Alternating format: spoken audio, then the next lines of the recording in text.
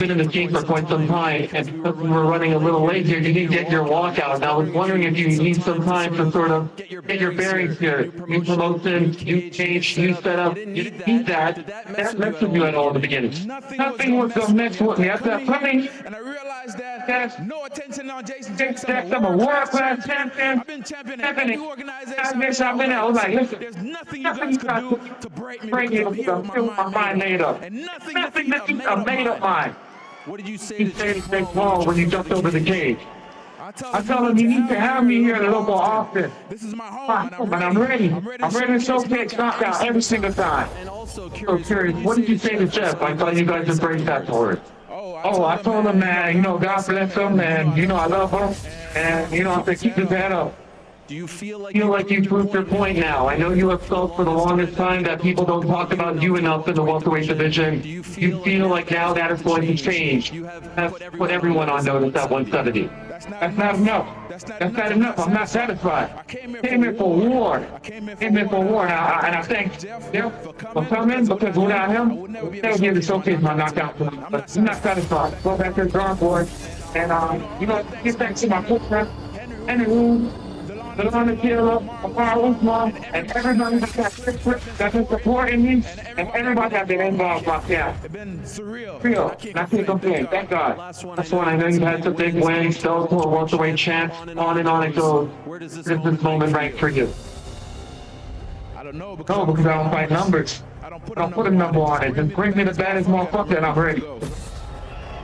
You have proved that point, I think, here tonight. Show some love to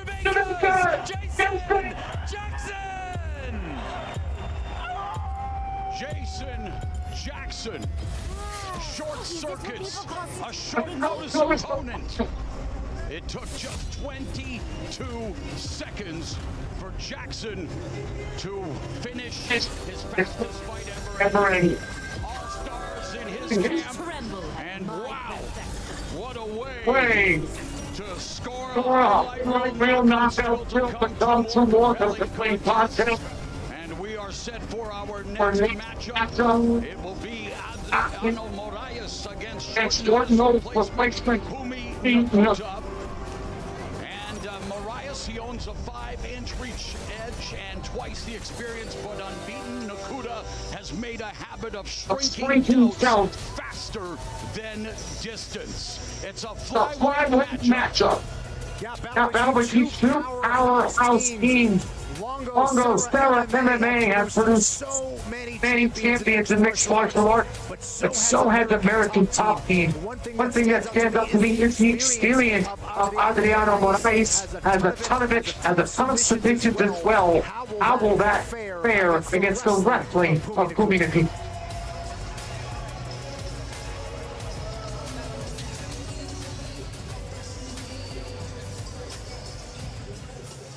And now, ladies and gentlemen, we move along with our prelim card for MVP MMA. Before we go live, card around the world on Netflix.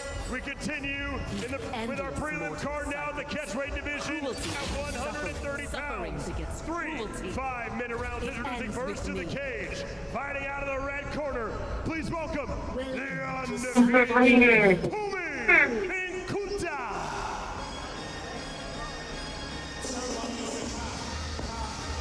Native of Johannesburg, South Africa, his family moved to the U.S. at a young age to flee South Africa's apartheid regime. Settling in New Jersey, trained by trainer Rolando MMA. And Nakuta gets the biggest opportunity of his career stepping in in Vermont. Mokayev, who withdrew because of visa issues despite having had a full camp. That means that Nakuta, undefeated at 11-0, jumps from regional promotions straight to this humongous stage against a former champion in Moraes. The forward from 155 to a 130-pound catchweight to avoid forcing Nakuta through an extreme short notice weight cut. I tell you what, tremendous opportunity for him, but it felt well deserved opportunity for Nakuta, who I've been hearing about for a long time. He feels disrespected because he feels like he should have been in the picture for a long time now. His undefeated record, I think, proves that. Excellent wrestling. wrestling, excellent control. Gotta watch that he's striking as well, and they also he's extremely fast.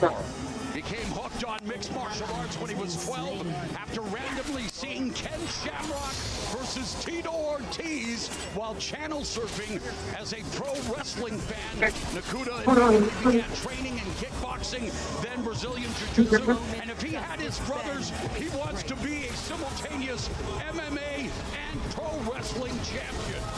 He can cut a mean promo, you know. I think he did a great job on the bike yesterday.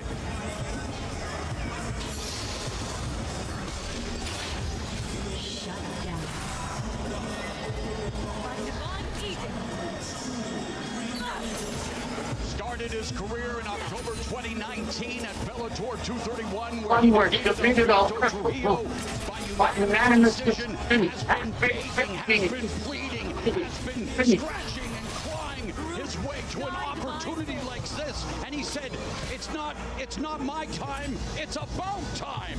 That's right, and having world-class training partners and friends like Alvin Sterling, Dwalishvili is only going to help his cause. And now his opponent, fighting out of the blue corner. Please welcome Adriano Moraes. Now 38, Adriano Moraes, in the twilight of his career, has lost three of his last four fights, but will always be known for what happened in 2021 when he shot Roman by knocking out the legendary Demetrius Johnson, the Hall of Famer, widely considered the greatest flyweight ever. It was a knee strike in a victory that earned him not only a year and upset of He ended up losing the trilogy to Johnson, but Moraes has felt what it's like to be at the top of the sport, and now, here on this stage, he would like to prove that there's still a lot more left. Absolutely, the MMA journey can be a roller coaster ride at times, but as you mentioned, Demetrius Johnson, not only flyweight of the time, but actually one of his greatest fighters. It's unbelievable. Moraes, a decent striker who will bring his elite jiu-jitsu into the cage. Really dangerous in every phase. He loves knees in transition. Submissions from anywhere. Comfortable on top or off his back. 15 finishes out of 21 wins. 11 of those submissions.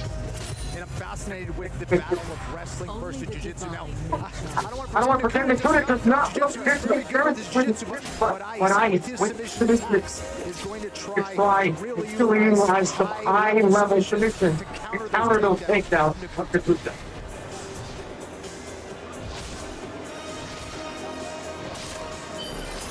Mortals are blinded by their own misery. Moraes looking to get into the win column. Fighting for the first time since March of last year.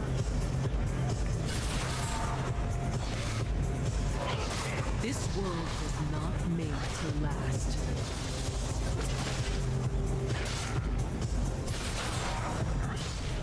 And now, ladies and gentlemen, we arrive at the next bout on our prelim card for the debut of MVP MMA. 3 5-minute rounds, a catch-weight bout at 130 pounds. Our 3 judges scoring this bout at cage side: Gokor Chivichian, Derek Cleary, and Daniel Mobley. And our referee in charge for the bell rings is Herb Dean. And now, ladies and gentlemen, 2 warriors, 1 fight. Who wants it more? Introducing first, fighting out of the red corner. Wearing the black trunks with green trim, he stands 5 feet, 5 inches tall. He weighed in at 130 pounds even. Tonight, he enters the hexagon, undefeated as a professional. 11 fights, 11 victories. Fighting out of South Brunswick, New Jersey, Turbo Humi Nkuta. And now his opponent, standing across the cage, fighting out of the blue corner, wearing the black trunks with blue and white trim. He stands 5 feet, 8 inches tall. He weighed in at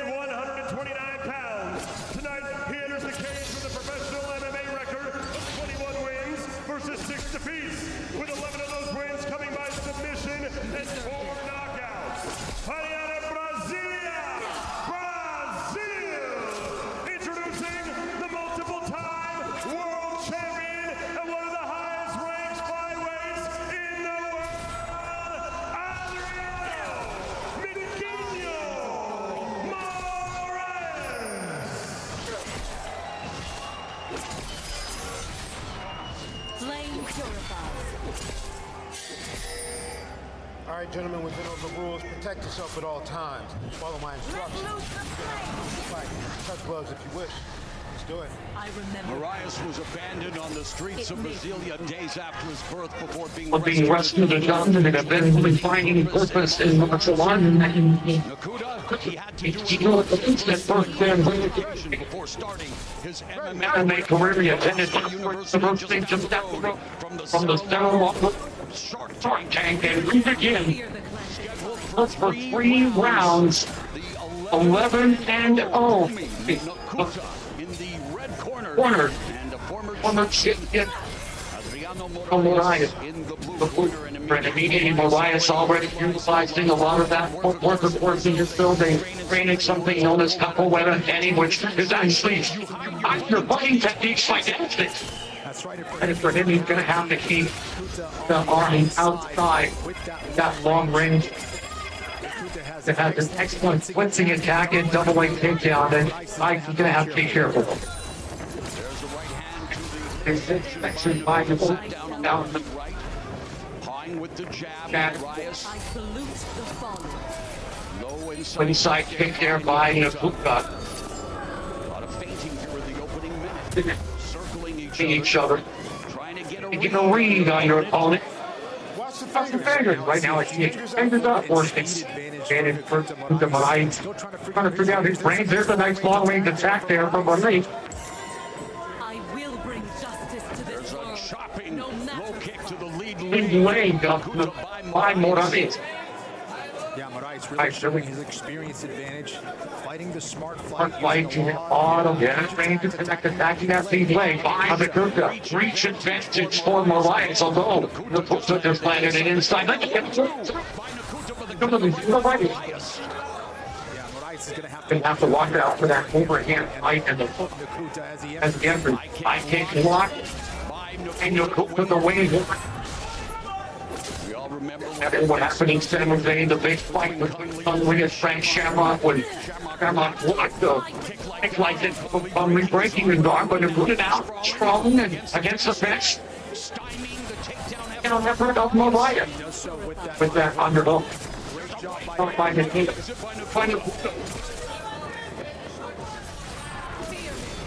Very composed, very Very poised, already showing a lot of confidence in his pressure.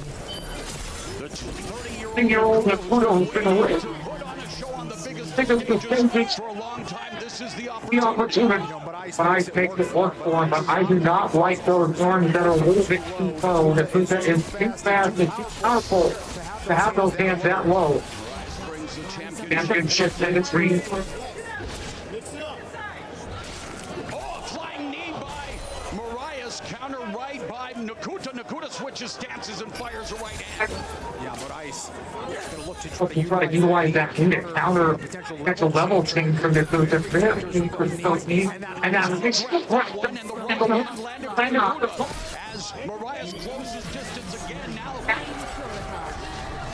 it's Nakuda putting all his weight on against Marias. Marias tries to bring it. Yeah, it's a battle of underhooks. You see that left underhook there for Nakuda, trying to get a Tighter thing to the down the short of Marias. Marias says that every time he steps into the cage, it's more than just a fight plan. He carries the story. That just happened. can transform Plans into purpose. The 30-year-old looking for a huge win here tonight against short notice replacement. Nakuda, who stays He's wet so he doesn't have to get wet. I fly for the glory that shines above. Marias doing I a feel good like job of dog moving in his head. keeping Nakuda on I'm running out of luck. southpaw Ball stand now by Nakuda. and drops. Marias Mora caught him off balance. Nakuda looking for the guillotine shot. There's that Overhead right now. Turn with Nakuda looking for that high elbow pinch, not able to get the ice. With the brilliant defense there. North-south Position. and They're back on there. Nakuda with 2 submissions. Bishop's a rear naked itself in a T1 with the guillotine. Has never been submitted. Oh, that hurt him! Rattling Marias. Marias with the level change and grab hammer fist from Nakuda. Oh,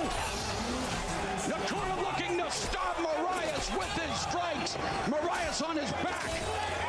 Oh, look at this. Look at this. Nakuta now maybe looking for a conflict almost out.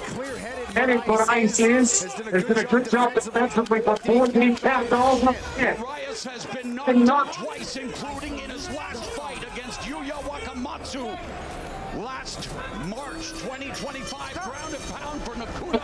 But that's how you make the most of a short notice opportunity. 100%. Those are the kind of Exchanges exchanges win you through the round. I believe the kick up back. Nakuta. Is for sinners. The future is for the repentant. Calma aí. Vamos respira. Puxa pra mim. Puxa bem forte. Olha pra mim. A luta tá fácil. Só não fica a mão baixa na frente dele, tá? Olha pra mim. Mão baixa. Só não precisa baixar a mão. Bate o frontal no meio. Começa a pintar And here's that blitz there. This is with the overhand. He was just off balance there.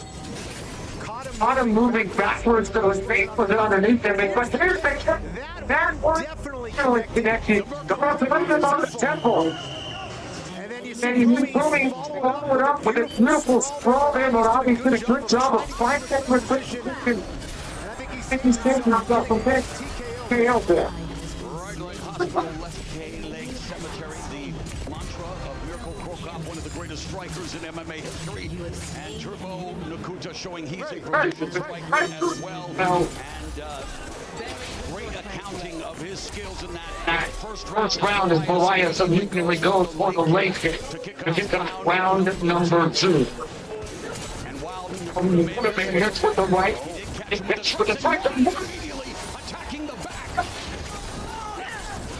And there is Marias with the backpack position now with the left hand underneath the armpit of Nakuta. Nakuta, good job of hand fighting. And doing a great job as well. In the exchange is almost a second level or second layer of here. Just will not totally out of speeds here. He needs to circle to his left a little bit more.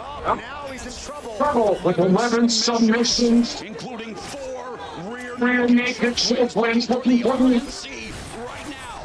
Nakuta has never tasted defeat, but facing adversity now against the veteran former champion, Adriano Moraes. Moraes is a real problem from this rear naked choke position. Let's see in that form underneath the skin of Nakuta. You have to believe that Nakuta did his homework here, prepares for this situation. Oh, he wasn't given much time to do it. He had to cram for this test, Kenny. Yeah, no question About it. Nice now, really trying to open up that skin, trying to get away and with punches.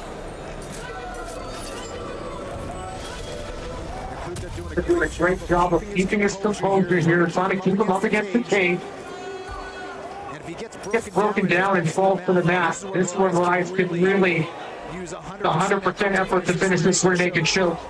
We know he is comfortable from any position, very patient. He's always information and he's in a position here for the.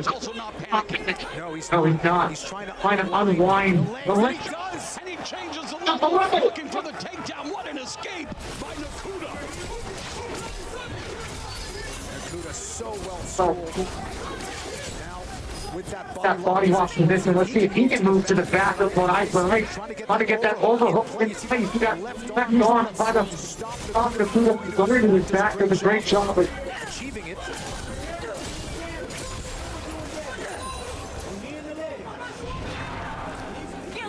The midway point of the fight, a bit of a stalemate against the Vets, but there are little miniature battles going on here. No question about it. You see that shoulder into trying to drive it into the armpit, sides to break off, and that's the knee of the body. Marias. Works for him. Nakuta. Nice left hook there from the calf kicks to the late leg off Marias. 2 minutes left in the round. And looking for a power shot. There it is, the right hand. Again, Marias has been stopped twice via knockout in his last fight. Just over a year ago. 1:05 left in the second round. And kick block of Janet lands from the right. And Nakuda better respect the hand of Mariah as well. That left hand gets a little bit too low for my liking. Remains on the hunt. Mariah in lateral neutral. Moraes has a very Unorthodox, so it can be very be hard to get a rhythm on someone like that.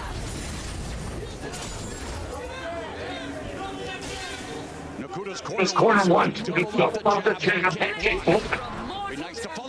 With one of those right hands. I think it's good that he can get to work there and feel this round if he can. That's a big combination. Am I right? On the break. Jab kick by Nakuda. Mariah, high kick blocked. Nakuda crashes the space with the left hand sharp jab from Nakuda. Yeah, Mariah's not moving his head as much as he did in round one. Still keeping those hands really low. Got to be susceptible to That overhand right hit again. And the hope. Back to F5. 30 seconds left in the round. Right hand connects. That time it did. It still was more of an off-balance shot, but it landed. and Nakuda's going to be bored as to try to flip him around, but I with my opinion, nice left hook from Mariah and a right hand. In exchange here, Nakuda now being bothered By the striking of Mariah. Yeah, a little bit of blood Right out of the nose of Mariah here. final seconds of the second Second. time, just as Nakuda was landing the left, it was a The jumping up of Mariah. That was close.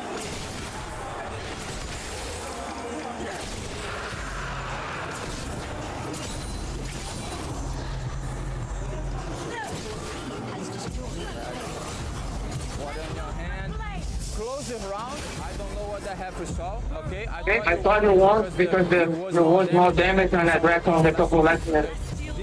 You need to do the same thing. Little bit more volume, especially on the body. No more body kick. Here Here's was the best moment here from Mariah, who ended up casting that leg, first to a single leg. Nakuda unable to secure that hold that gave up his stuff. But Ice try to take that back. was able They would secure that second hook. Here's Nakuda parrying that leg, landing a nice left hook. That was near the end of round two. Another close A close round.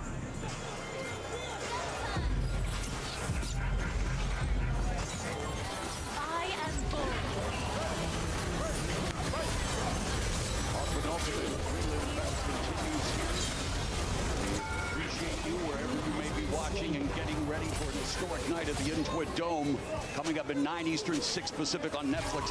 But right now it's round between Brianna Mariah and the undefeated Bhumi in the red corner and minutes still into the third round. From Nakuda. According to our unofficial scorer, On rewind, he has the last round going to Mariah. Then even according to Sean, the fight hangs in the back. Yeah, I think it's going to come down to this round for me. Trying to get more aggressive, trying to back up Bhumi Nakuda. 1-2 by Mariah backed up. Nakuda coming Forward, Mr. with the right.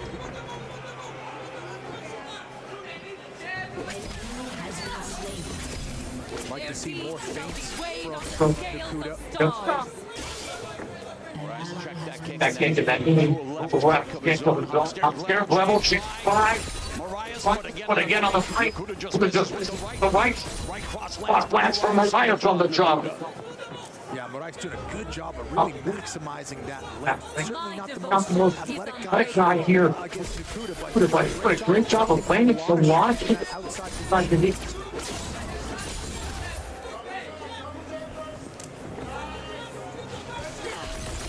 Nakuda's corner continues to ask for the double tap, but he's got to do more than that. He's got to Follow off with the right hand, which is. But here's the right to give you a long right. paying dividends. Low kick Kick by by Nakuda. Nakuda. Oh, that jab scored from From Mariah. Mariah. And Mariah is looking to earn some of those Look air on him. miles.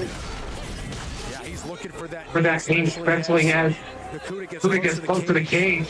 And it's all about the long strikes, the long range strikes from what I so far in round 3. Also them switching stances.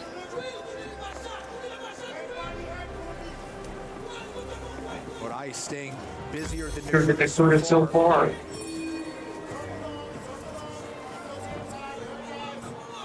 Nakuda with the cleaner footwork, but as soon as it's an angle, he needs to attack. They're coming off a victory in March of this year, so not as much as cage corrosion and Alliance, but a hotly contested fight here, midway point of the final round. Veteran champion of life. Trying to hit Nakuda his most hot. To land the punch with the Left hook by Nakuda. Nice jab by Nakuda, but doesn't follow up with the right. Goes downstairs with a low. Beautiful short left hook left hook there from Nakuda. Another Other left left hook hook. upstairs. There. He's unable to deter the Attack of Marias. Marias going forward with a 1-2. Left hook By Nakuda. just misses. And Nakuda start to land with way more precision now. Lead left hook lands to the John Marias. Trying to find Left hook by Marias. Check hook there by Nakuda. Minute and a half left in the fight. And Nakuda is really trying to get he busy. gets rid of the left. Yeah, Moraes showing he still has Pretty good. He's eating a lot of shots here in round 3. He's starting to slow down. And Nakuda gets over here. Coming on. Marias looking to take it to the ground. The strength and leverage of Nakuda has Marias on his back to the cage. An ally has been We have reached the final 60 seconds of this bout between Adriano Marias, the 8-year-old veteran, and the 11-0 Fumi Nakuda. nasty overhand right there from Nakuda. That got Moraes' Marias attention. now a left hook from from Nakuda. His hands are down, looking for the knee right hand by Nakuda, looking to drop Marias. Marias lands a right. Slipping and rolling with the shots is Nakuda. 30 seconds left. Right hand lands Nakuda. Crowd wanting the fistic fireworks to continue to close out this fight. Yeah, some beautiful exchanges. Big right hand. Marias and Nakuda expending all their energy. From Marias immediately takes the back. Seconds left. Marias looking for the choke. High drama. My sword is made Nakuda survives. An incredible sequence. Oh, finish the fight and Nakuda's out. Nakuda's out. Nakuda's out. Are you kidding me? Mamma mia! Wow! Incredible finish to the fight. Nakuda was definitely out, belly down on the mat. Marias looking for his 5th rear naked Naked choke victory. The submission specialist wanting to prove he's a submission. magician. Almost made Nakuda's disappear just like that. That's the cost of being too aggressive in mixed martial arts. You'll love to see it. I think that's exactly what Nakuda had to do. But May had paid the price at the end of round 3. 15 fantastic minutes. Wow, let's go to unofficial score. We want Morrow, I was giving the third and final round to Fumi and Kuta. Adriano Marias then locked on the submission. I think this is a technical submission. The California State Athletic Commission has its replay. Andy Foster, their executive director, is looking at it now. The issue is Fumi and Kuta out? If you're unconscious, when the bell rings, you cannot win the fight. That's what Herb Dean and Andy Foster find the right hand. Well, I think there's no question about that. I think he was certainly out. Now, the knee didn't land. It was a It was shoot to the body that knocked Nakuda off balance. That didn't get him. But the rear choke definitely did. He was in that choke for a long time. Nakuda, being the warrior that he is, fought to the very end. Herb Dean pries those arms away. He is not moving. He's belly down. Oh. That is a knockout. That is a tap. I think that's going to be a technical submission, yeah. Technique met timing, and timing turned rules.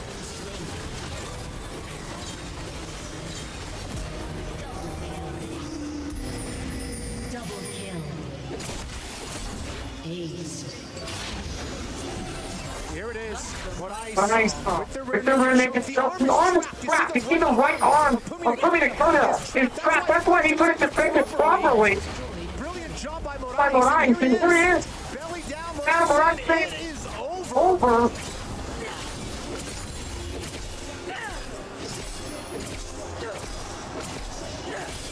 Those guys got excited. Got excited and You don't get excited why they show up. And how can you not? And you know, hey, here we are, the official looking over the replay as Sean mentioned. Instant replay lead. Playing legal here in California, you see Andy Foster or even Mike Beltran. All watching. And And of course, Sean, what are they going? looking for the bell, right? When the bell happened, and was he unconscious? It is the bell, and you see Mike Beltran is the outside Referee. referee on this bout. Is assigned as the replay official. See that Mike Beltran has the headset on. They are listening for the bell. Again, the determination is if Adriano Moraes hit the technicals, Fumi and Kuza lost consciousness on the rear naked choke. before the bell The bell sounds. that's a technical submission win for But for Adriano Moraes, 59 of round three. If it's If it's determining Kuta was awakened awakened and went out immediately when the bell sounded. then we go to the judges' That's scorecards. High drama and amen. What a night of comedy begins with Dome. We saw that An incredible knockout by Jason Jackson. We got an incredible submission from Adriano Moraes. We are Awaiting on tenterhooks. The conversation is continued. They want to get it right. California, you can always do replay on this sport. Fight any absolutely a fight any team. Listen to the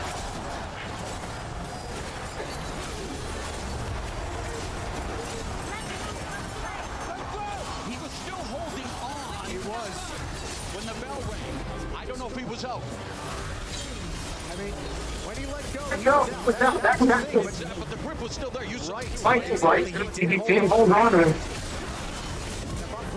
As soon as he's in the when I'm on the couch watching a little bit down, I was just closing my open my eyes. eyes. Man, We saw the What a final moment of a movie. Yes, Yeah, thank you. And so the longer we wait, Only the guilty. the more interesting it gets. Salute the fallen.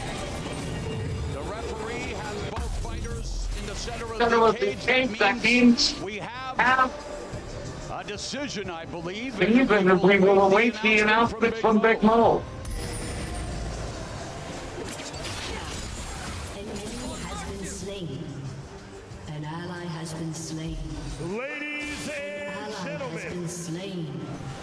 referee Herstein, after further review, calls a stop to this contest at 4 minutes, 59 seconds of the third and final round, declaring your winner due to a technical submission by a rear naked choke, Adriano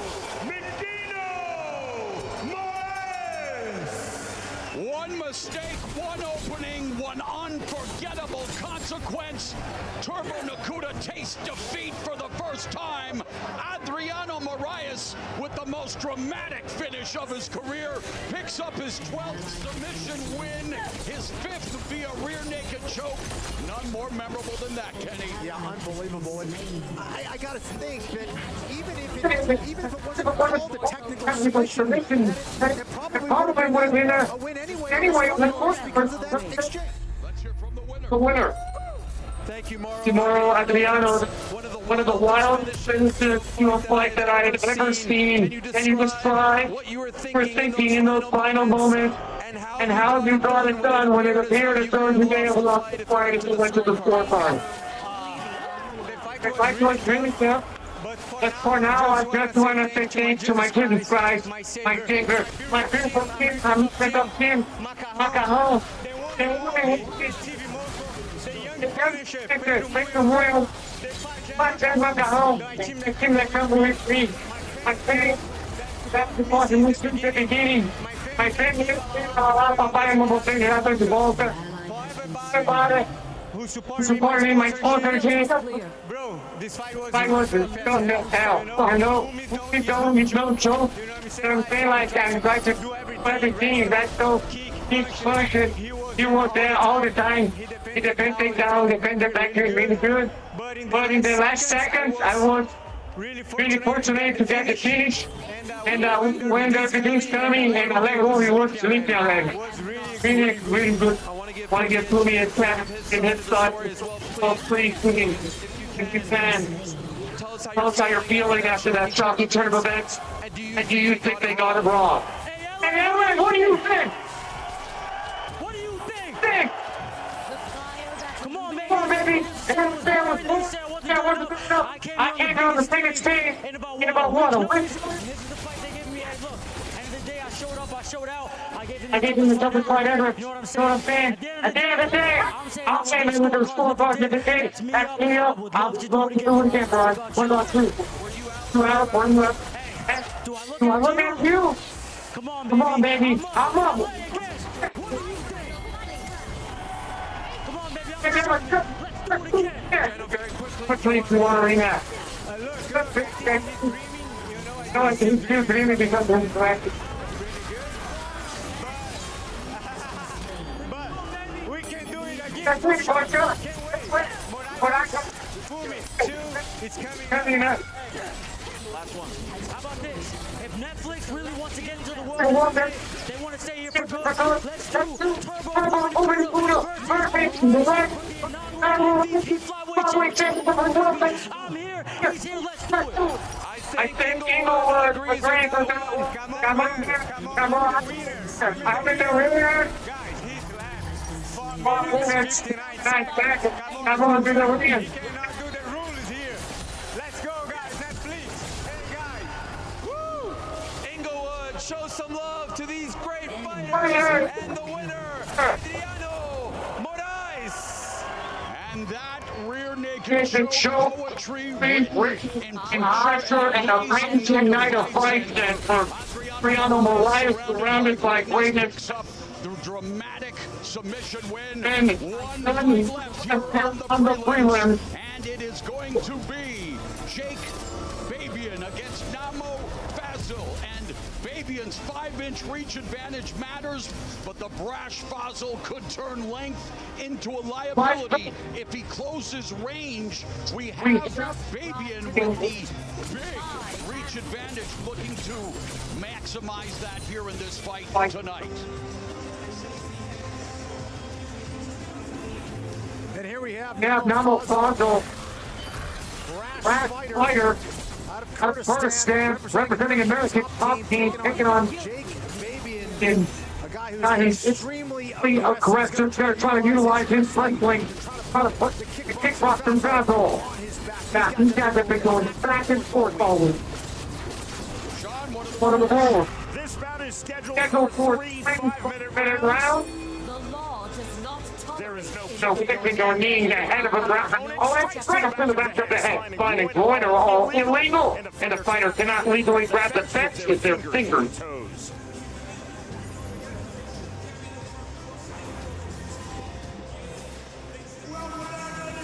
Inside the Intuit Dome, live from Los Angeles, California. We now arrive at the main event of our prelim card. 3 5-minute rounds in the welterweight division. Introducing first to the Hexagon. Fighting at the red corner. from Long Beach, California. James Babian.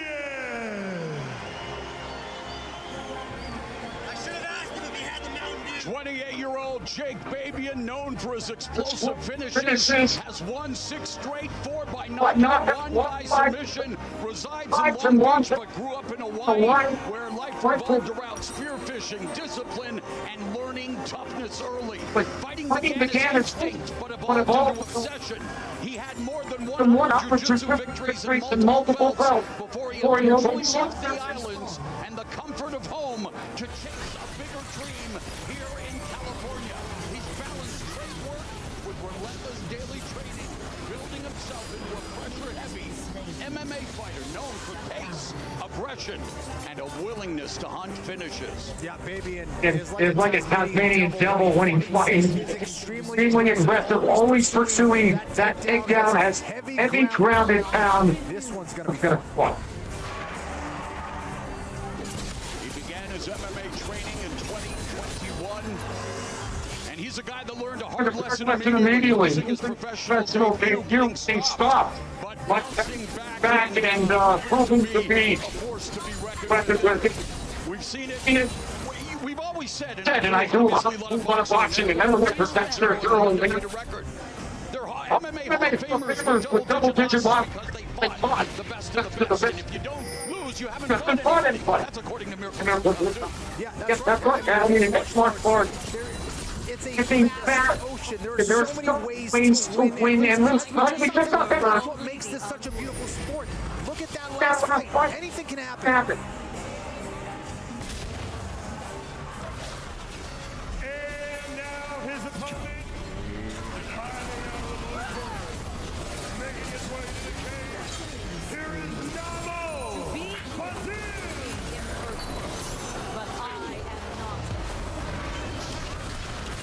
Born in Finland, one of the happiest places on earth, and fighting out of Kurdistan, Iraq.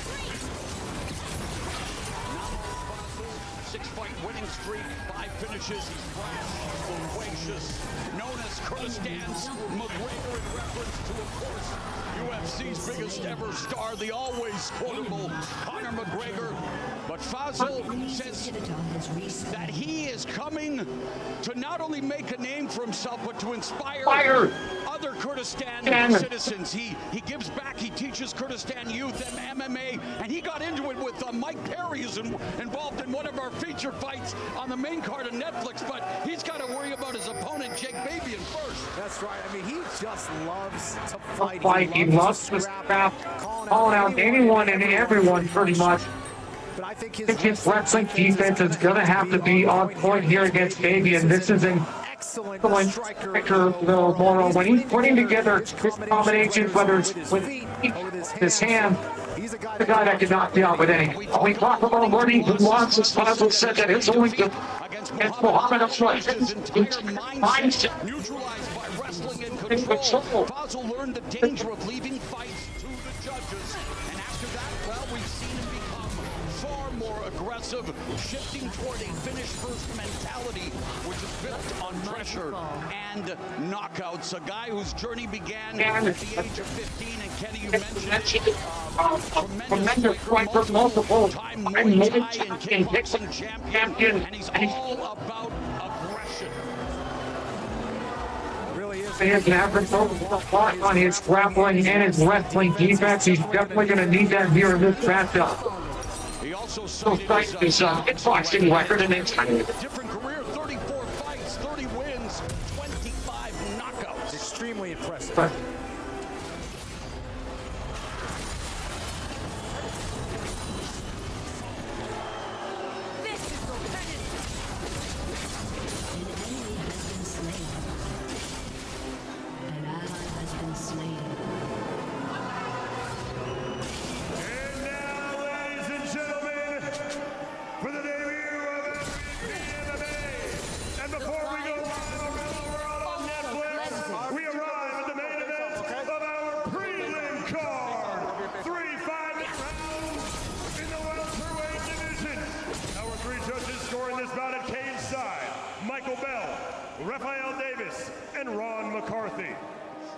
And now referee in charge for the bell rings is Jason Herzog.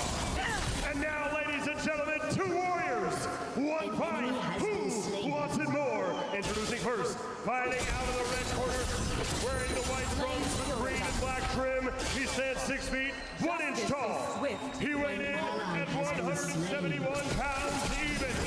Tonight, he enters the hexagon with a near-perfect professional MMA record of 6 victories, opposite just 1 defeat. An ally has been slain.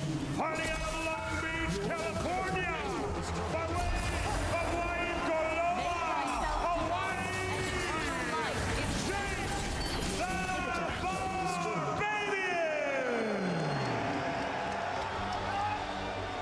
And now his opponent, standing across the hexagon, fighting out of the blue corner, wearing the black trunks with white trim. He stands 6 feet, 1 inch tall.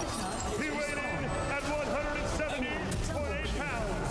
Tonight, he enters the cage with a near-perfect professional MMA record of 9 victories, opposite just 1 defeat. Fighting out of and representing Kurdistan, Namo, grandson of Saladin, Bashir.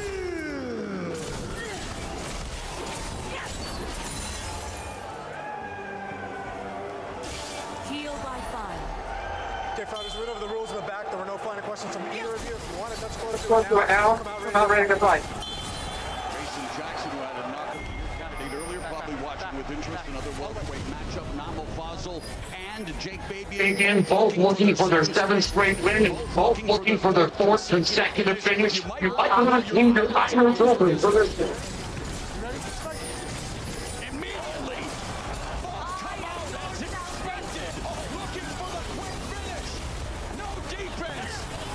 Babian on the attack. Fazal countering. It's wild. Now this is a brawl from the get-go. Babian looking for the takedown and clinch. Basil doing a good job of defending it. Spinning elbow by Babian and another elbow. There's Fazal sitting down at his shot. Now the jab and a head kick by Babian.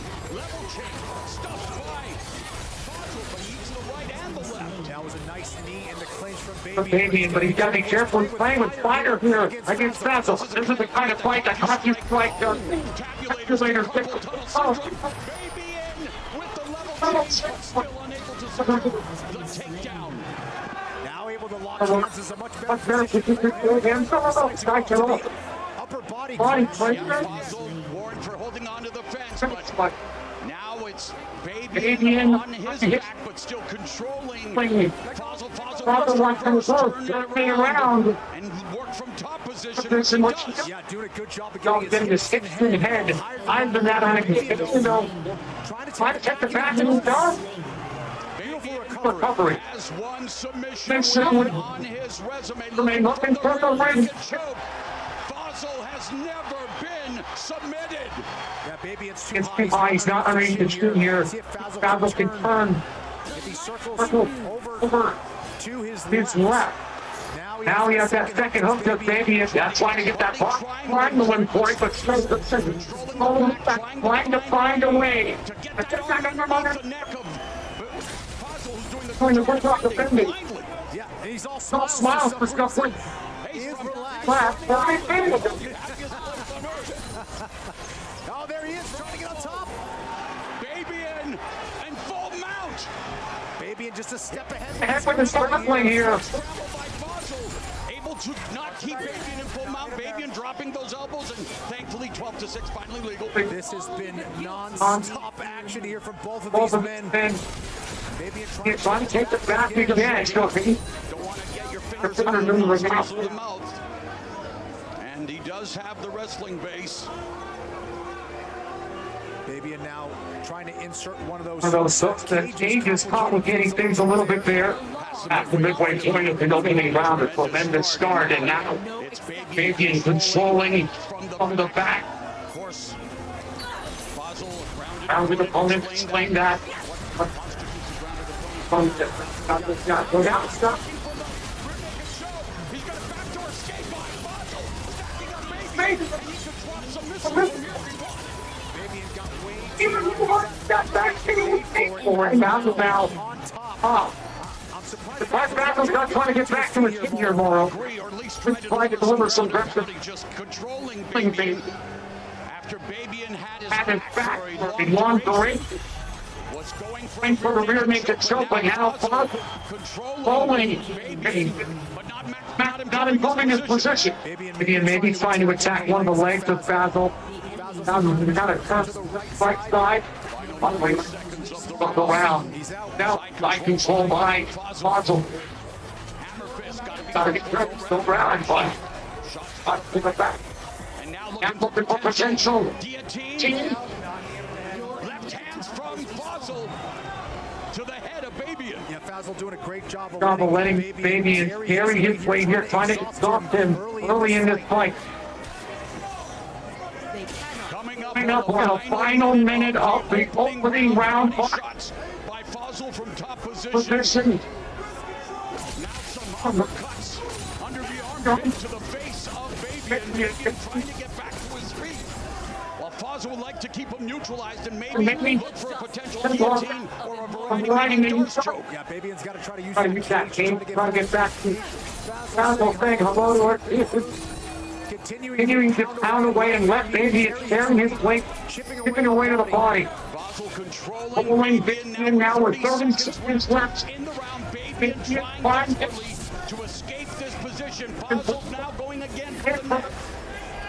And body shots to the ribs of Fabian. Yeah, he's utilizing that headlock extremely well. That can be exhausting on the back and neck. For another elbows to the back. Fazil delivering shots to the body and elbows. Namo Fazil ends the round in control.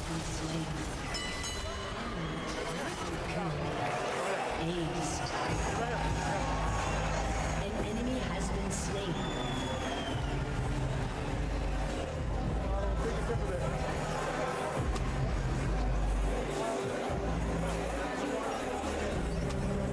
Hey, but look where your knee. 2 in, 2 out. You gotta think like this. If you're throwing down for him, you don't gotta make yourself that short. Okay? Look for his body, his length. I forget it's one. And These guys wasted no time. Fabian on that takedown. Gets Around to the back. able to secure Both hooks at one point with relatively definitely close to that rear naked choke with Basil. Finally, keeping his composure. Poker being able to follow up in the mouth. Fazil doing a good job of escaping some really bad positions. Here's one of them. He got a little too high. Basil felt it. Got on top and ended the round. Very strong. Fucking 30 squats, nigga. April so wrinkly. It's April ring, nigga. Bell and rock. Fucking shower in there. And he hurts Fabian. Fabian bounced off the cage. Fazil putting all of his power behind these shots. Left hook by and Fabian feeling the power of the infinite age, nigga. That infinite one. Let's hear it, I also think Fabian is exhausted from round 1. He is carrying the weight of Basil. Majority of the end of that round. Basil now putting together combinations. Yes, and in the words of my fellow Canadian Drake, who just dropped 3 albums yesterday, Fabian more tired than Firestone, but looking for a last gasp attempt at his takedown, and it's sprawled by Fazil. Yeah, strong. And now sprawl. maybe looking for the anaconda. Anaconda choke. That's looking tight here. Milton Vieira, Brazilian top team back in the day, introduced us to the... And there's the tap. He tapped faster than a credit card. And full credit to Namo Fazil with an impressive submission win. His first... He's had his 4th submission win, but his first via anaconda.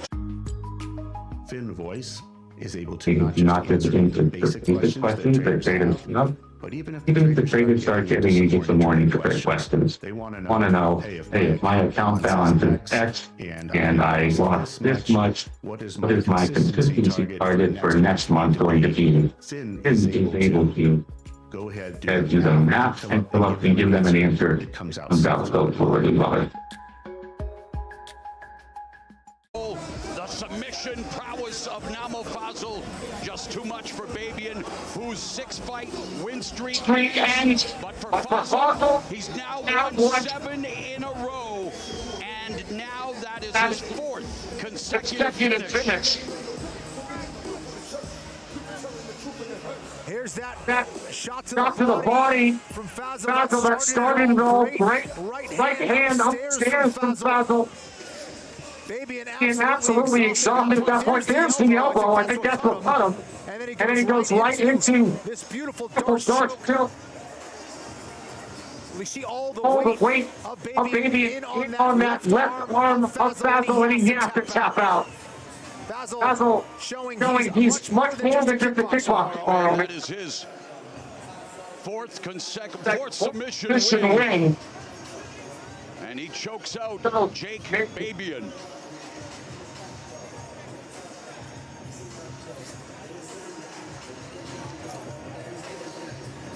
Let's get the decision from Big Mo.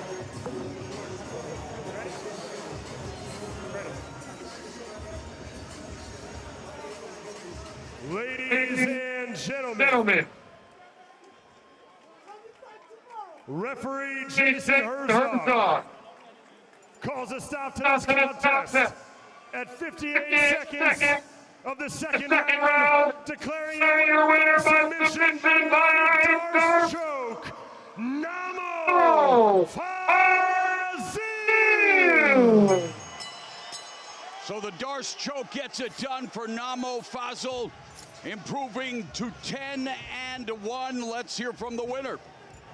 Mauro, thank you very much. Here with the winner, Namo Fazil with a spectacular submission win. I know you want to say a lot. Do me a favor, take the mouthpiece out and let the world know how you're feeling after that big win, after it got heated this week. Hey, like I said, we keep it warm out here, you know what I'm saying? That's it. I talk first, but I'm backing up. Hey, not gonna lie, I had a shit week, but at the end of the day we did it. I don't want to appreciate AT&T, Coach Jay for helping with the nutrition and everything. Richie, Steve Bruno, number one coach in the fucking States. Marco, all of them did possible. Let me tell you something, guys. Let me fight tomorrow. I'm down to fight anyone, any minute, any place. Like I said, I fight my mama for free. You said you had a bad week. What happened? I ain't gonna lie. I kind of died. I came back to life. Like I said, God, it was the worst week for me, but you know, I ain't no fish. Mama didn't raise no fish, so I'll pass through it with my team, especially my little brother Kay. I appreciate you for everything. I love you more than, and I love my wife too. Yeah! I don't mean to harp on this, but what do you mean you kind of died? The wake up was bad? Well, I'm honest, yeah, the wake up was kind of bad because I kind of fucked up. I literally passed out. Got up again, and I was like, oh shit. But there ain't no problem, I need to say something, baby. I can handle business, you know what I'm saying? Thanks to all we all do us, baby. Stop, brother. Hey, anyone can get these hands, baby. Can I ask about the start of the fight? He came out like a bull. Were you expecting that kind of aggression from him off the jump? Not really, because I standing there, you know what I'm saying? So he's standing there, and I was like, yeah, I'm knocking out, man. So let's get this. Then he started running away. And my coach was like, be smart with it. Move technically. That's what we did. We executed it perfectly, and you know, we finished the job. That's what we did. Is the beef squash? You guys good now? Yeah, man. Yeah, man, when you start, when you come here and you beat each other up and blood everything that I can do. You say, fuck it. It's not worth that beef. You know what I'm saying? By the way, where you at? We gotta talk, man. I know you have an issue with him. You also mentioned that you were offered Mike Carey. You also said that Nate was the easier fight. You kind of stole the show at the press conference, and so I do want to ask you, are you going to be watching that fight later on tonight? Do you want the winner? Oh, hell yeah! Anyone can get these hands. My turn, you don't want to fight. I know you're scared, baby. Especially if you're football. Damn right you don't want to fight me. All respect to Nate Diaz. I'm a huge fan of him. Knock him out and choke him out, baby. But if you can, let me have your business, you know what I'm saying? Namo, congratulations on an incredible win and an incredible week as well. Give it up for your winner, Namo Fazil. Namo Fazil You obviously earn your respect and accolades by winning your fights, but you really make your money with what you do on a bicycle. Guy knows how to make the most of it. I think so. I think he was impressed with the press conference. He was impressive. Knew exactly what he needed to do on that mic, who he wanted to call out. Great Great performance. What a night It's already been here into a dome in Inglewood. A six-pack of scintillating prelim scraps, and coming up at 9 Eastern, 6 Pacific, we go live for the first time on Netflix as we bring you more MMA excitement. Control is learned. Restraint is taught. Aggression is instinct. Y'all calling me crazy when I've been balling all day like Brady. Pressure builds. Bodies break. Then I ball like Sparky. You won't see the moment. You'll feel it.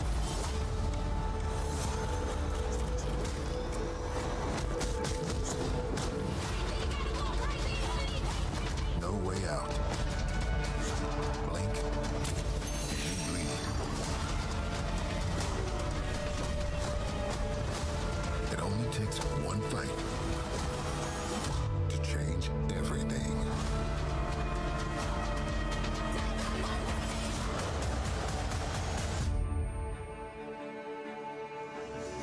For the first time ever, mixed martial Arts will be live on Netflix coming up at 9 Eastern, 6 Pacific, with a loaded lineup culminating with one of the most significant cultural fights in MMA history. Two of the most important females in the sport, the pioneer Gina Carano, the global phenom Ronda Rousey. A fight literally years in the making. It goes down in the main event. The people's main event. The original baddest mother ever, Nate Diaz, takes on the king of violence, Mike Perry, in a fight that should provide plenty of pugilistic pyrotechnics. Speaking of which, the lineal MMA heavyweight champ, and possibly the man who possesses the hardest punch in MMA history, Francis Ngannou, takes on the upset-minded Felipe Lins.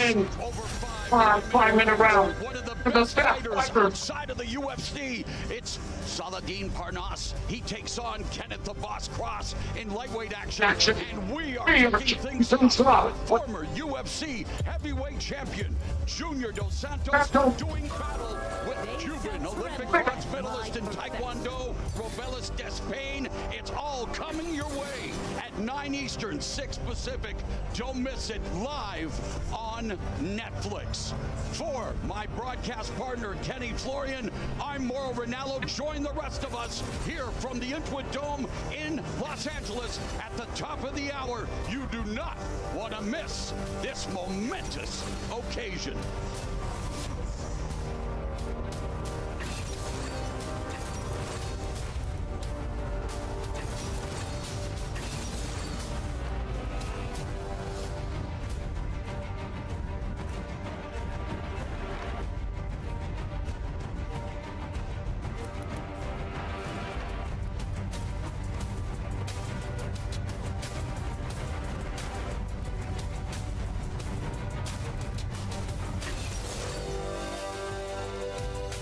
Oh, he's doing nice.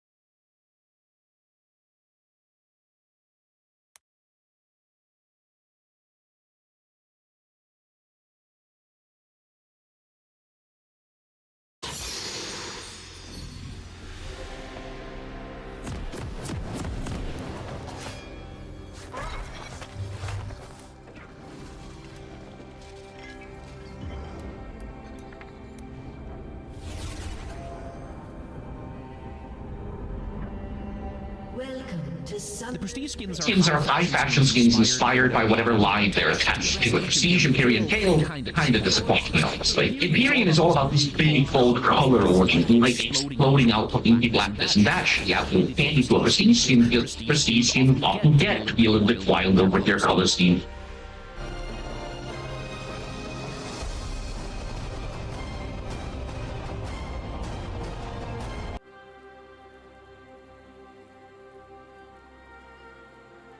With the American Express Platinum Card, you can access over 3,500 value each year and unlock experiences like no other. Find out you're welcome. There's nothing like Platinum.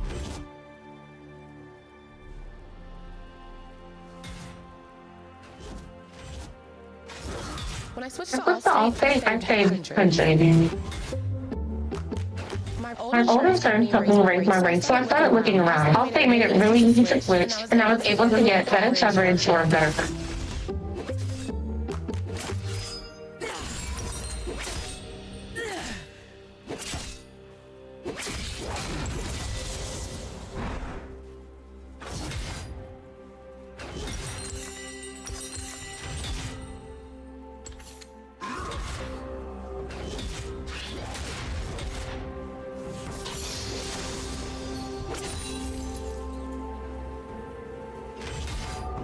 to withhold justice is a dark sin.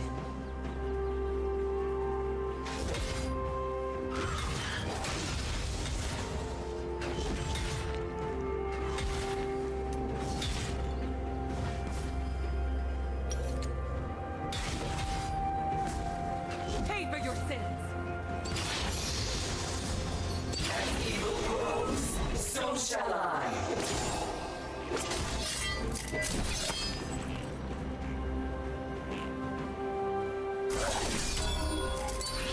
Ready to be The light of my devotion will set the world aflame.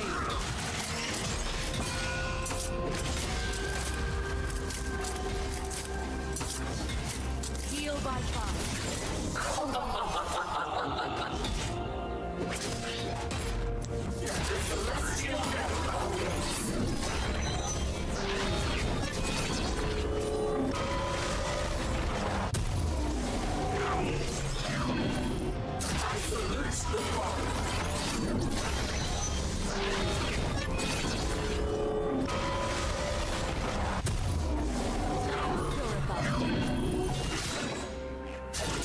Trial by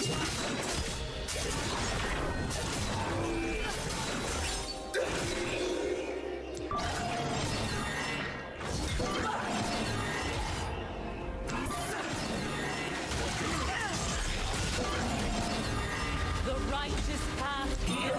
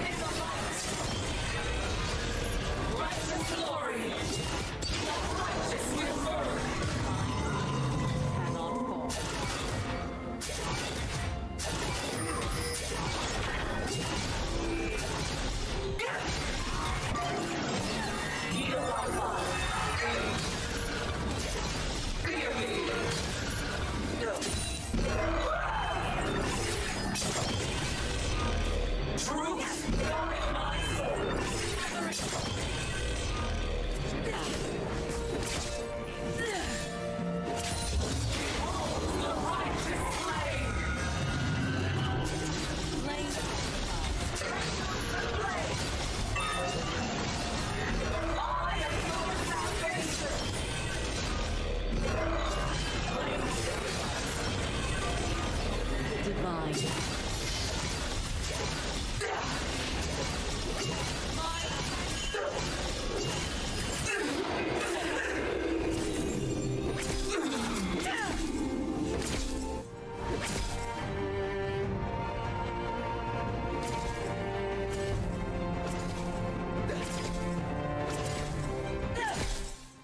Zyrtec presents Allergies are fun. I finally found my perfect sport. Golf.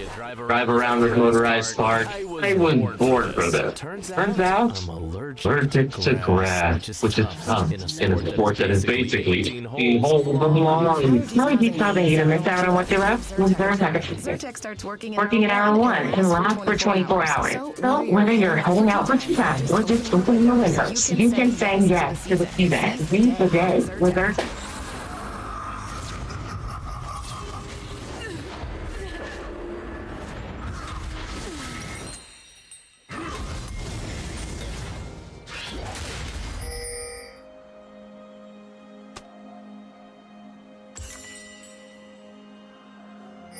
The light renewed.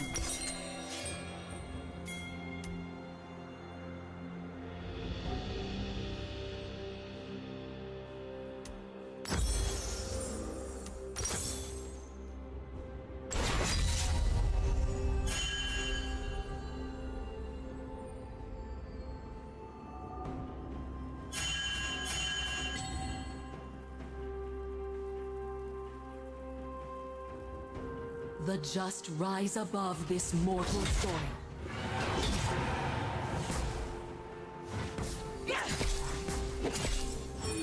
An ally has been slain.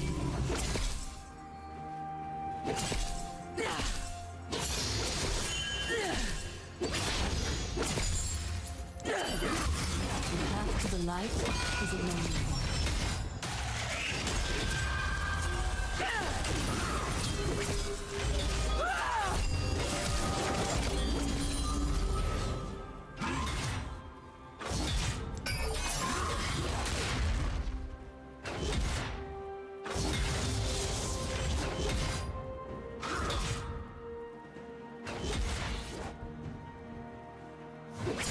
No human is perfect, but I am not human.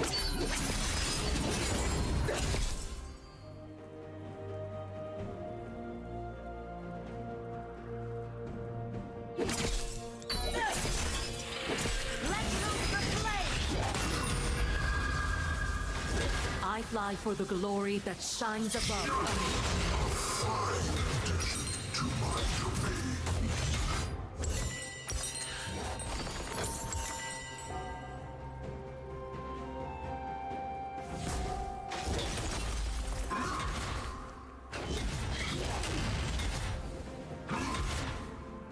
They cannot kill justice.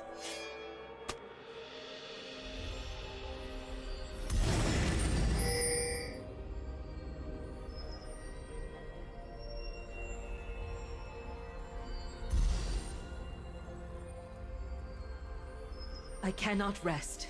I will not.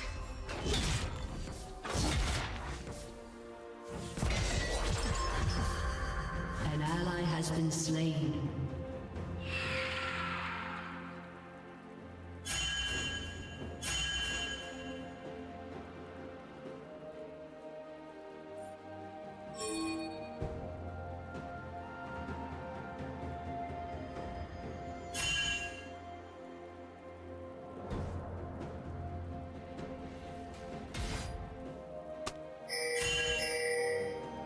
Surrender and I'll make this quick.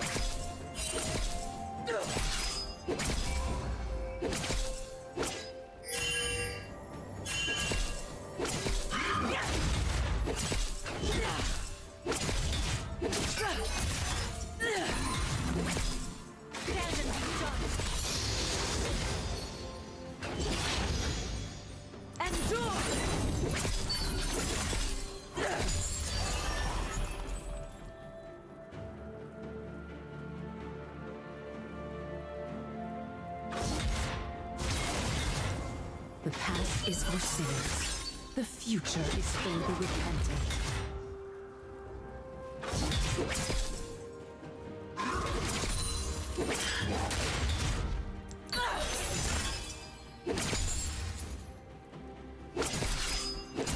Heal by fire.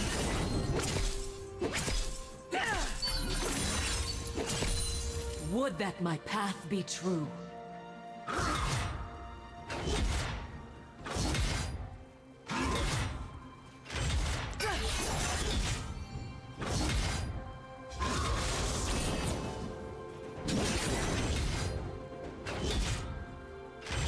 celestial justice guide my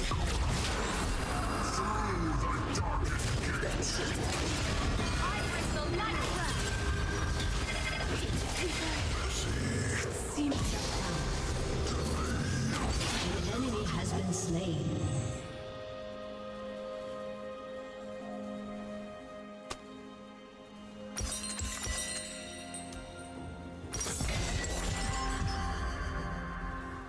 An ally has been slain. The light An ally has been slain.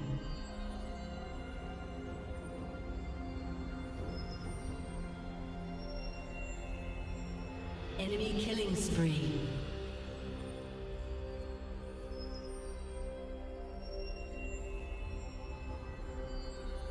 An ally has been slain. Uses do not concern me, only actions.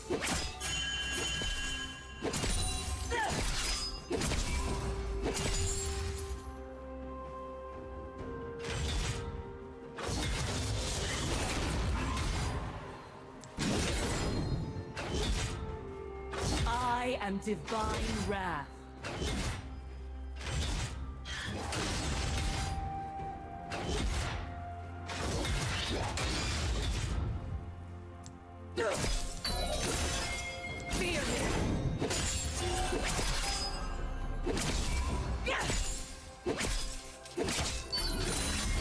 Where there is evil, I shall go.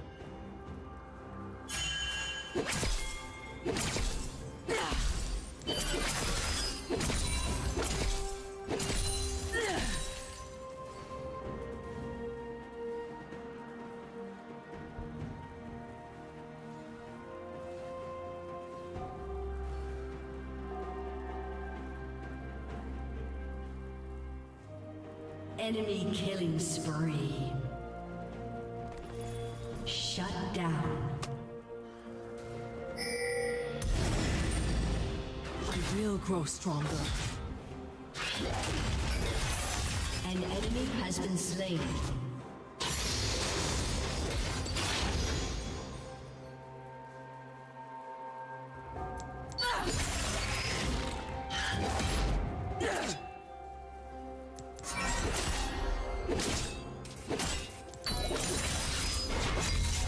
I took up my mother's sword, and with it, her purpose.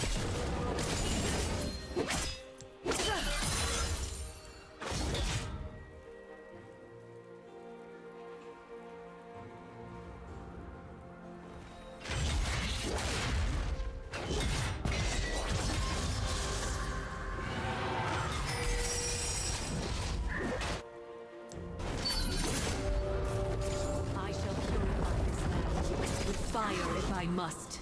An enemy has been slain.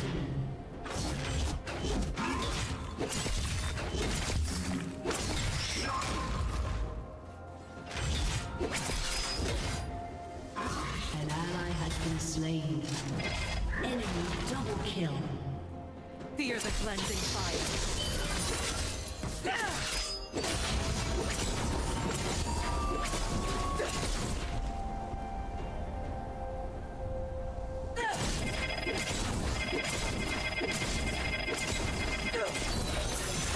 No sin too small.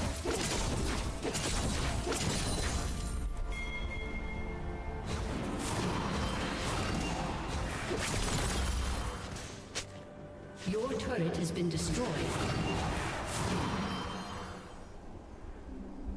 Burn all deceivers! I salute the fallen. Shut down.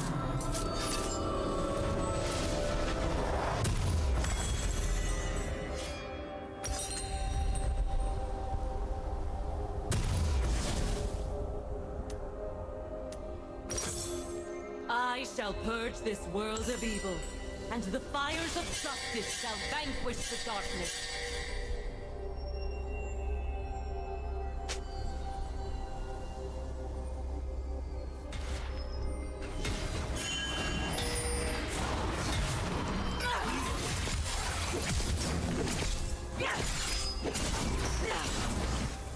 Their deeds shall be weighed on the scales of stars. An enemy has been slain.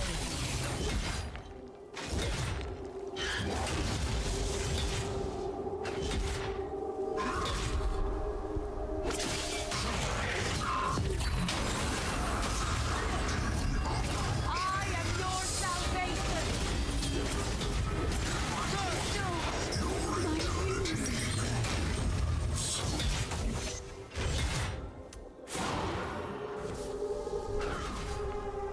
Your turret has been destroyed.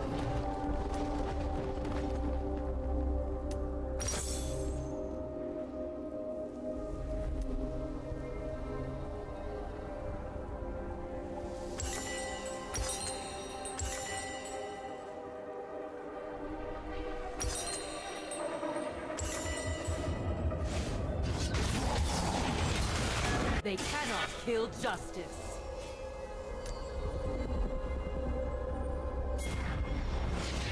An ally has been slain.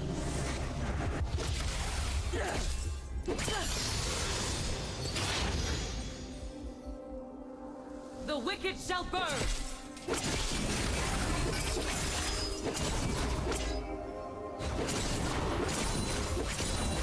An ally has been slain. Shut down.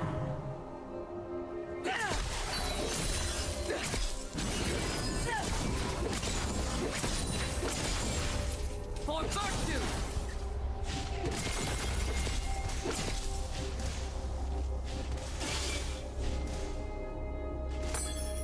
The celestial realm awaits.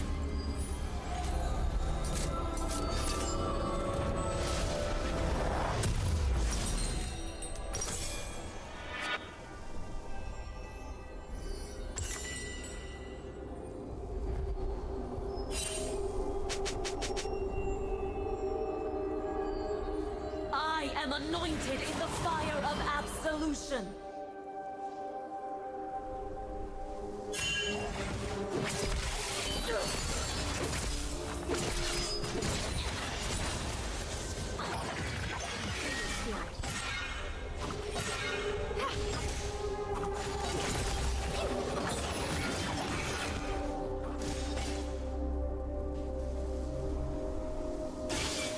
My devotion is unbreakable.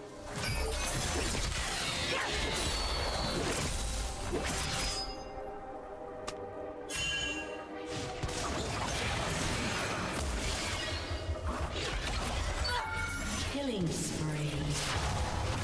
An ally has been slain. My sword is made good.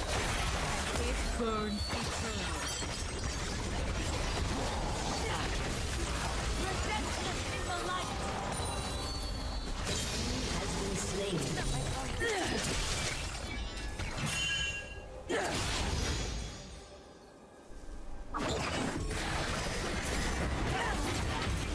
Wings of immortal grace, lift me from mortal temptation.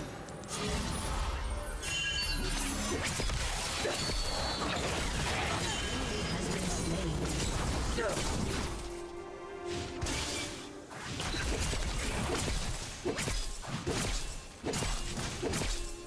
Your team has destroyed a turret. Your turret has been destroyed.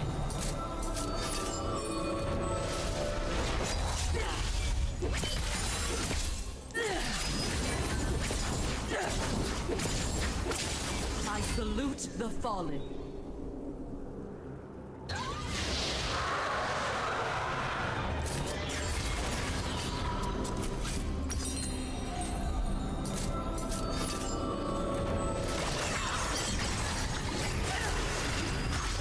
The fallen will never stop. Flame purifies. The celestial realm awaits.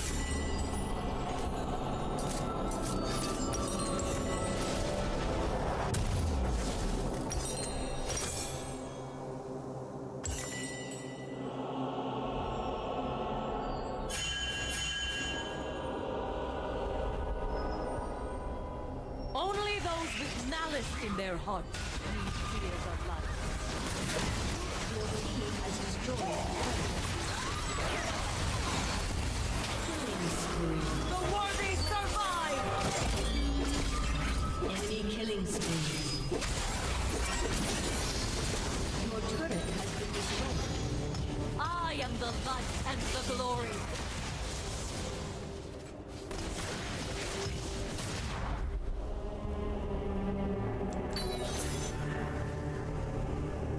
Enemy rampage. Heal our fire.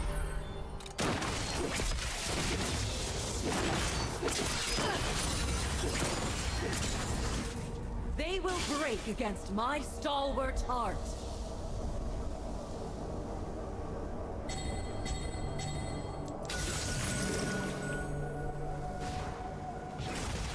I salute the fallen.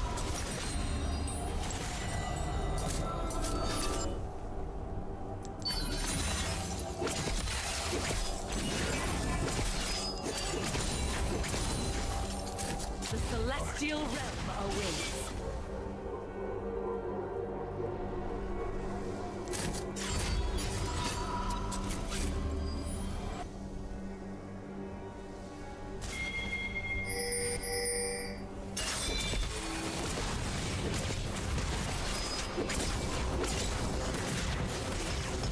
I am born from the flame of their sin.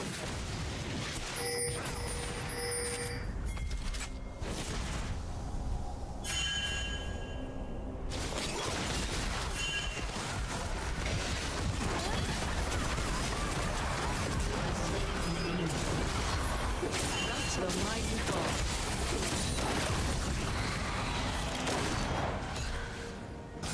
An enemy has been slain.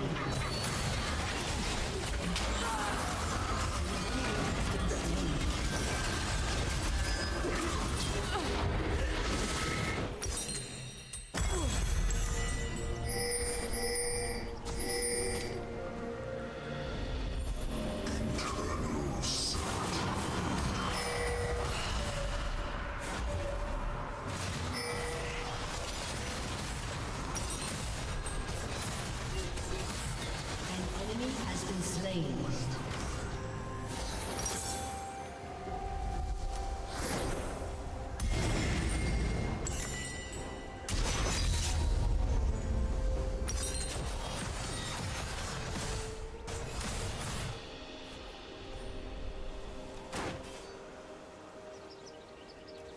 The light renews.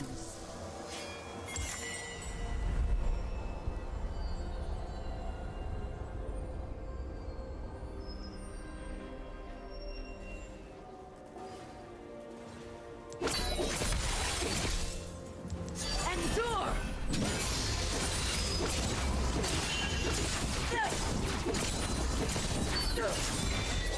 I was purified in the light. Shut down.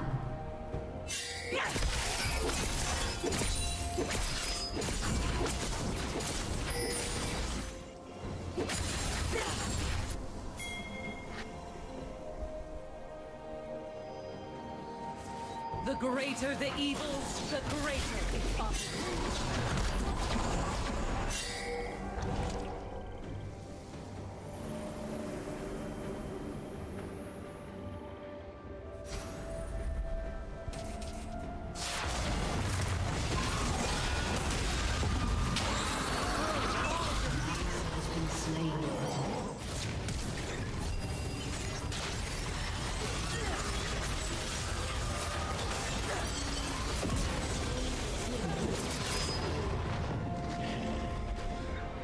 Your turret has been destroyed. An ally has been slain. Your guilt was clear. To fear.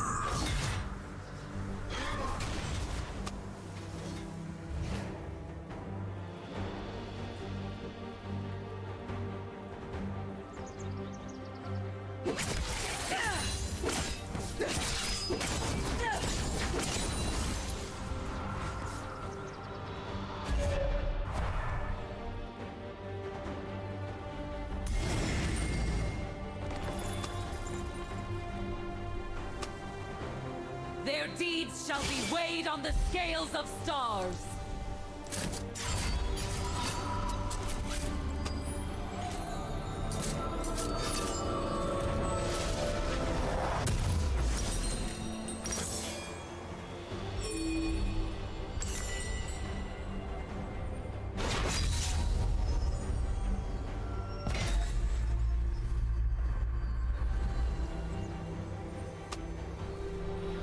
I am anointed in the fire of absolution.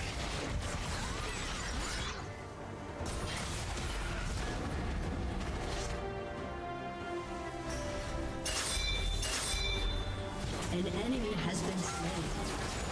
Double kill. Claim Ally has been slain. You have slain an enemy. buried with your champion.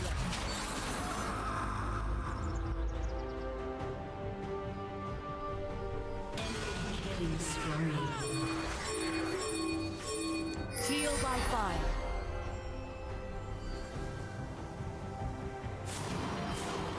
My devotion is unbreakable.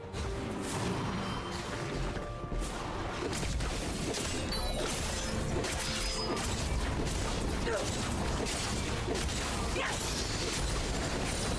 Oh, the righteous flame!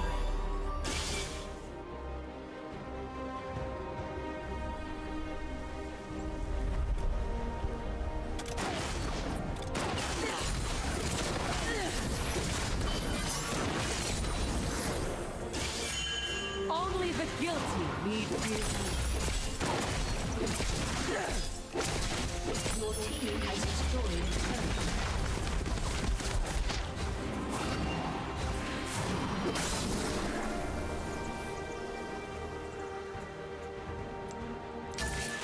Make thyself devout, and eternal life is granted.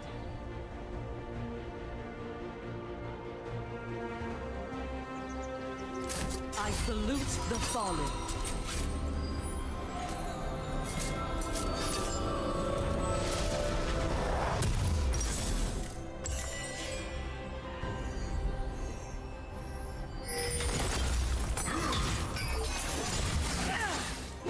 The just cry to the heavens. An enemy has been slain.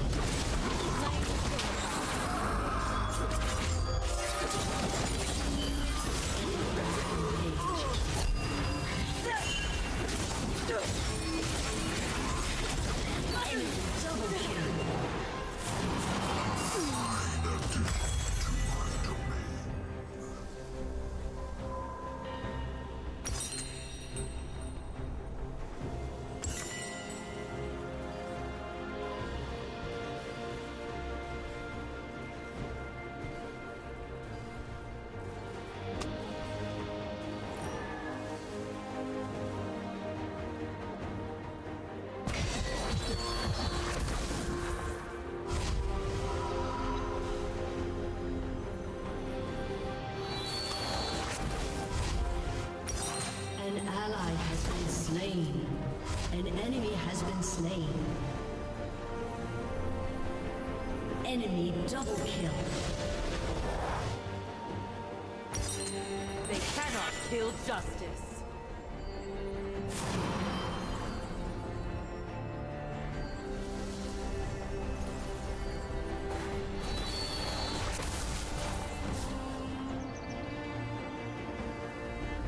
Heal by fire. This is your penance!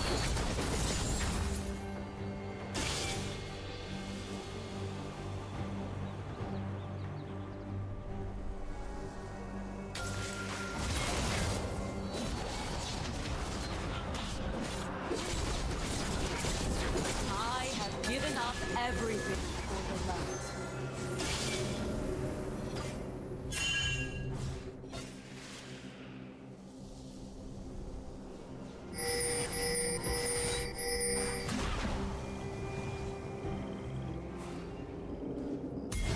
The fire that illuminates also cleanses.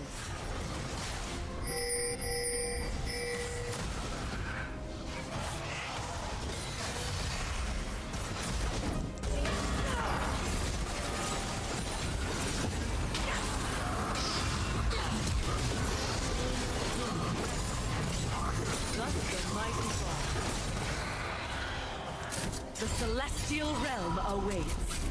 An ally has been slain. Enemy double kill.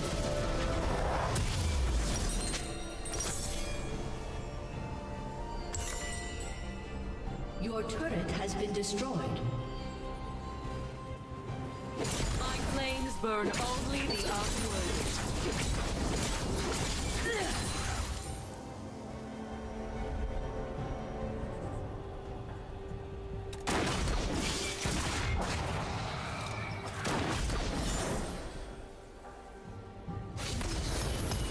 Justice is swift when born on the edge of a blade.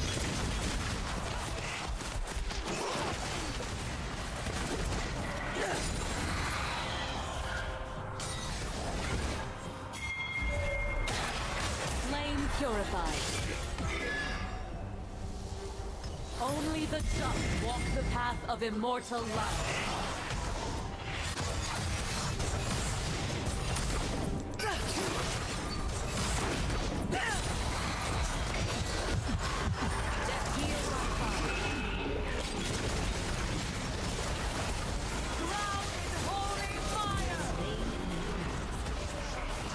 Guilt was clear.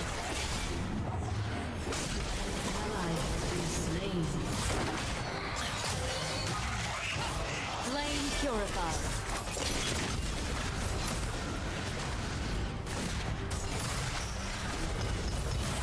The law does not tolerate imperfection. I am no exception.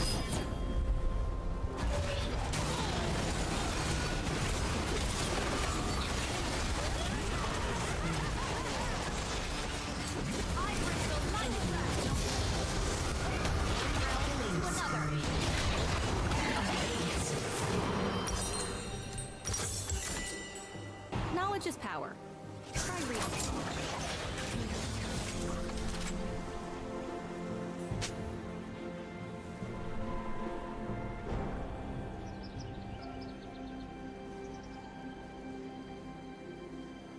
Your turret has been destroyed.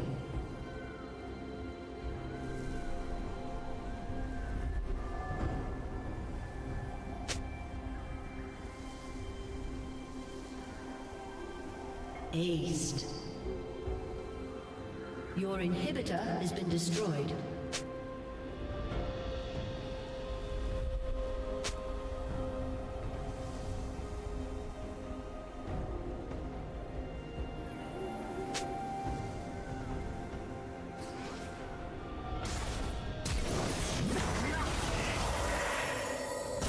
The light renews.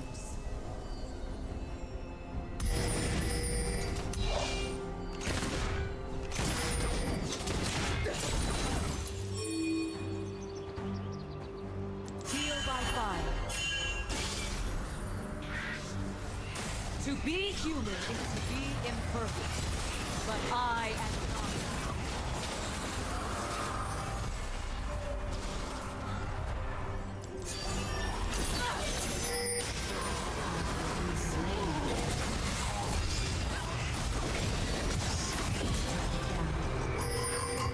An ally has been slain. Very good war transcript.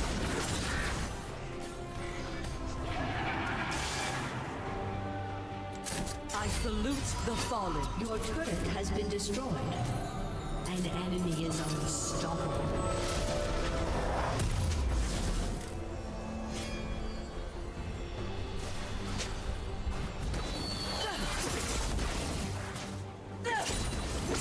Light and glory.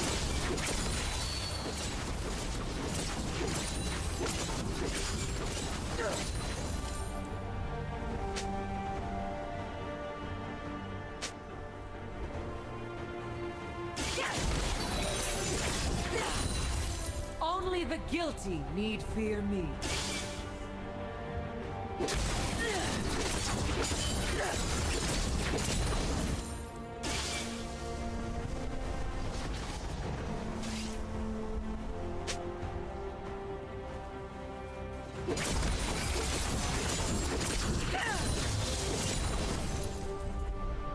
The celestial realm awaits.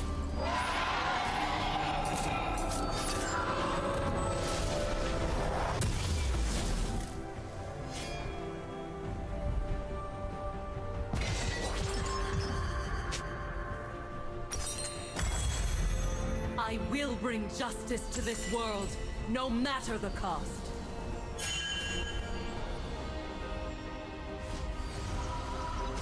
Flame purifies.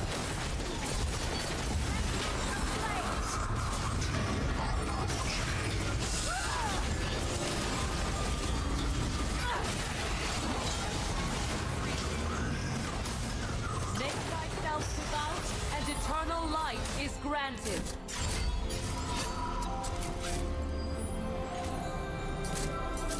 Shut down.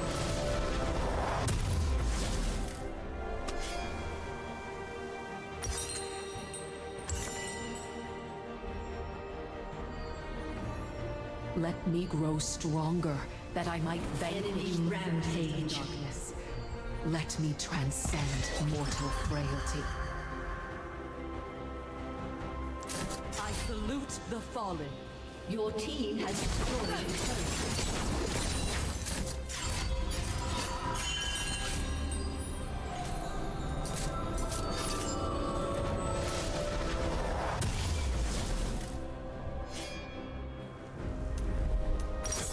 The just cry to the heavens. I answer. Redemption to the light. Has been destroyed. An enemy has been slain. I have given up everything for the light.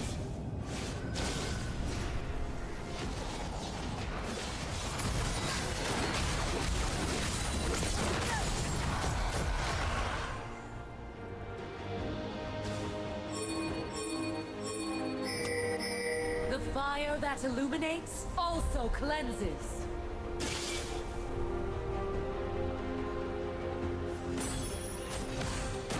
Your team has destroyed a turret.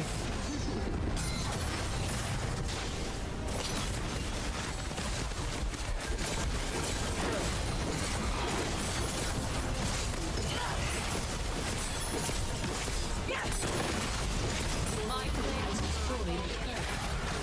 Your inhibitor is respawned.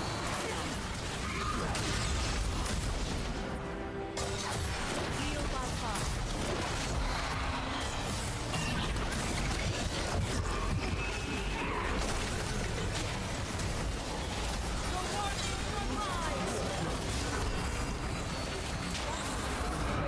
When born on the edge of a blade.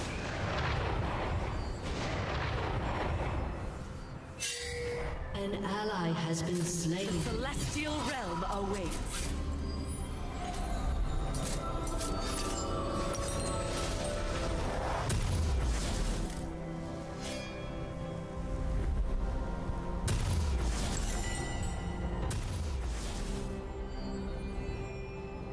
I deem you lacking.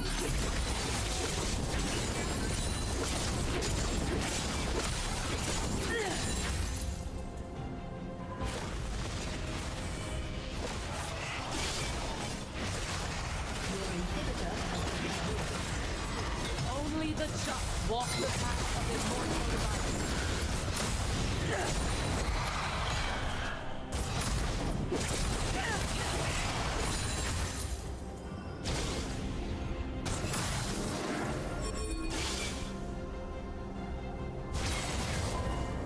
Rejoice at your redemption!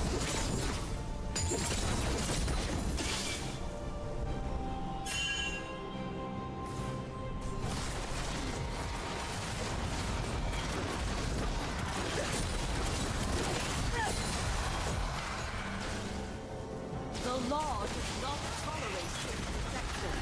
I am no exception.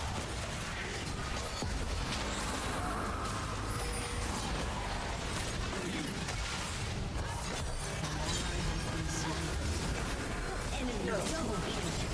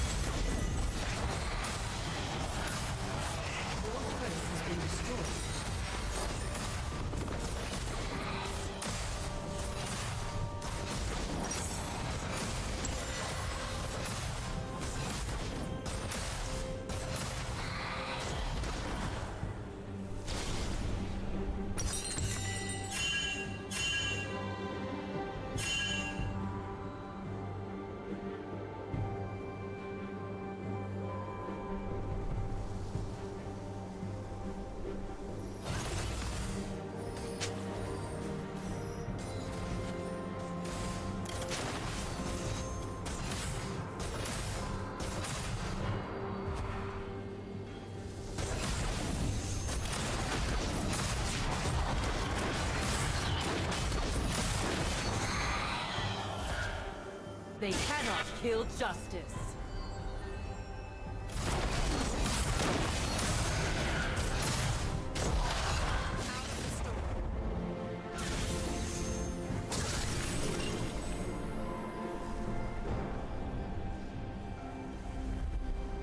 Only the guilty need fear me.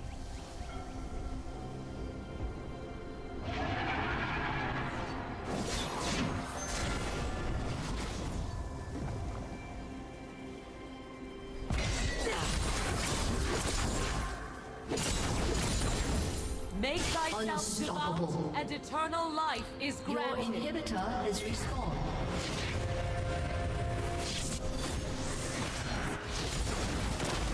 Dominating.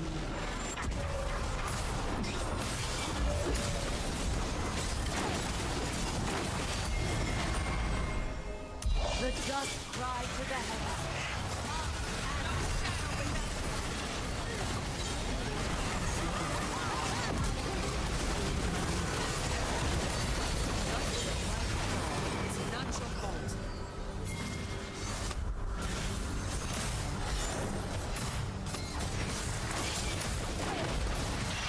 Flame purifies.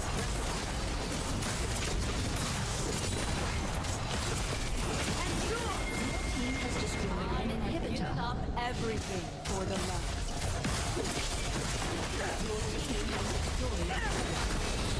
Your team has destroyed the turret.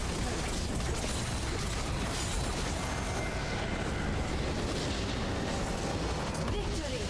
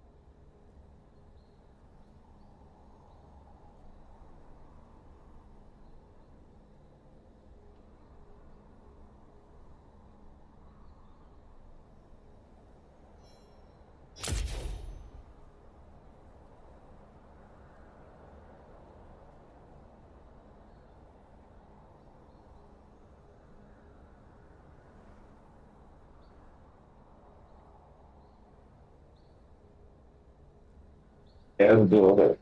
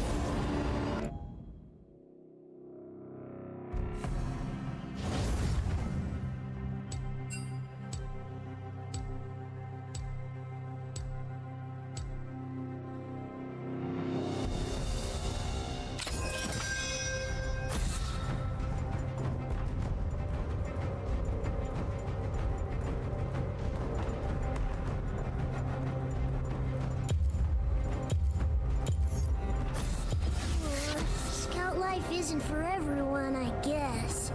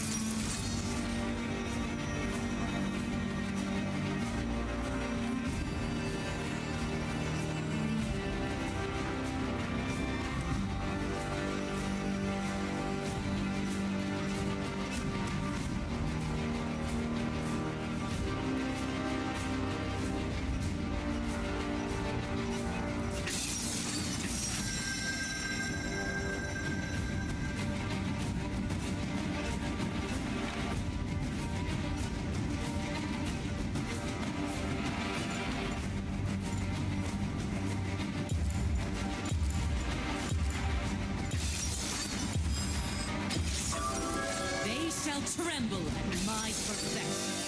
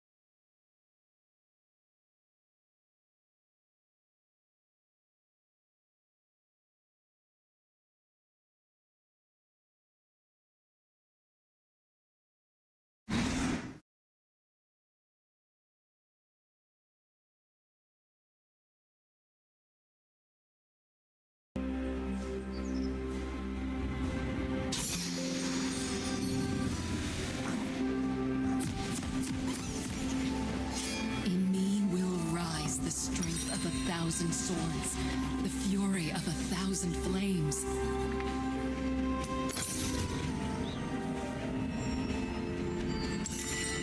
Welcome to Summoner's Rift.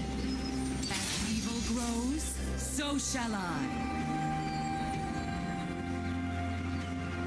Minions have spawned. As evil grows, so shall I. Sanction!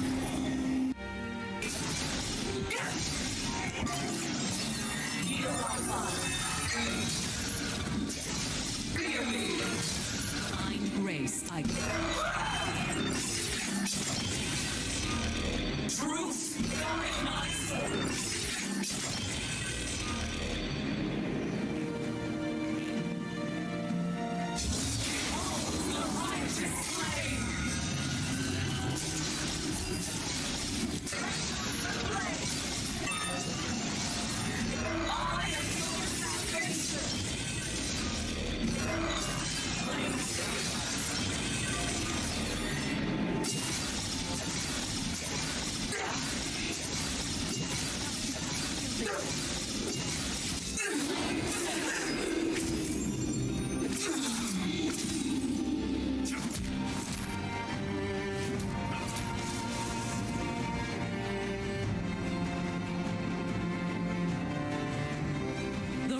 righteous path begins with me.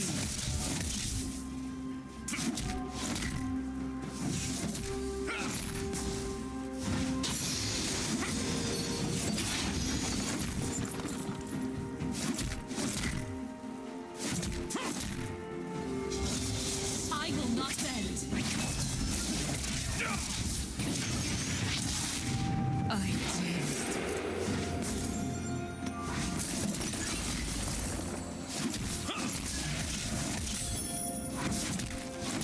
The light renews.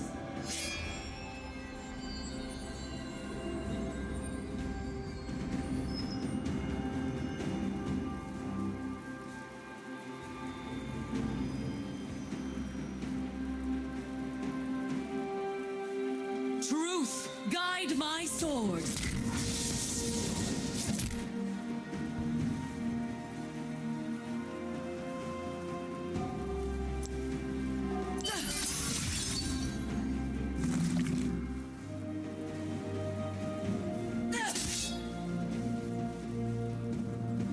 The moment justice bends, it's great.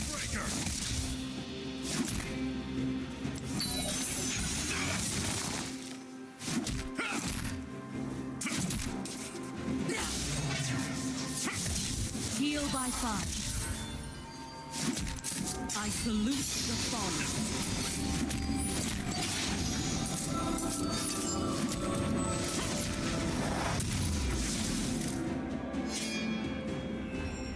An enemy has been slain. An ally has been slain.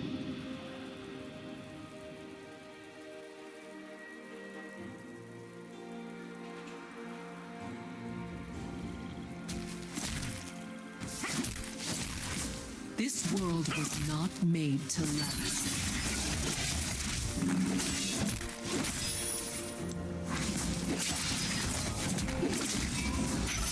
Flame purifies.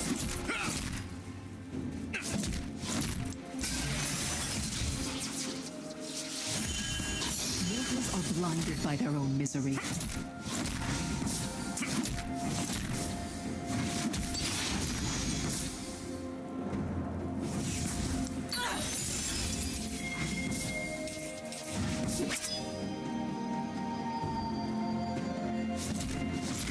I must feel nothing to fight injustice.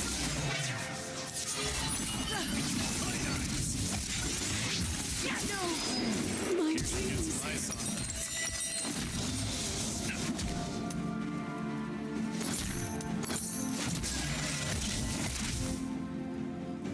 They cannot kill justice. An enemy has been slain.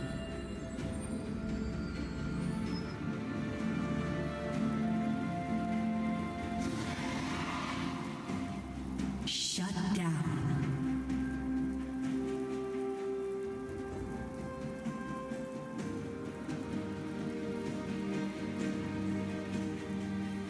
A clean cut divides darkness and light.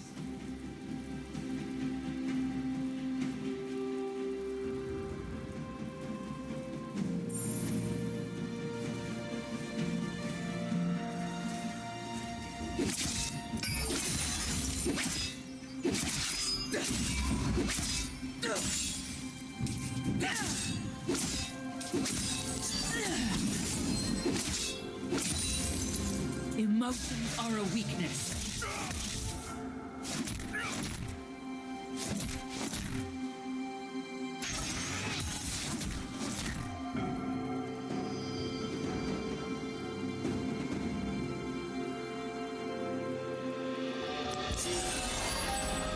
There is right and there is wrong. All else is rationalization.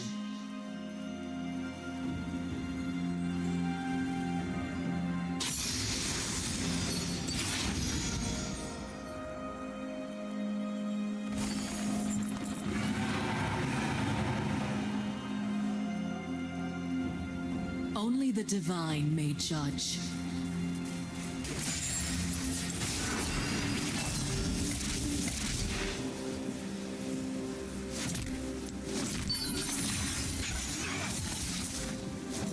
Heal by fire.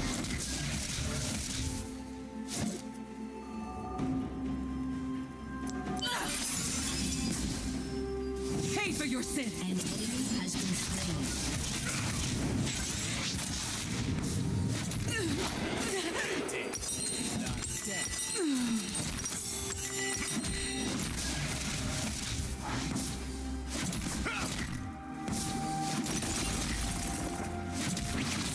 The light renews.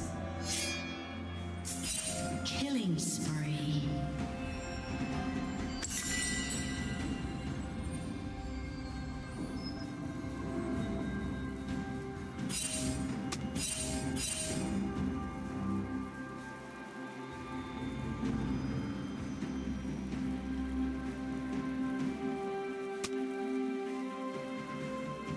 To withhold justice is a dark sin.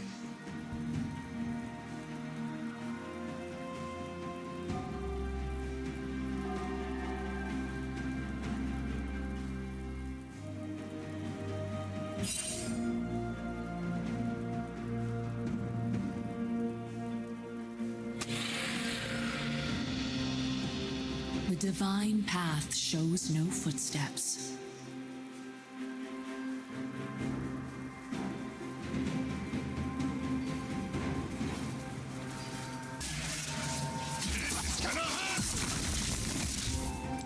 Flame purified. What is dark in me, I will illuminate.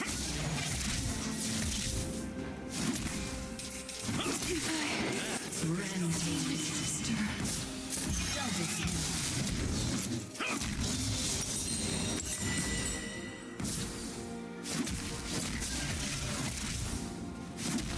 They cannot kill justice.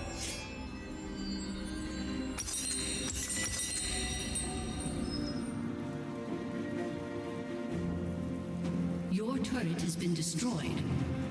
Your turret has been destroyed.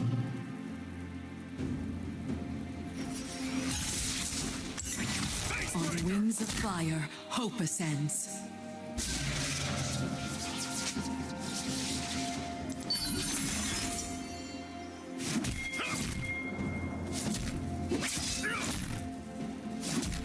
Heal by fire. I do not fear the holy fire. I must become it.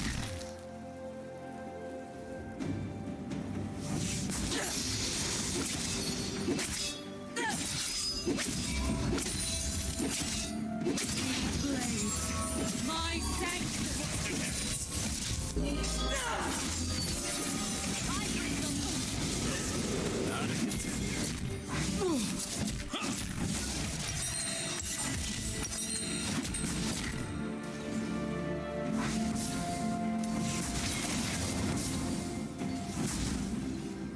The light renews.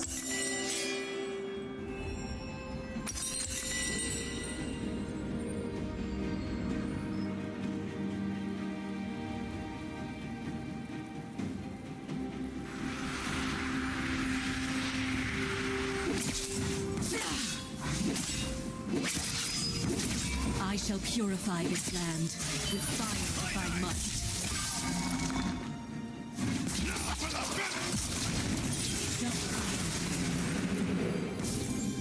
You might want.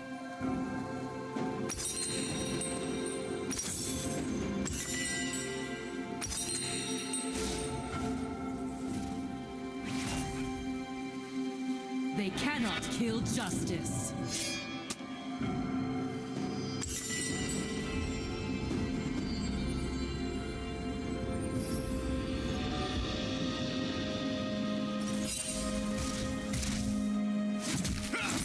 An ally has been slain.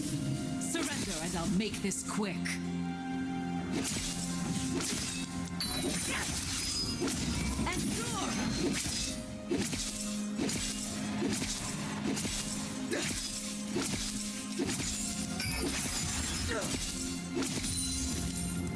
I will grow stronger.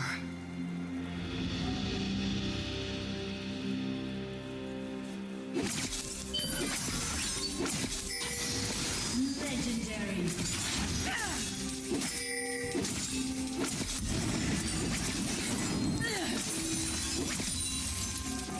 The just rise above this mortal soil. The celestial realm awaits. Flame purified.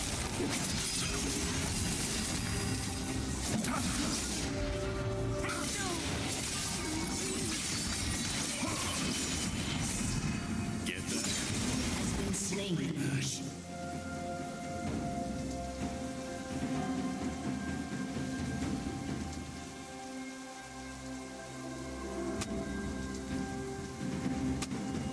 The light renews.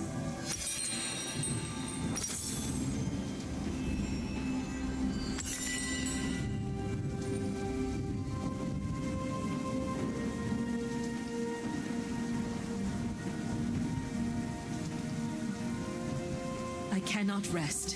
I will not.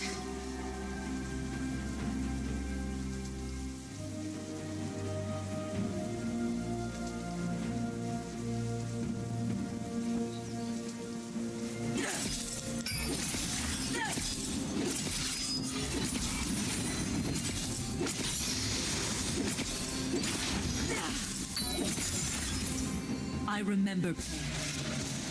It made me weak.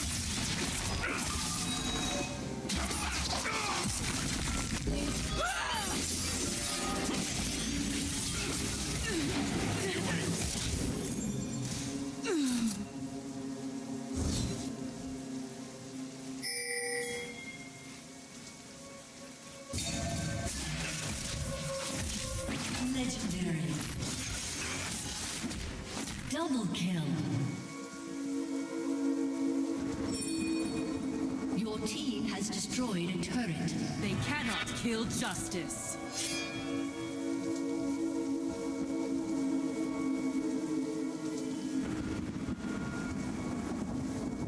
An enemy has been slain. An enemy has been slain. I shall purge the dark within. An ally has been slain.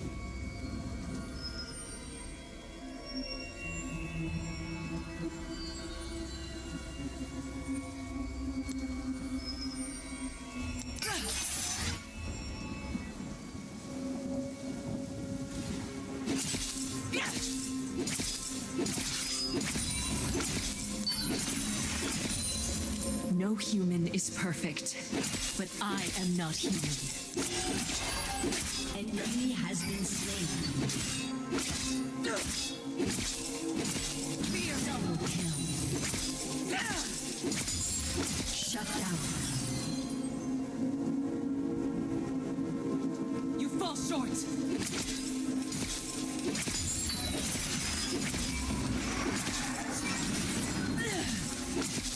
Enemy killing spree.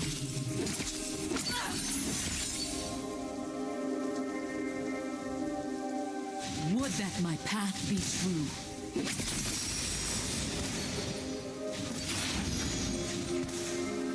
I salute the fallen. You Demacians.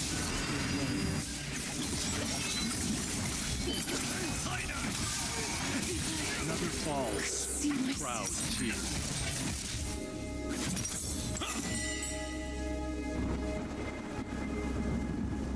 An enemy has been slain.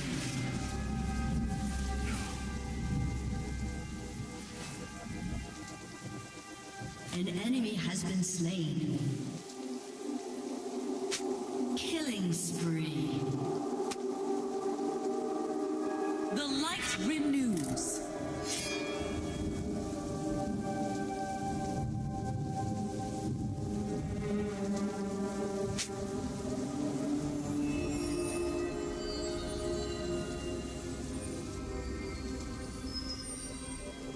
Excuses do not concern me, only action.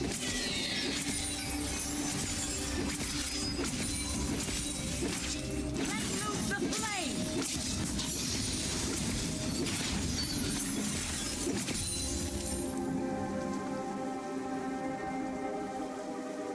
The past is for sinners. The future is for the repentant. An enemy has been slain.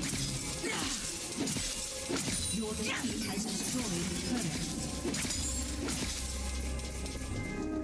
An ally has been slain. An enemy has been slain.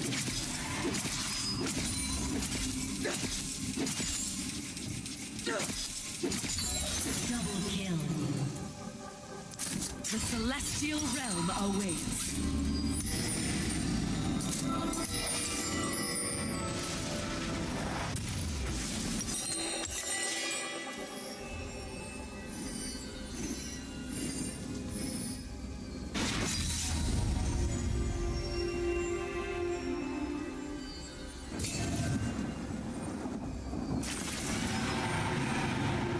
Celestial justice, guide my blade.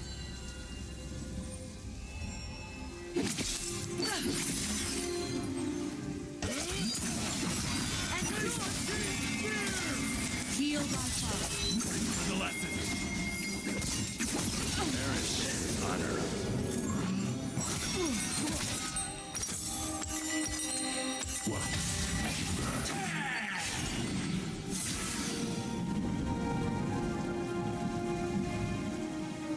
An enemy has been slain.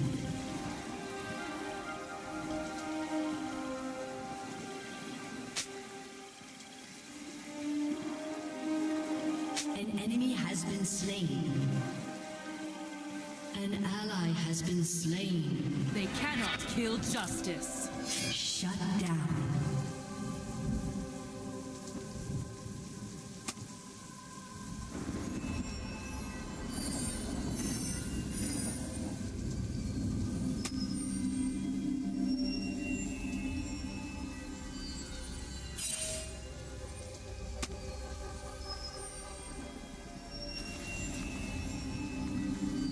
Your turret has been destroyed.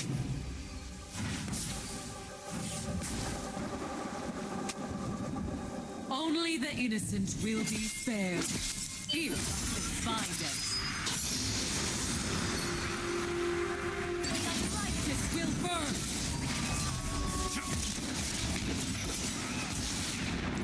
I am your salvation.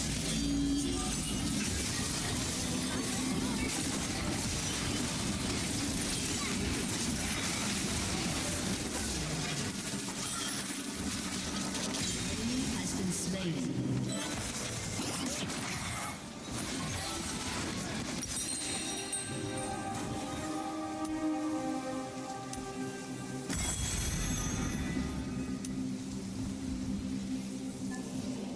An enemy has been slain. Killing spree. An enemy has been slain. The light renews.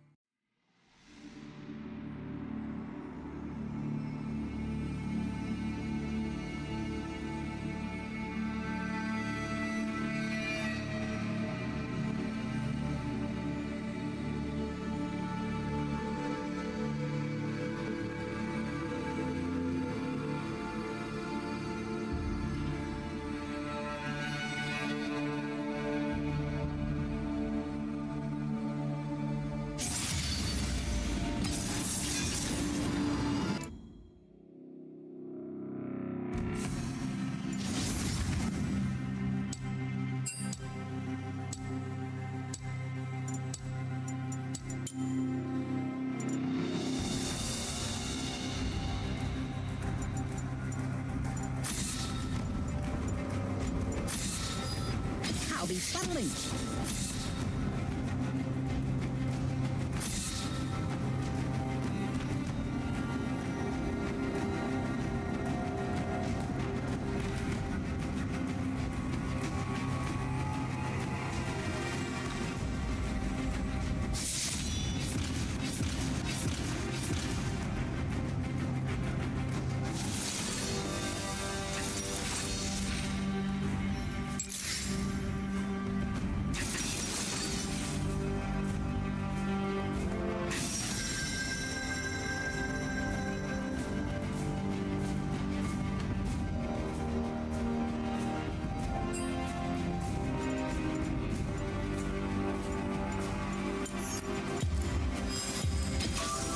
They shall tremble at my perfection.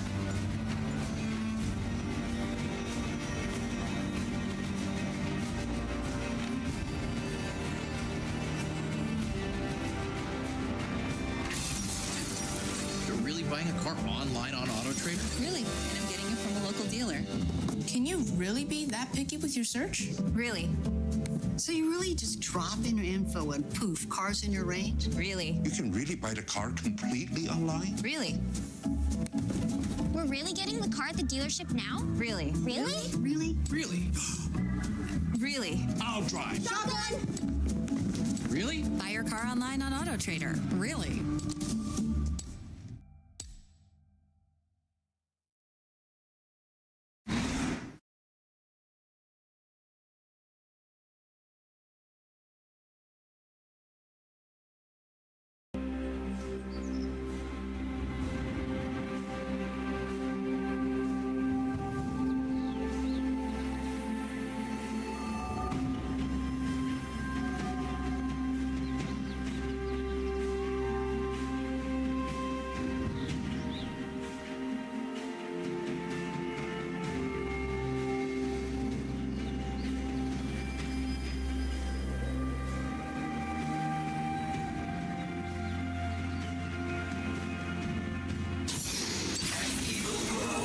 So shall I.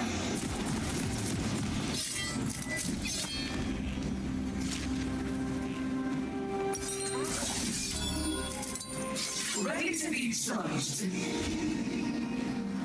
With the just hand of law, I enter the summoner's rift.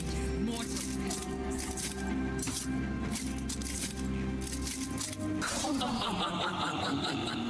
Minions have spawned. Celestial divine.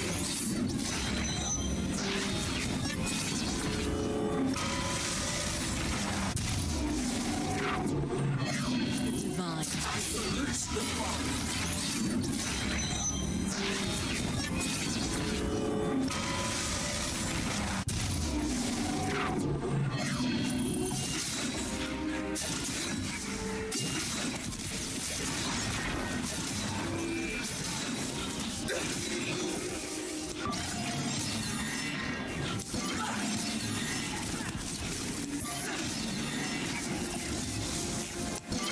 Innocent. I would not be here.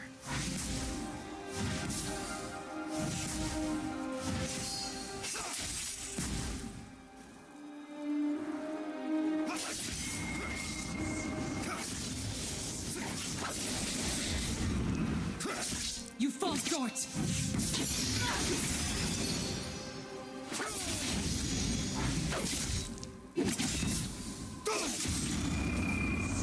Fear!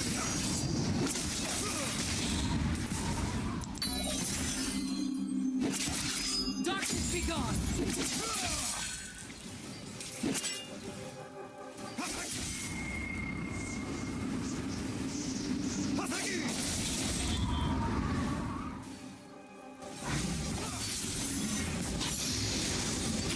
Heal by fire.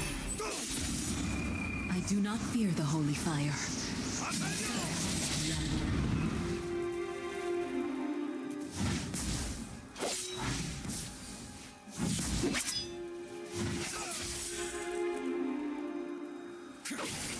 Flame purifies. There is right and there is wrong. All else is rationalization.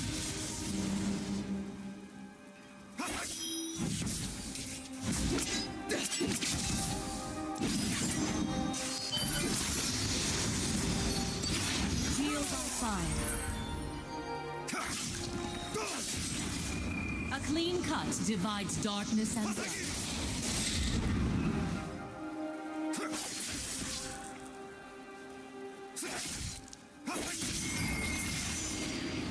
Flame purifies.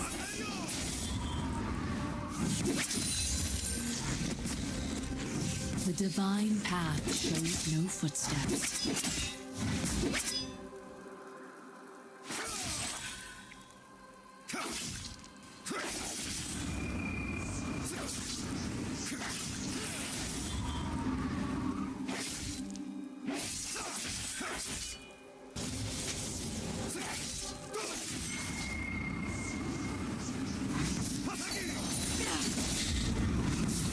Pay for your sins.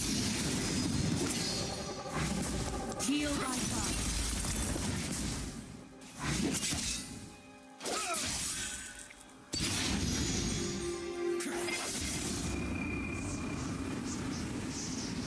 On wings of fire.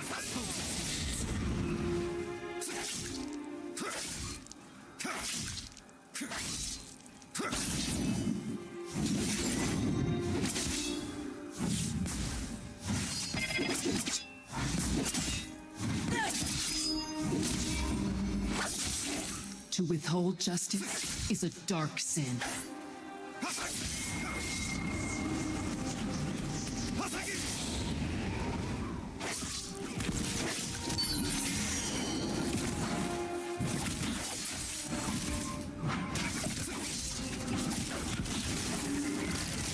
Avarice falls.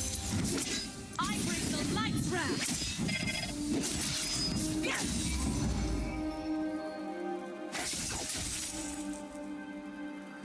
Flame purifies. Mortals are blinded by their own desires.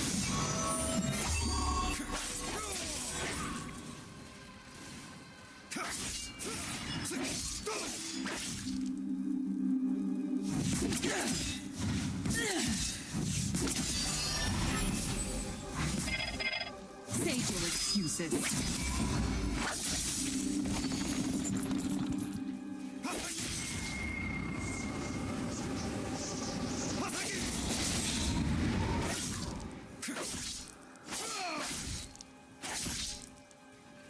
I shall purify this land with fire if I must.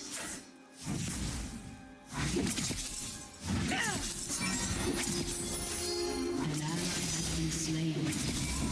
An enemy has been slain.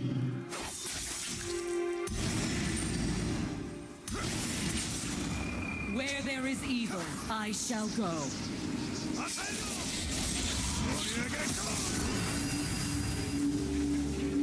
Executed.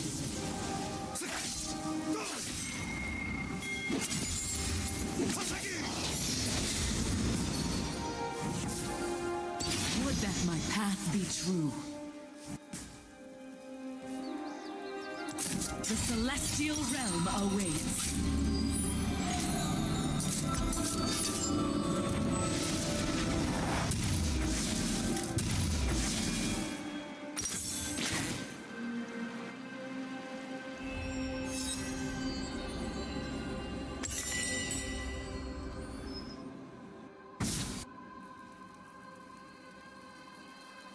If I slip, I will fall.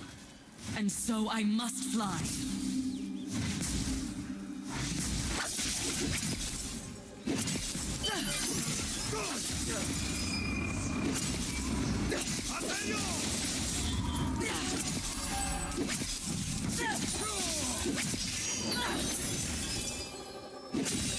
The path to the light is a lonely one.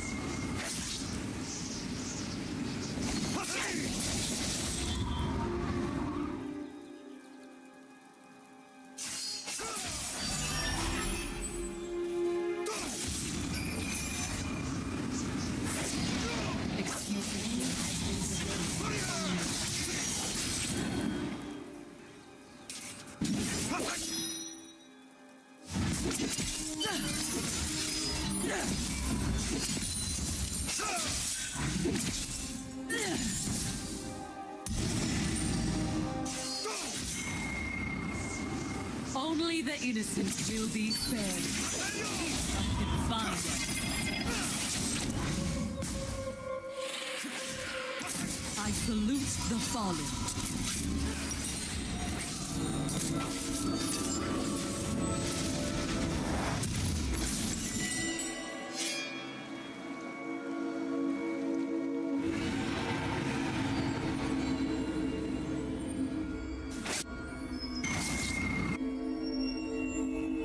An ally has been slain.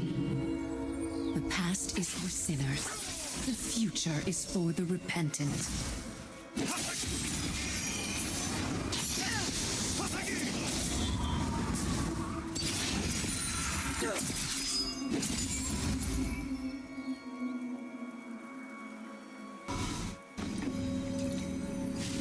I fly for the glory that shines above this cosmic.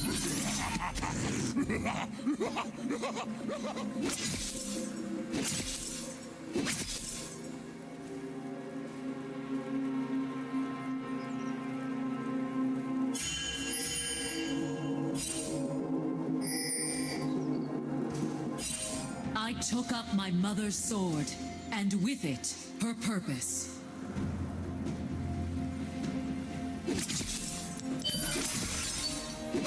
Heal by fire.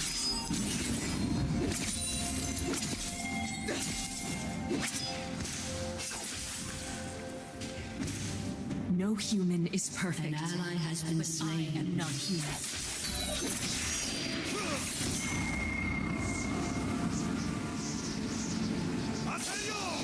An enemy has been slain.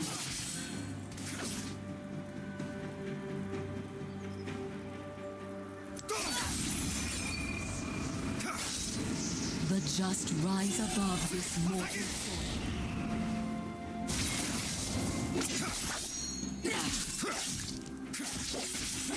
You demonstrate have lost your way.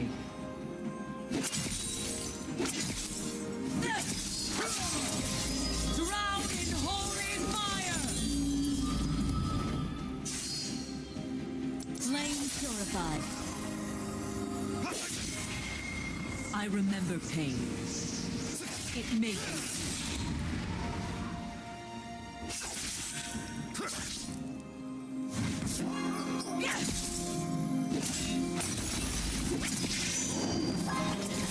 Has been slain.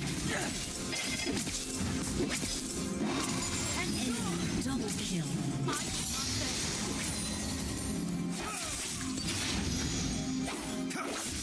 An enemy has been slain.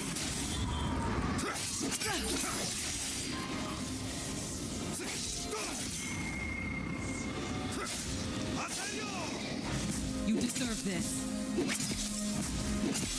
Let's loose the flame!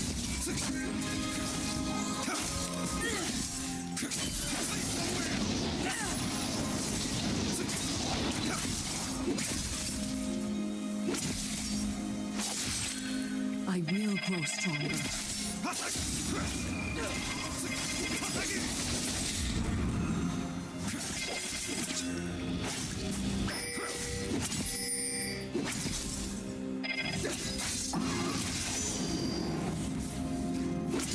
By divine edict, let the fire burn.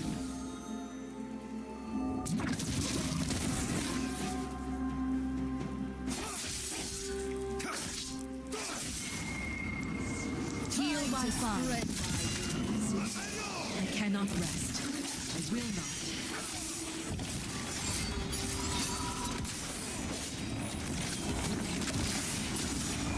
Fear. Thus will mighty fall. The celestial realm awaits.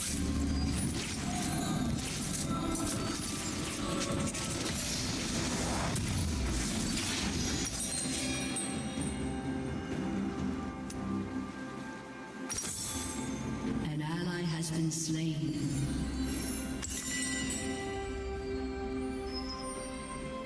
Injustice is a festering rot, and I am its cauterizing blade.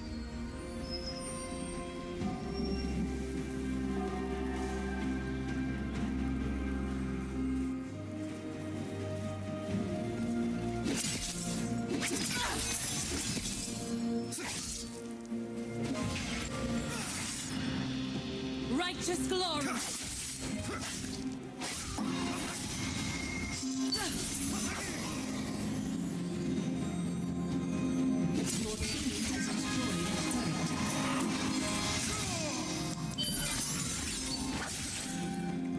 I am divine wrath. An enemy has been slain.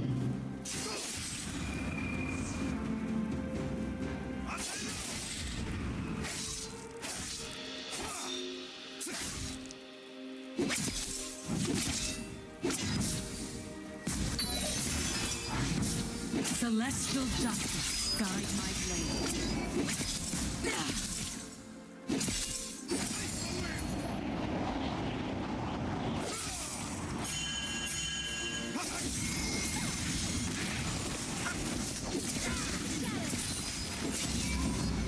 I shall purify this land with fire if I must.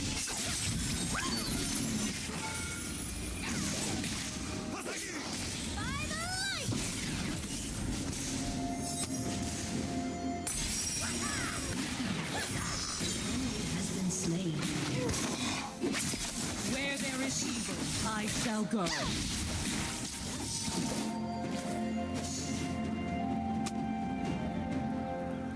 I salute the fallen.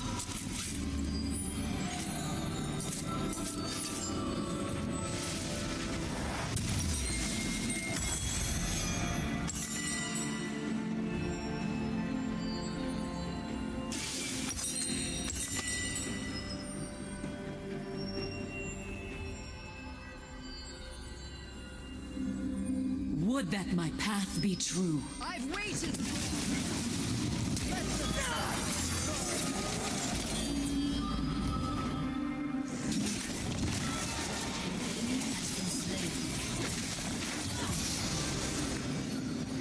You have slain an enemy. Your guilt was clear.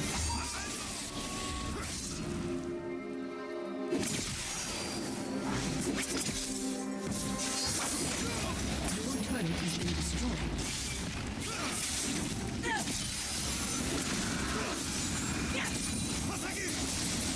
I am born from the flame of their sins.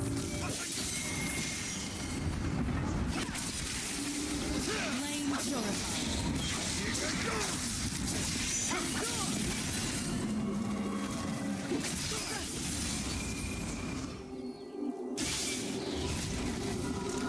Burn all deceivers.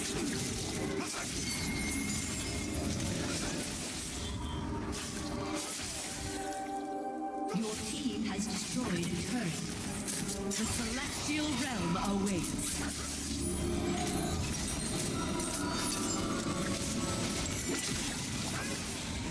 An ally has been slain. Heal by fire. The fallen will never rise again.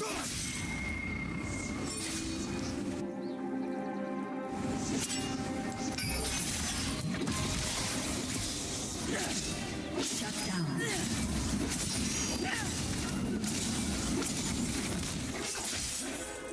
I salute the fallen.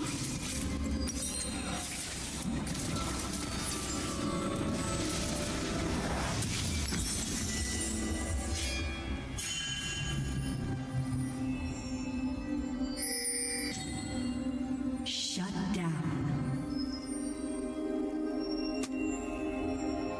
I am anointed in the fire of absolution.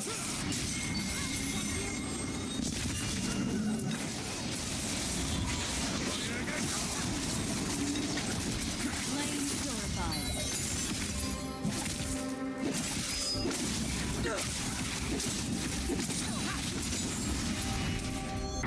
They will break against my stalwart heart. Are you a talking animal? Tiny animal? Why are you so soft? Heal by fire.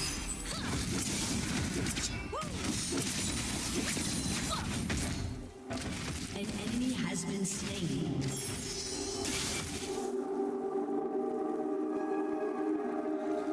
Wings Wings of immortal flame, lift me from mortal temptation.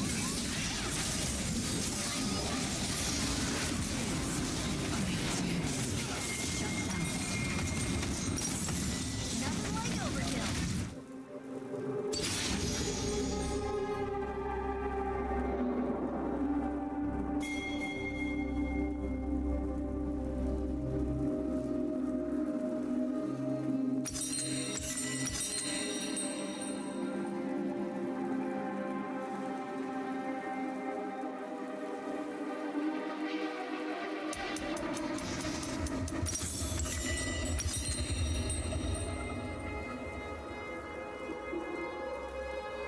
The light renews. Your team has destroyed a turret.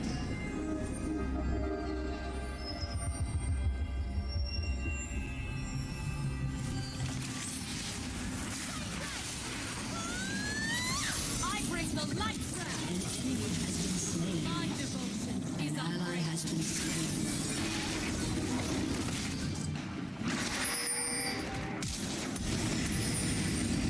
flame purified. Has been slain.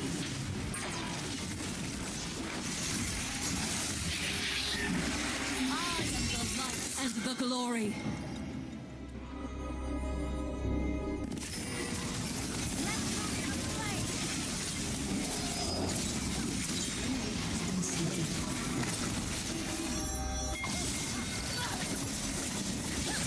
Slain an enemy.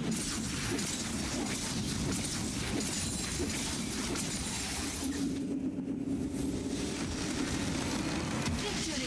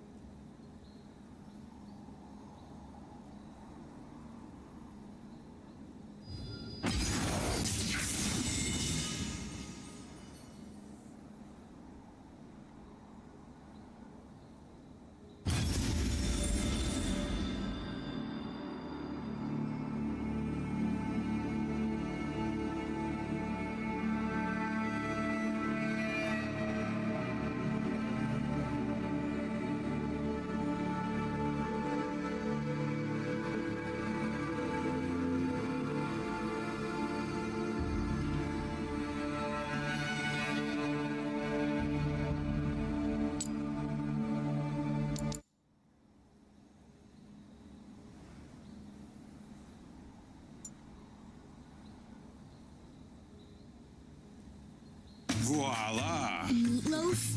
Again? That's it? I'm switching families. You can't just switch. Why not? The Garcias just switched their internet to Verizon Fios. It's 100% fiber internet, and they eat pizza on Mondays. How long have you been planning this? Saw the Meatloaf. Made some calls. See ya. Right now, get Verizon Fios for just $20 a month or $500 off select Samsung products when you switch. Maybe we should get Verizon Fios. Maybe you should use less ketchup.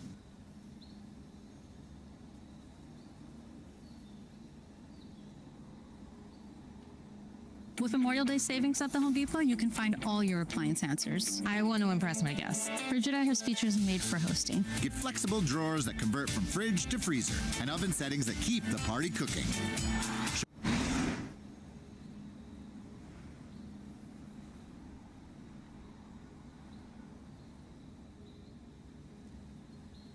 Evil fears only.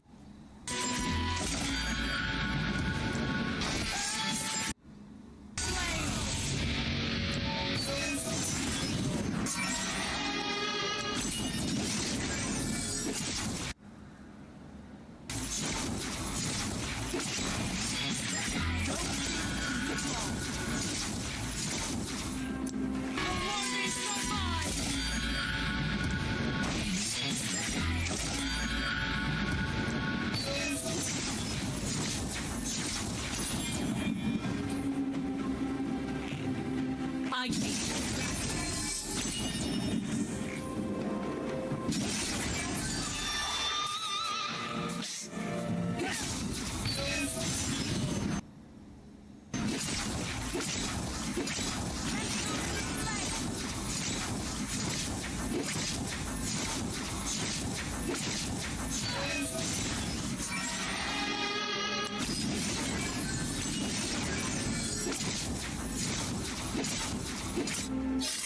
A thief, a murderer, and a corrupt guard all walk into my sword. The end.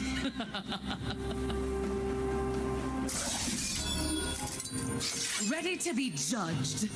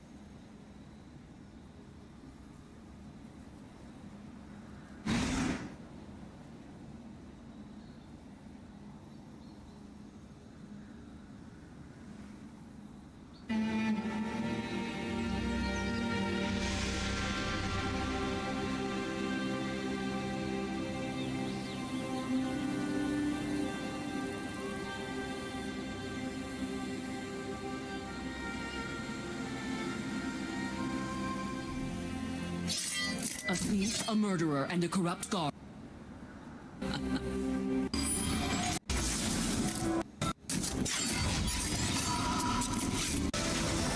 Surrender and I'll make this.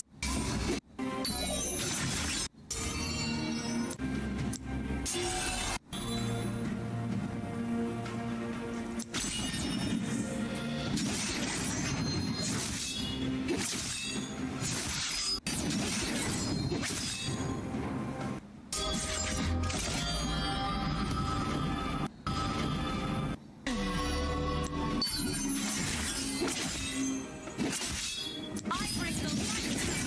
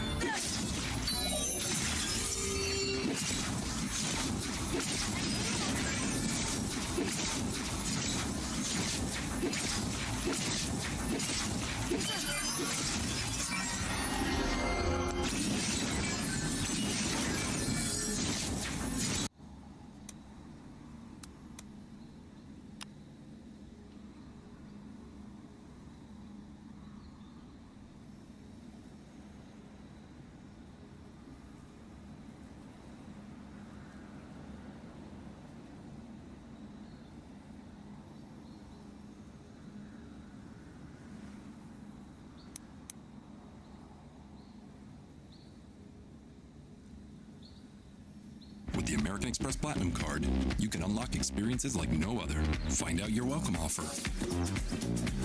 Get up to $400 in Resi credits and earn 5 times points on eligible flights and prepaid hotels. There's nothing like Platinum.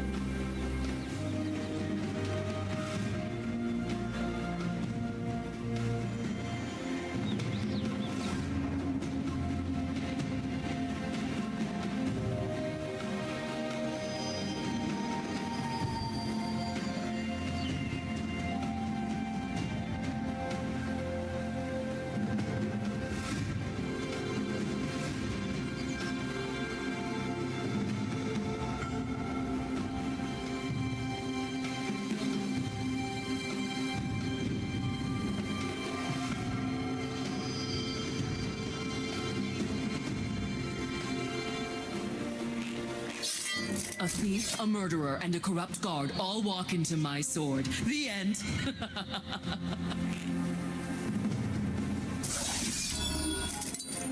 Ready to be judged.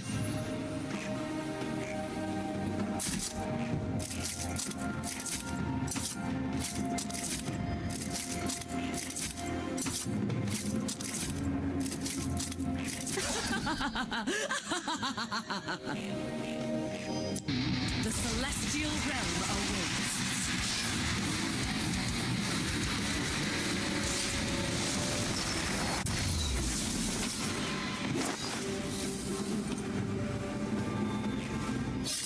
Evil fears only fire.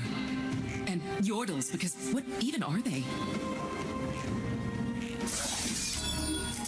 Surrender to the light, and I will spare your soul.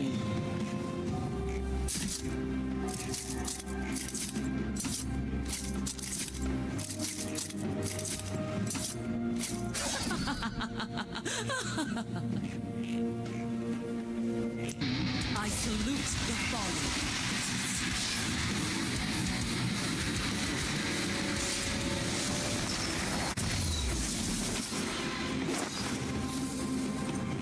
Be judged!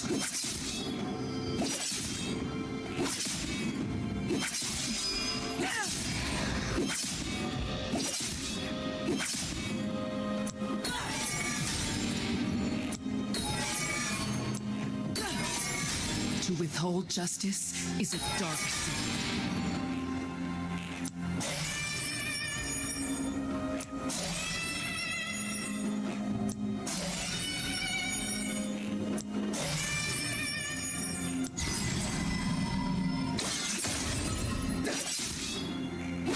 Only the divine may judge. Fear me! Yes!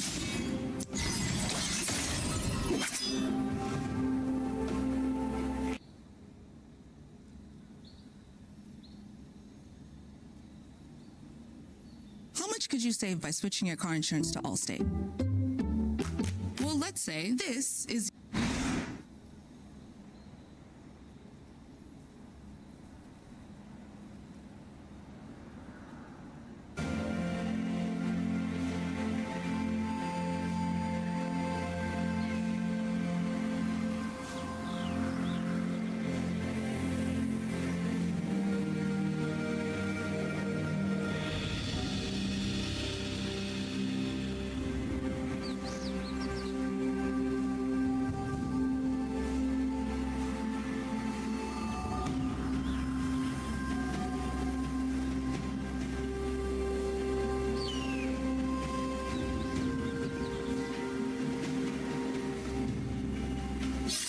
Evil fears only fire. And Yordles, because what even are they?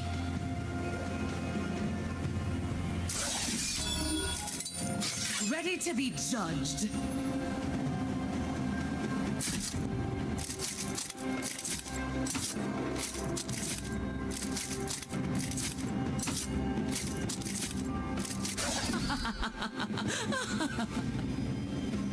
I salute the fallen.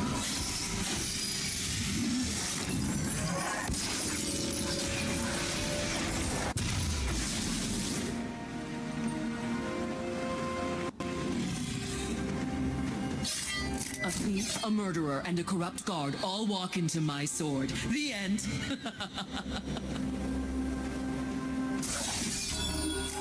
Surrender to the light, and I will spare your soul.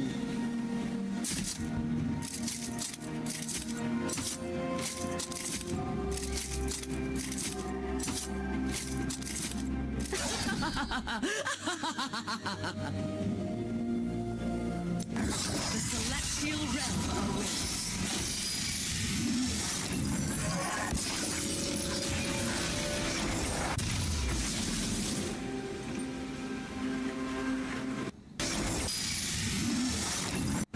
The celestial realm awaits.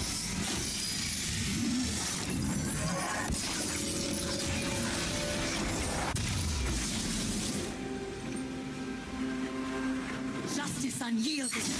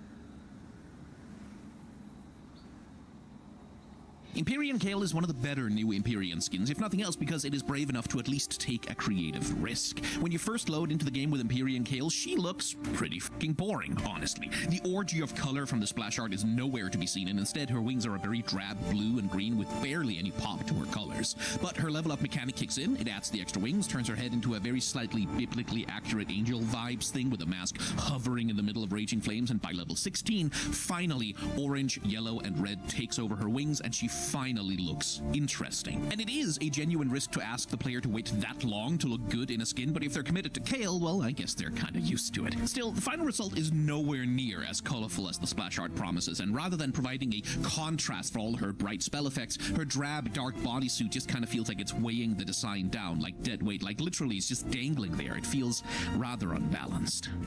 Empyrean Kale is one of the better new Empyrean skins, if nothing else because it is brave enough to at least take a creative risk. When you first load into the game with Empyrean Kale, she looks pretty fucking boring, honestly. The orgy of color from the splash art is nowhere to be seen, and instead her wings are a very drab blue and green with barely any pop to her colors. But her level up mechanic kicks in, it adds the extra wings, turns her head into a very slightly biblically accurate angel vibes thing with a mask hovering in the middle of raging flames, and by level 16,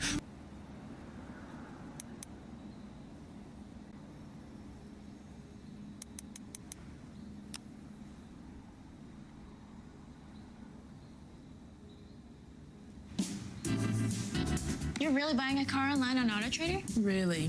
Your search can really be that specific? Really? So all you need to do is drop in some info and you only see cars in budget. Really? Really? You can really buy the car totally online. Really? And really have it delivered by a dealership. Really? Pizza's here! No, it's our new car. Buy your car online on AutoTrader. Really? Did he bring food too?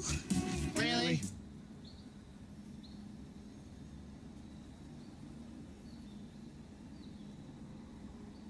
Are you still searching for a prop firm that puts traders first? Then you should be with Atlas Funded.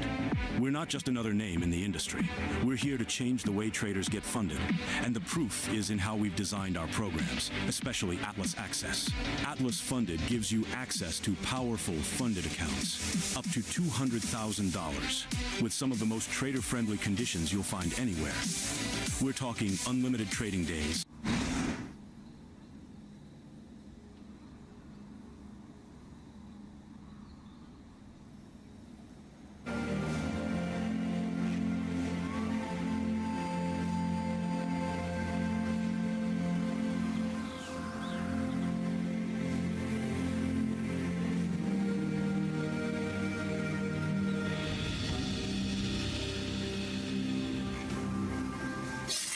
Evil fears only fire.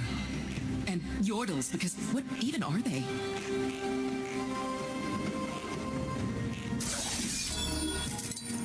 Ready to be judged.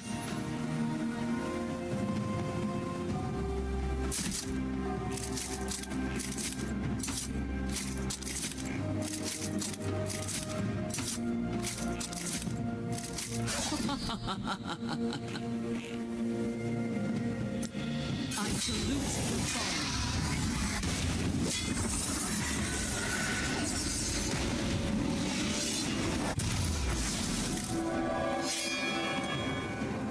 Pay for your sins!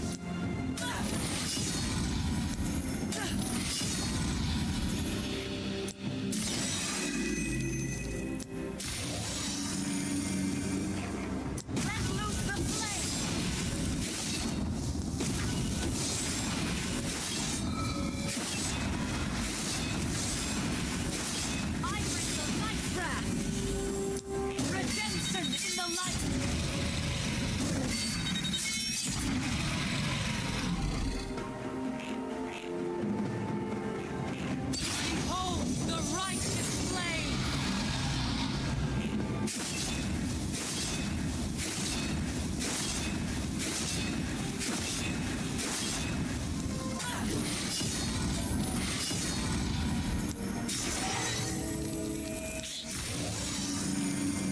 You fought.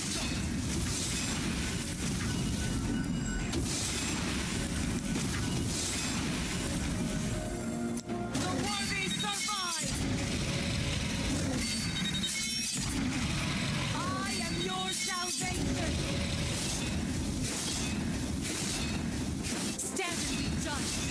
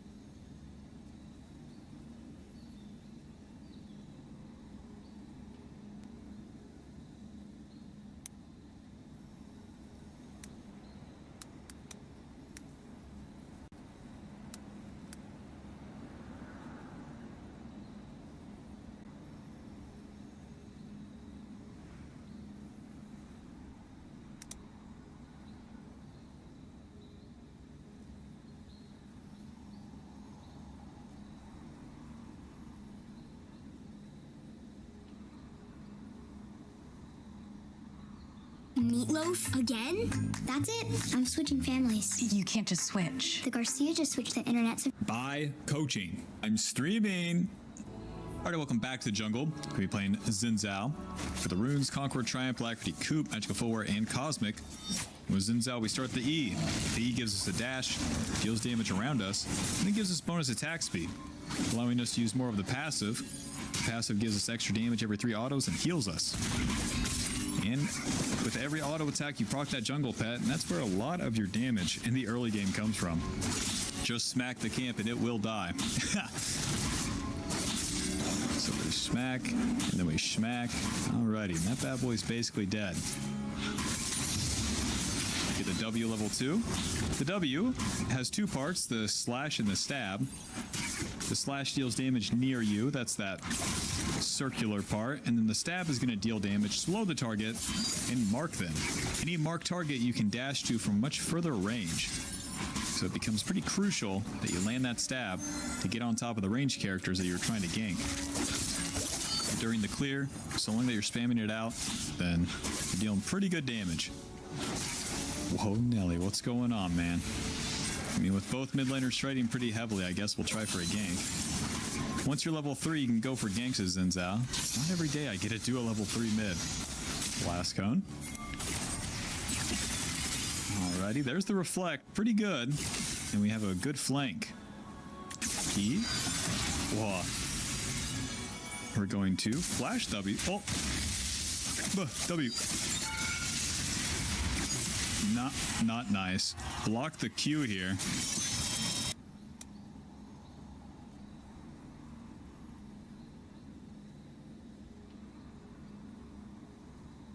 Welcome to League of Legends Champion Spotlight, featuring Lissandra, the Ice Witch. Fueled by corrupted magic, Lissandra is the Ice Witch of the Freljord and plots to unleash a new Ice Age upon the world. She is a nimble, high-utility mage with an array of crowd control abilities, crushing and impaling her foes in any solo lane. With spells of Black Ice, Lissandra is a strong contributor to any teamfight and can always keep her enemies at a distance. It will end in ice. Iceborne is Lissandra's passive, giving her an occasional free spell cast. Each time one of her abilities hinders an enemy's movement, Iceborne's cooldown is reduced by 1 second for each enemy affected. Ice Shard sends out a spear of ice that damages enemies in its path and slows the first unit hit. If Ice Shard hits an enemy, the projectile shatters and travels farther than it would otherwise. Players looking for consistent damage output should always max this ability first. Ring of Frost damages and freezes enemies in place around Lissandra. Since the ability has no cast time, she won't stop to cast Ring of Frost while moving. However, enemies frozen in place are still able to attack or cast abilities. Glacial Path sends an Ice Claw flying in target direction, dealing magic damage to enemies in a line. By reactivating the ability, Lissandra can teleport to the Claw's location at any point along the path. While the Claw is in motion, she can attack and cast spells freely.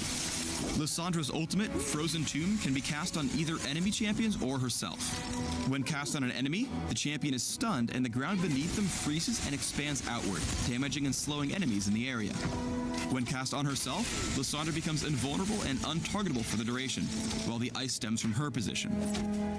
Ice Shard is an essential tool for establishing early dominance with Lissandra. She can aim it through minions to pressure her opponent from a safe distance. Especially when facing melee champions, Ring of Frost can lock opponents in place for an easy hit with Ice Shard when they get too close. Glacial Path is extremely valuable for following up with ganks. By using Ice Shard to slow Zed just as Vi comes into view, Glacial Path allows Lissandra to keep up even after he flashes away, and she lands a second Ice Shard for the kill with Ignite. Although Glacial Path is key for escaping, it's important to note that if Lissandra is disabled, she won't be able to teleport. This is where Ring of Frost comes in handy, as it's great for creating distance from pursuers. When being chased, Lissandra can use Glacial Path to easily misdirect enemies. Throwing it over the wall here, she misdirects Shaco into following in the direction of the Claw. Even if he followed her, she still could have chosen to teleport away. Lissandra is an excellent initiator for ganks and can almost guarantee a kill with her full combo. When roaming to the bottom lane, she closes the gap quickly with Glacial Path, then singles out Nami with Frozen Tomb and Ring of Frost for an easy kill, as Caitlyn escapes with a well-timed cleanse. Lysandra can change the flow of a fight almost instantly. As Shaco approaches, she uses all of her abilities in quick succession to burst and lock him in place, then finishes by reactivating Glacial Path early to hop a short distance and get away cleanly. With Ice Shard's low cooldown, Lysandra is exceptional at kiting enemies over long distances. Lysandra first disengages with Ring of Frost and Glacial Path. As Jax pursues her from the Dragon Pit to the second turret, she lands Frozen Tomb amidst 4 consecutive casts of Ice Shard along the way. Jax makes the mistake of continuing the chase despite being whittled down repeatedly by Lysandra. Finally, he dives her underneath the turret and falls to Ring of Frost plus Ice Shard. With Glacial Path, Lysandra can often set up kills from plain sight. Using Glacial Path into Ring of Frost, she freezes Karthus in place for a follow-up stun from Frozen Tomb. Karthus is locked up long enough for Riven to catch up and get the kill. Although Frozen Tomb is a very destructive spell, it sometimes needs to be used defensively to save Lysandra from heavy amounts of damage. She engages a fight with Glacial Path into Ring of Frost, but takes a lot of counterattack damage. Self-casting Frozen Tomb, she blocks 2 turret shots and damage from Karthus, while still slowing Graves, giving Misfortune a kill.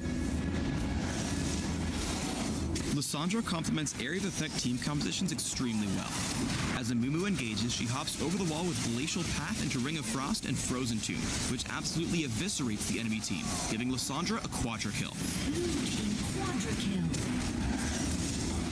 Is it cold in here? Or is it just me? When building Lysandra, focus on a mix of magic damage and durability to support her close-range playstyle. For runes, try Magic Penetration Marks, Scaling Health.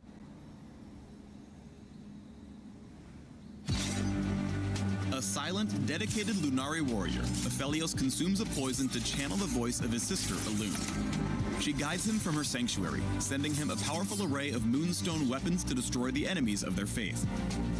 A high-strategy marksman with access to a massive arsenal, Aphelios takes the game you know and shoots it over the moon. A prayer for their souls, torn from the night. Patience is key to master the weapon of the faithful. Welcome to the Aphelios Champion Spotlight. Aphelios has access to 5 different weapons, each with a different passive and active ability. There's Calibrum, the sniper rifle, Severum, the scythe pistol, Gravitum, the gravity cannon, Infernum, the flamethrower, and Crescendum, the chakram. 2 weapons are equipped at any given time, a main hand and offhand. Each weapon has limited ammo consumed via basic attacks and active abilities. When one runs out of ammo, the next gun in his arsenal replaces it, sending the exhausted weapon to the back of the line. Aphelios has a uniquely designed HUD, which displays his currently equipped weapons, how much ammo they have, and their corresponding active abilities. Use W to switch between your main hand and offhand weapons. The HUD also shows you a glimpse of the next weapon Elune will send once a weapon runs out of ammo. Consider your current arsenal and ammo before you begin a fight, so you can use the best combos for any situation. Let's take a closer look at each Moonstone weapon. Calibrum, the sniper rifle, is best for long-range poke and harass. Who would have thought? Its active ability is a skill shot that marks its target. Once marked, the enemy is revealed, and Aphelios can follow up with its offhand weapon from any distance. If there are multiple marked enemies in an area, Aphelios can target one to deal bonus damage, consuming all nearby marks. Whether in the main hand or offhand, any damage-dealing ability will apply the mark as well. Severum, the scythe pistol, restores health with each attack. This effect can overheal, granting Aphelios a small shield. Severum's active ability boosts movement speed and rapidly fires both his main and offhand weapons at any nearby enemies. Remember, this also applies the passive from his offhand weapon. Oh, hi, Mark. Gravitum, the gravity cannon, applies a decaying slow on each hit. Gravitum's active ability damages and roots all enemies affected by the slow. This ability doesn't use his offhand weapon. Infernum, the flamethrower, blasts enemies with a damaging area of effect. Each shot deals bonus damage and explodes in a cone. If your attack crits, the area of the flame widens. Infernum's active ability spouts a wave of flame, which triggers the offhand gun to basic attack all affected foes. Crescendum, the chakram, is a close-range weapon that behaves like a boomerang. You can't attack again until the chakram swings back around, so the closer you stand, the quicker you attack. Critical strikes make the shotgun return even faster, so the correct build and positioning can provide absurd DPS. While Crescendum is in your offhand, landing any ability other than with Gravitum will store mini chakrams. They deal bonus damage when auto-attacking with Crescendum. Crescendum's active ability creates a turret trap that activates to shoot the nearest target with your offhand weapon, applying its passive effect. This turret will also benefit from any attack speed and crit that Aphelios has built. Looks like Leona's feeling the gravity of this situation. Aphelios' ultimate, Moonlight Vigil, fires a missile that explodes on contact. He then applies an enhanced passive from his main hand weapon. Muse about the power of a supermassive black hole from the gravity cannon, or a surprise flamethrower with tons of damage. Think wisely about how your weapon can change the flow of the fight. You've always got two options, maybe more if you can empty your clip in time. Different weapon combos each have their strengths, allowing for different playstyles. Aphelios always starts with a sniper rifle and scythe pistol, which grants him solid poke and sustain during the waning phase. By mid-game, using the flamethrower on main hand and the gravity cannon on offhand can help you set up ganks by spraying foes with fire and rooting them in place. Now let's take a look at a Baron fight and how Aphelios would approach it differently based on his active arsenal. Say you hit the Baron pit with the scythe pistol in the main hand and chakram in the offhand. The pistol's active ability provides Aphelios with extra mobility to stay alive and kite. The chakram in the offhand builds mini chakrams so you can swap weapons and deal heavy damage afterwards. But what if you came to the fight with a different set of weapons? Equip the gravity cannon in the main hand with the offhand flamethrower, and Aphelios can start the fight on his own terms. His ult applies the gravity cannon's passive slow to the enemy team, using his active ability to root them, allowing him to swap to the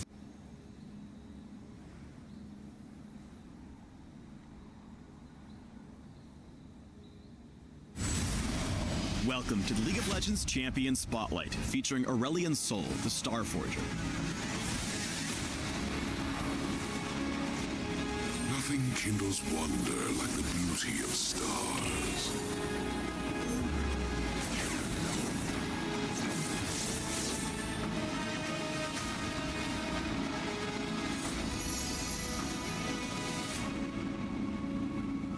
After being tricked into servitude by the Targonians, the ancient celestial creator Aurelion Sol waged war on their behalf for millennia, wiping out entire worlds and destroying mighty creatures throughout the universe.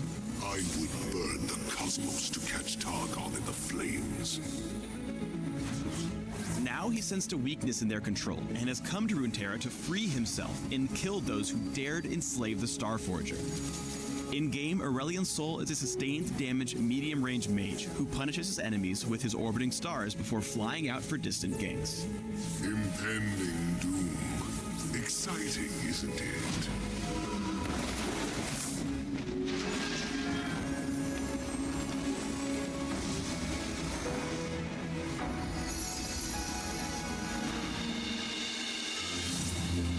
Aurelion Sol's passive, Center of the Universe, is central to his kit. It gives the Cosmic Dragon 3 orbiting stars that deal magic damage and apply spell effects to everything they hit. The stars orbit constantly and only disappear when he's hit by hard crowd control or dies. Also, Aurelion Sol is the worst at hide and seek. Even when he sneaks away into the brush, his stars will still be visible if they orbit outside of it. This last note isn't technically part of his passive. Aurelion Sol is a really long dragon, but his tail cannot be hit by skill shots. Aim for the face. Tedious being. We're going to wing it over to Aurelion Sol's W next because it directly affects his passive. Celestial Expansion is a toggled ability, which when turned on, pushes Aurelion Sol's stars out to their outer limit, firing up their damage and speed. It costs mana to turn on and drains his pool continuously while toggled, but can be turned off at any time for free. Finally, Aurelion Sol automatically pulls his stars back to their passive position whenever he runs out of mana. Celestial Expansion is a deadly level 1 ability. Toggle it on and maneuver your stars into your opponent to handily win early trades. You will know your place. Next up is Aurelion Sol's Q, Star Surge, which fires the core of a newborn star in a target direction. the star travels peacefully until either Aurelian's soul reactivates the ability, or the star breaks past his outer limit. Then it goes boom, damaging and stunning all enemies close to the star's explosion. Here's the shiny stuff though. If Aurelian's soul keeps pace with the star, and he'll get extra movement speed as long as it's in flight, he'll nurture it, growing its size as the two travel together. It won't do any more damage per target as Star Surge grows in size, but it will damage and stun in a bigger area. Use Star Surge to hold your lane opponent in place while your stars kill him. If you can keep pace with your Q, smart aiming will land the stun and let you sneak a couple of easy hits in. Aurelian Soul's E, Comet of Legend, stars passive and active components. Passively, Aurelian Soul builds up extra movement speed as he travels in a continuous direction. Small nudges left or right slow him down a little, while big turns will remove his extra speed entirely. Additionally, moving around in any direction builds up his escape velocity stacks, which go up much faster in a straight line, but are lost entirely when he takes enemy damage.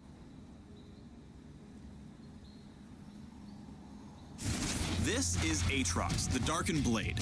A fallen god warrior bound to an ancient weapon, Aatrox is hellbent on bringing total obliteration upon everyone who crosses his warpath.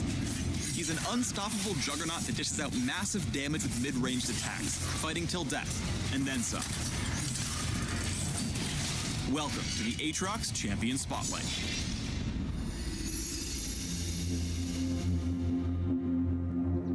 Aatrox's passive is Deathbringer stance.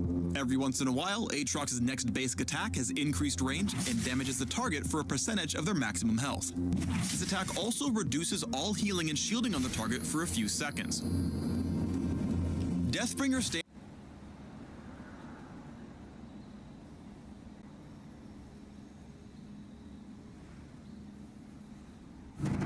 Welcome to the League of Legends Champion Spotlight, featuring Azir, the Emperor of the Sands.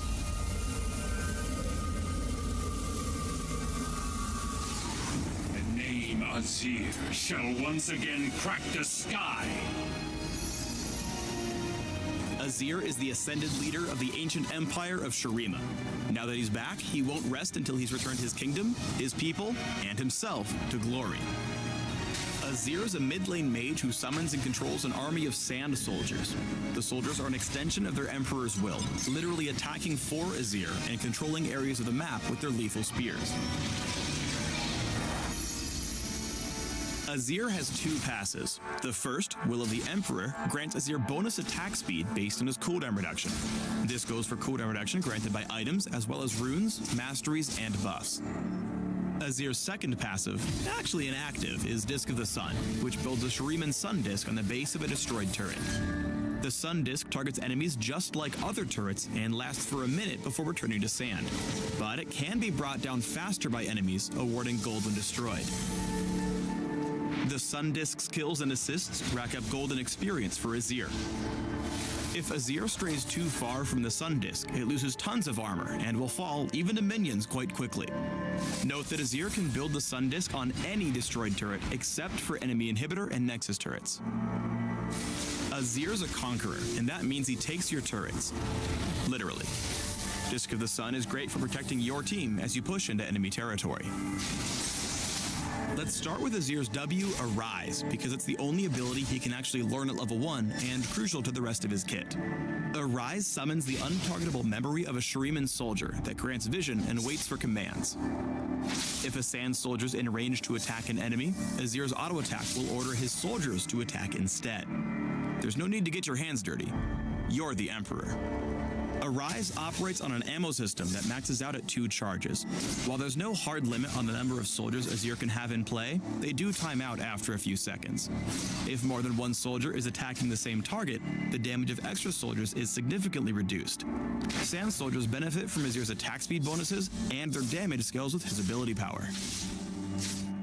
Note that soldiers' attacks pierce through their initial target, extending their attack range beyond the circle you see. Soldiers' attacks make up Azir's primary source of magic damage and apply on spell hit effects, meaning they'll pop spell shields, apply Rylays, Liandry's, and Spell Vamp, but not Red Buff, Nashor's Tooth, or Lichbane. Using soldiers extends Azir's basic attack range, but only up to a point. When he moves a certain distance away, the soldier becomes inactive, and if Azir moves much farther, it disappears altogether. Aurora has always seen the world in her own way, with the spirit and material realms blended together before her eyes. Originally from a tribe of Astayan carrot farmers in the Freljord, she now wanders far and wide to study and help spirits in need. This is field research. Altruism and fluffy tale aside, Aurora is also a skilled witch who bamboozles her opponents with powerful spirit magic combos. Fascinating. I'll review this later. So perk up those ears. It's time for the Aurora Champion Spotlight. Let us start with Aurora's passive, Spirit Abjuration. When she hits an enemy champion with 3 spells or attacks, she deals damage based on their max health and frees a wayward spirit. The spirit then heals Aurora for a small amount and empowers her with Spirit Mode for a few seconds. Spirit Mode grants bonus move speed to keep her going and going and going and going and going. Aurora can shepherd up to 4 spirit buddies at a time. Each one increases her Spirit Mode buff and refreshes its duration. That's what I call Team Spirit. All together now? Aurora's Q is twofold Hex. She curses enemies in a line, damaging and marking their spirits. Then she can recast to draw the energy back, damaging enemies it passes through. The recast damage scales based on opponent's missing health, so weave in as much extra damage as possible before recalling your Hex for a dramatic finish to your combo. They'll be wandering what hit them. Enough of that, thank you. Aurora prefers to stay one jump ahead of the enemy, and her W across the veil helps her do just that. She hops in a direction and vanishes into the spirit realm, becoming invisible for a short time. Between worlds. Upon landing, she also enters Spirit Mode for a little burst of speed. While W is a strong escape tool, its cooldown resets on takedown, so if you see a chance to pick some bunny off, it might be worth taking the leap. How does anyone fight for this long? It's exhausting.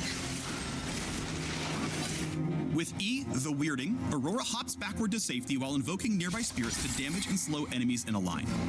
The Weirding can help slow a target when they're trying to turn tail, or it can create some much-needed distance when an opponent gets too close.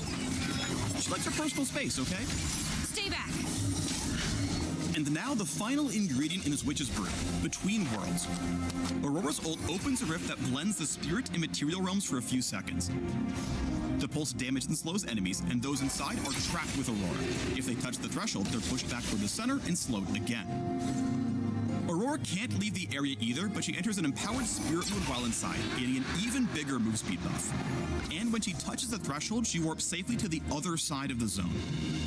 Between Worlds is a very powerful tool for containing groups of enemies, especially in areas where you can use terrain to your advantage.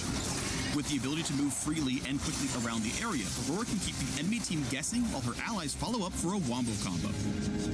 Be very careful about who you trap, though. Enemies with blink abilities can easily slip out of the area, and others can lock Aurora down or knock her into the threshold on purpose to catch her out. Talk about a bad hair day. Altogether, Aurora's kit is designed for her to deal quick bursts of damage while slipping away from enemies like the clever cottontail she is. During the laning phase, focus on clearing waves, using the move speed from Spirit Mode to position around your opponent, and looking for opportunistic trades as they come. QEQ is her most reliable damage combo. It can proc her passive across multiple targets, whether it's a whole wave of minions or a group of enemies in a teamfight. Speaking of teamfights, that's where Aurora's spellbook really shines. Use Across the Veil to get in a position, then unleash a barrage of AoE spirit magic to turn them all into rabbit food. Move! I'm busy. Or funnel enemies into a tight area before trapping them between worlds for your team to finish the job. You'll enjoy being a spirit. It's nice.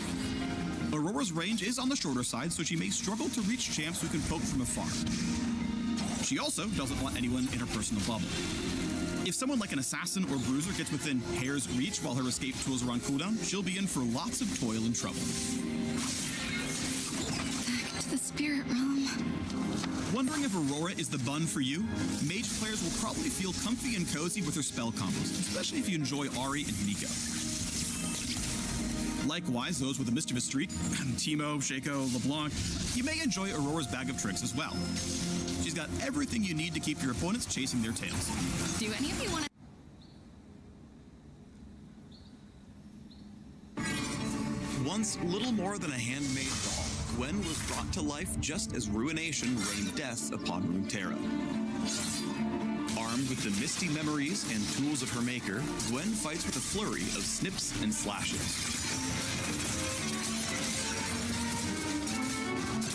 No time to rest. Think you can make the cut? Welcome to the Gwen Champion Spotlight. Gwen sows pain with her passive, 1,000 cuts. Her attacks and certain abilities deal a percent of her enemy's max health on hit. If the enemy she hits is a champion, she'll recover a part of the damage dealt, granting her sustain. Gwen's Q is Snip Snip. Use Q to cut your foes down to size, snipping twice and damaging all enemies hit, with the last snip dealing substantial bonus damage. Enemies at the center of Gwen's snips take true damage instead, and those unfortunate souls will earn 1,000 cuts. Ouch. Looking to thread some extra damage? Gwen's Q passively stockpiles ammunition in the form of stitches for each basic attack she lands. Snip Snip can consume any save stitches to deal extra small slashes when you first activate Q. I guess snitches really do get stitches. Hollowed Mist, Gwen's W, summons mist around Gwen, making her untargetable to all enemies outside the mist for a few seconds. Enemies can still hit Gwen if they get inside the circle, and towers can always target her, but Gwen isn't defenseless. She'll gain armor and magic resist so long as she stays within the mist. You can recast W once while the ability is active to reposition it, and if Gwen attempts to leave the protective circle, Hollowed Mist is recast automatically. Keep an eye on the cooldown and use W to protect against ranged attacks, while continuing to poke and jab. Your enemies won't be missed. Try again. I dare you. Gwen's E, Skip and Slash, is a dash that buffs her attacks for several seconds. Empowered attacks gain bonus range, attack speed, and additional damage on hit. The first attack to hit after using E reduces the cooldown of Skip and Slash, so you can deal damage without missing a stitch. I run with scissors. This is the only time it's okay to run with scissors, kids. The first time you cast Gwen's ultimate, Needlework, she fires a needle that damages and slows your foes. Hit an enemy with an attack or ability within seconds of landing Needlework, and you get to cast it again. And again. Each time you cast Needlework, it fires off more needles, dealing more damage. Up to 3 total casts. 1,000 cuts is applied to all enemies hit with Gwen's ultimate, allowing you to really reap what you sow. No loose threads. Gwen is tailor-made for the top lane, constantly attacking and stacking to weave a tapestry of both pain and sustain. Looks like scissors beats rock after all. Be cautious in the early game and avoid champions who can outmaneuver her mist. While Hollowed Mist can protect against one-off skill shots, Juggernauts can get in close to take you out as they tank damage. And in ranged matchups, you run the risk of getting caught outside the mist. Play it safe so you can craft your victory in the mid to late game. Gwen really comes to life hunting down opponents and using needlework to damage and slow. Here's a sewing trick. By constantly using her skills alongside her passive, Gwen is able to dish out damage with short cooldowns and steady sustain. Enemies making a run for it, skip and slash in hot pursuit to watch them unravel. No stitching that back together. Gwen deals constant damage, so rely on your tight-knit team to keep you safe when you go for the kill. Position with Hollowed Mist staying just out of reach, and you'll get your point across. Lucian, you missed too many shots. All dolled up and ready to take on the Rift? You can learn more about the Hollowed Seamstress by clicking the links below.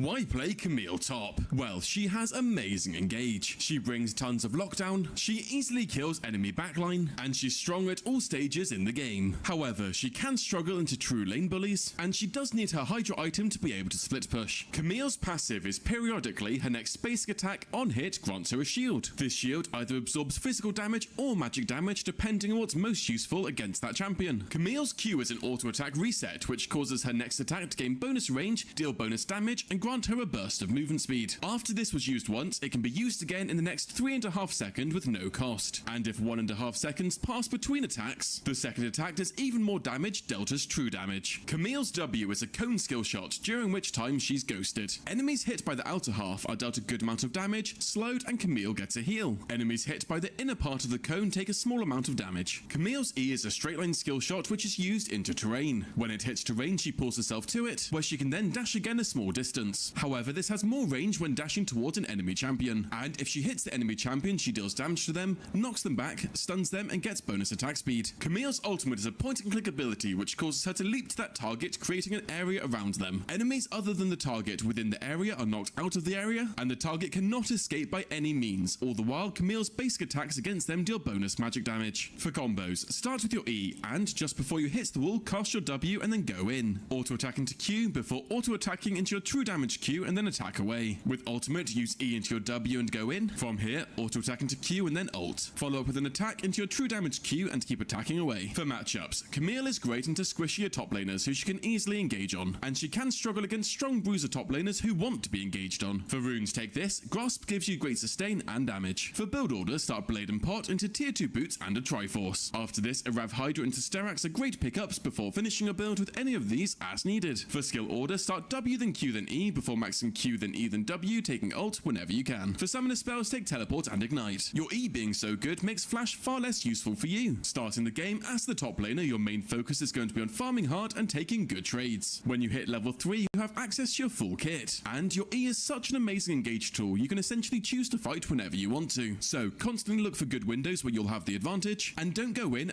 Passive is periodically her next basic attack on hit grants her a shield. This shield either absorbs physical damage or magic damage depending on what's most useful against that champion. Camille's Q is an auto attack reset which causes her next attack to gain bonus range, deal bonus damage, and grant her a burst of movement speed. After this was used once, it can be used again in the next 3.5 seconds with no cost. And if 1.5 seconds pass between attacks, the second attack does even more damage dealt as true damage. Camille's W is a cone skill shot, during which time she's ghosted. Enemies hit by the outer half are dealt a good amount of damage, slowed, and Camille gets a heal. Enemies hit by the inner part of the cone take a small amount of damage. Camille's E is a straight line skill shot which is used into terrain. When it hits terrain, she pulls herself to it, where she can then dash again a small distance. However, this has more range when dashing towards an enemy champion, and if she hits the enemy champion, she deals damage to them, knocks them back, stuns them, and gets bonus attack speed. Camille's ultimate is a point and click ability which causes her to leap to that target, creating an area around them. Enemies other than the target within the area are knocked out of the area, and the target cannot escape by any means. All the while, Camille's basic attacks against them deal bonus magic damage. For combos, start with your E, and just before you hit the wall, cast your W and then go in. Auto attack into Q before auto attacking into your true damage Q and then attack away. With ultimate, use E into your W and go in. From here, auto attack into Q and then ult. Follow up with an attack into your true damage Q and keep attacking away. For matchups, Camille is great into squishier top laners who she can easily engage on, and she can struggle against strong bruiser top laners who want to be engaged on. For runes, take this. Grasp gives you great sustain and damage. For build order, start Blade and Pot into tier 2 boots and a Triforce. After this, a Rav Hydra into Sterax are great pickups before finishing a build with any of these as needed. For skill order, start W then Q then E before maxing Q then E then W, taking ult whenever you can. For summoner spells, take Teleport and Ignite. Your E being so good makes Flash far less useful for you. Starting the game as the top laner, your main focus is going to be on farming hard and taking good trades. When you hit level 3, you have access to your full kit, and your E is such an amazing engage tool, you can essentially choose to fight whenever you want to. So constantly look for good windows where you'll have the advantage, and don't go in unless you have your passive shield available. When you hit level 6, your engage becomes even better. So keep looking for fights you'll win and go in. Entering the mid game, you want to take your tower as soon as possible. From here, as soon as you have tier match, your split push becomes amazing. So keep split pushing for pressure and then rotate to your team when needed. Entering late game team fights, as the split pusher, you'll usually be flanking onto the fight. Wait for the fight to start, and then with your insane mobility, you can E onto their backline and use your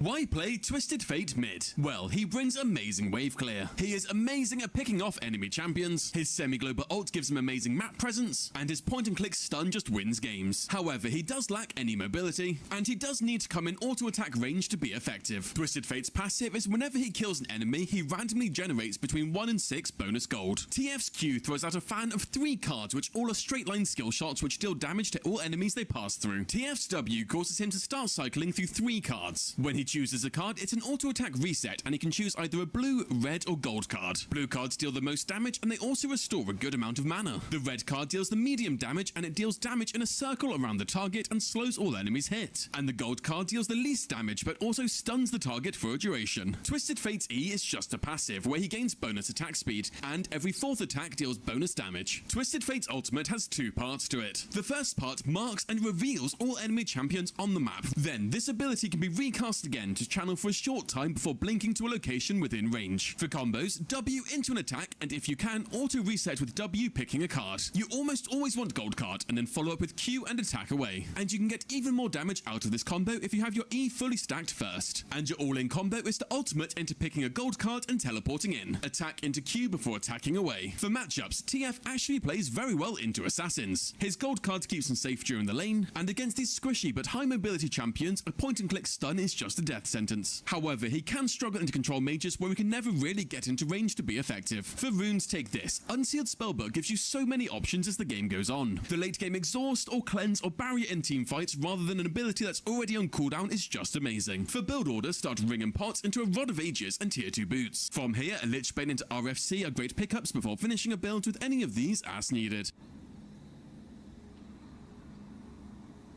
Why play Zeribot? Well, she deals massive AoE damage. She scales into a late game god, she has very solid range, and she's very highly mobile for an ADC. However, she is weak early game, needing time to scale, and she's very reliant on movement speed, so struggles into lockdown. Zeri's passive is that her Q is treated as her auto attacks, and her auto attack is treated as a spell. When Zeri moves around or uses her Q, she generates charge, and she can have up to 100 stored at one time. While not fully charged, Zeri's attacks do a very small amount of damage, however they will execute targets below a certain health threshold, and each of these attacks will consume a small amount of charge. While fully charged, the next attack's empowered to deal a large amount of damage, scaling with the target's max health, and this consumes the full charge. Zeri's Q works as her auto attack, which is a straight line skill shot which fires off 7 rounds in a direction, each dealing damage, and the cooldown of this ability is reduced when she builds attack speed, mimicking what it would normally do. Zeri's W is a straight line skill shot which deals damage to the first enemy hit and slows them. However, if this hits terrain, it becomes a massive laser, which does apply the same effect, but it crits for even more damage. Zeri's E causes her to dash in a direction, and if it hits terrain, she dashes all the way through the terrain. Then, for the next 5 seconds, her Q will pierce through enemies so she can hit multiple at the same time, and it deals bonus damage to the first one hit. Zeri's ultimate deals damage in a circle around her, and if she hits at least one enemy champion, she becomes overcharged. This is where she gains bonus move speed, attack speed, and can exceed the attack speed cap. Her Q can be fired faster, and it fires 3 rounds which deal chain lightning damage. And every time she hits an ability, she also gains stacking movement speed. For combos, start with E and W over terrain into your ult. From here, spam away with Qs and attack when fully charged. For matchups, Zeri can struggle into lane bullies who can abuse effects, but it however, if this hits terrain, it becomes a massive laser, which does apply the same effect, but it crits for even more damage. Zeri's E causes her to dash in a direction, and if it hits terrain, she dashes all the way through the terrain. Then, for the next 5 seconds, her Q will pierce through enemies so she can hit multiple at the same time, and it deals bonus damage to the first one hit. Zeri's ultimate deals damage in a circle around her, and if she hits at least one enemy champion, she becomes overcharged. This is where she gains bonus move speed, attack speed, and can exceed the attack speed cap. Her Q can be fired faster, and it fires 3 rounds which deal chain lightning damage. And every time she hits an ability, she also gains stacking movement speed. For combos, start with E and W over terrain into your ult. From here, spam away with Qs and attack when fully charged. For matchups, Zeri can struggle into lane bullies who can be charged. Ultimate deals damage in a circle around at the same time, and it deals bonus damage to the first one hit. Zeri's ultimate deals damage in a circle around her, and if she hits at least one enemy champion, she becomes overcharged. This is where she gains bonus move speed, attack speed, and can exceed the attack speed cap. Her Q can be fired faster, and it fires 3 rounds which deal chain lightning damage. And every time she hits an ability, she also gains stacking movement speed. For combos, start with E and W over terrain into your ult. From here, spam away with Qs and attack when fully charged. For matchups, Zeri can struggle into lane bullies who can abuse her weaker early game, and she's great into skill shot reliant champions easily dancing around their skill shots. For runes, take this, lethal tempo is just too strong. For build order, start blade and pot into wild arrows and tier 2 boots. From here, a hurricane and IE are great pickups before finishing a build with any of these as needed. For skill order, you start with Q, then take E and W before maxing Q, then E, then W, taking ult whenever you can. For summoner spells, take flash and barrier. For synergies, Zeri is great with enchanters who can protect her early and buff her into a late game god. Starting the game, Zeri does have a fairly weak laning phase until level 6, so at this stage just prioritize survival and farming. The difficulty you'll often find is your opponent can attack you through minions where your Q doesn't go through them. However, if they're ever not behind minions, it does have good range. Otherwise, look to play for short trades before level 6, and you always want to try and start any trade with an empowered W as you sneakily hidden behind terrain to throw it at them. And then once you do get level 6, your all-ins become very strong. The moment when you go from a passive laner to a very aggressive laner with your ultimate is a very fun way to play her. Entering the mid game, take your tower as soon as possible and rotate mid.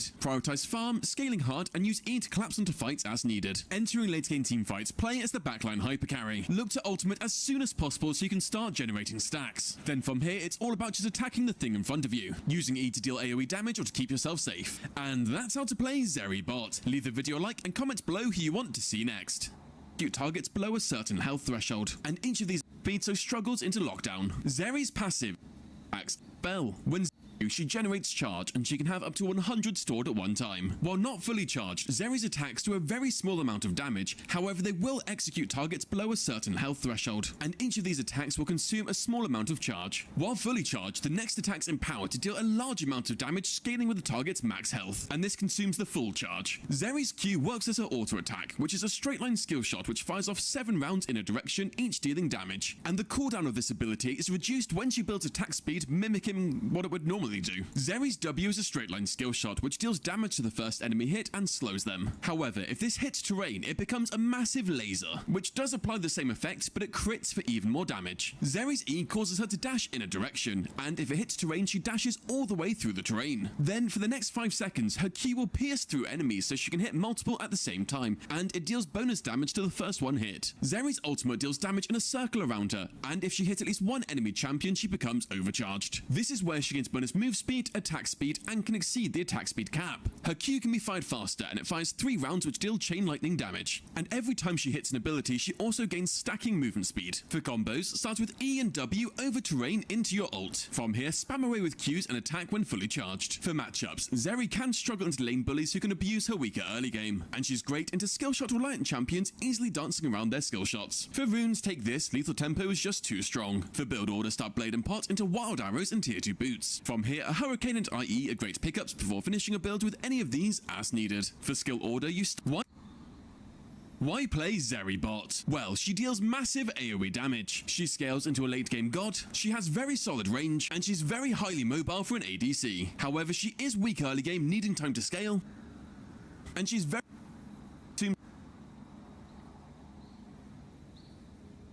the full charge. Zeri's Q works as her auto attack, which is a straight line skill shot which fires off 7 rounds in a direction, each dealing damage, and the cooldown of this ability is reduced when she builds attack speed mimicking what it would normally do. Zeri's W is a straight line skill shot which deals damage to the first enemy hit and slows them. However, if this hits terrain, it becomes a massive laser, which does apply the same effect, but it crits for even more damage. Zeri's E causes her to dash in a direction, and if it hits terrain, she dashes all the way through the terrain. Then, for the next 5 seconds, her Q will pierce through enemies so she can hit multiple at the same time, and it deals bonus damage to the first one hit. Zeri's ultimate deals damage in a circle around her, and if she hits at least one enemy champion, she becomes overcharged. This is where she gains bonus move speed, attack speed, and can exceed the attack speed cap. Her Q can be fired faster, and it fires 3 rounds which deal chain lightning damage. And every time she hits an ability, she also gains stacking movement speed. For combos, start with E and W over terrain into your ult. From here, spam away with Qs and attack when fully charged. For matchups, Zeri can struggle into lane bullies who can abuse her weaker early game, and she's great into skill shot reliant champions easily dancing around their skill shots. For runes, take this, lethal tempo is just too strong. For build order, start blade and pot into wild arrows and tier 2 boots. From here, a hurricane and IE are great pickups before finishing a build with any of these as needed. For skill order, you start with Q, then take E and W before maxing Q, then E, then W, taking ult whenever you can. For summoner spells, take flash and barrier. For synergies, Zeri is great with enchanters who can protect her early and buff her into a late game god. Starting the game, Zeri does have a a fairly weak laning phase until level 6, so at this stage just prioritize survival and farming. The difficulty you'll often find is your opponent can attack you through minions where your Q doesn't go through them. However, if they're ever not behind minions, it does have good range.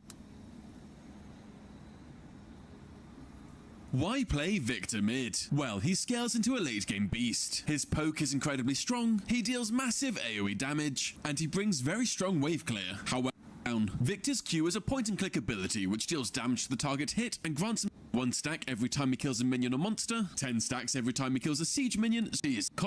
Why play Victor mid? Well, he scales into a late game beast. His poke is incredibly strong, he deals massive AoE damage, and he brings very strong wave clear. However, before he evolves his Q, he does lack mobility while being squishy, and he has high mana costs and long cooldowns. Victor's passive is when he gets 100 stacks, he can upgrade one of his abilities. He gains 1 stack every time he kills a minion or monster, 10 stacks every time he kills a siege minion, super minion or epic monster, and 20 stacks every time he gets a champion takedown. Victor's Q is a point and click ability which deals damage to the target hit and grants himself a shield. In addition, he empowers his next basic attack to become a non-projectile and deal bonus damage. When evolved, upon use, Victor gains bonus movement speed and the shield strength is increased. Victor's W places down a circle on the floor. Then, after a short delay, it activates to slow all enemies within. If an enemy stays in it just over a second, his abilities. He gains 1 stack every time he kills a minion or monster, 10 stacks every time he kills a siege minion, super minion or epic monster, and 20 stacks every time he gets a champion takedown. Victor's Q is a point and click ability which deals damage to the target hit.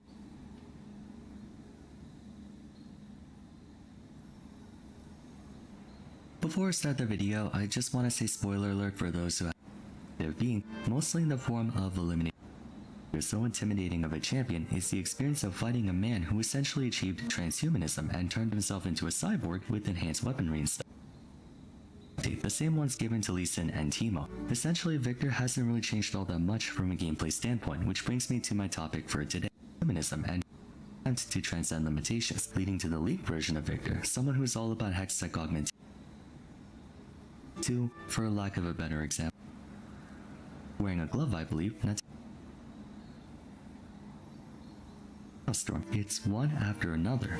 Each of his abilities are souped up with power to account for there being no special synergy between them. They have to be strong on their own. In several of my Why No One Plays videos, I talked about how champs like Naafiri and Swain were torn between 2 mutually exclusive things, such as Naafiri being a hard engaged diver with a neutral tool, or Swain being torn between 2 abilities that work best from afar and 2 that work best up close. Victor technically suffers from the same issues, but they made up for it by making them individually so powerful that even if you were to only use one of them, they would still get a lot done for him. In essence, they embraced the idea of Victor being a mess of a champion and compensated for it by focusing on practicality. He's a very practical champion, paying homage to his flawed practical mindset as a character. Again, that's not to say he doesn't have.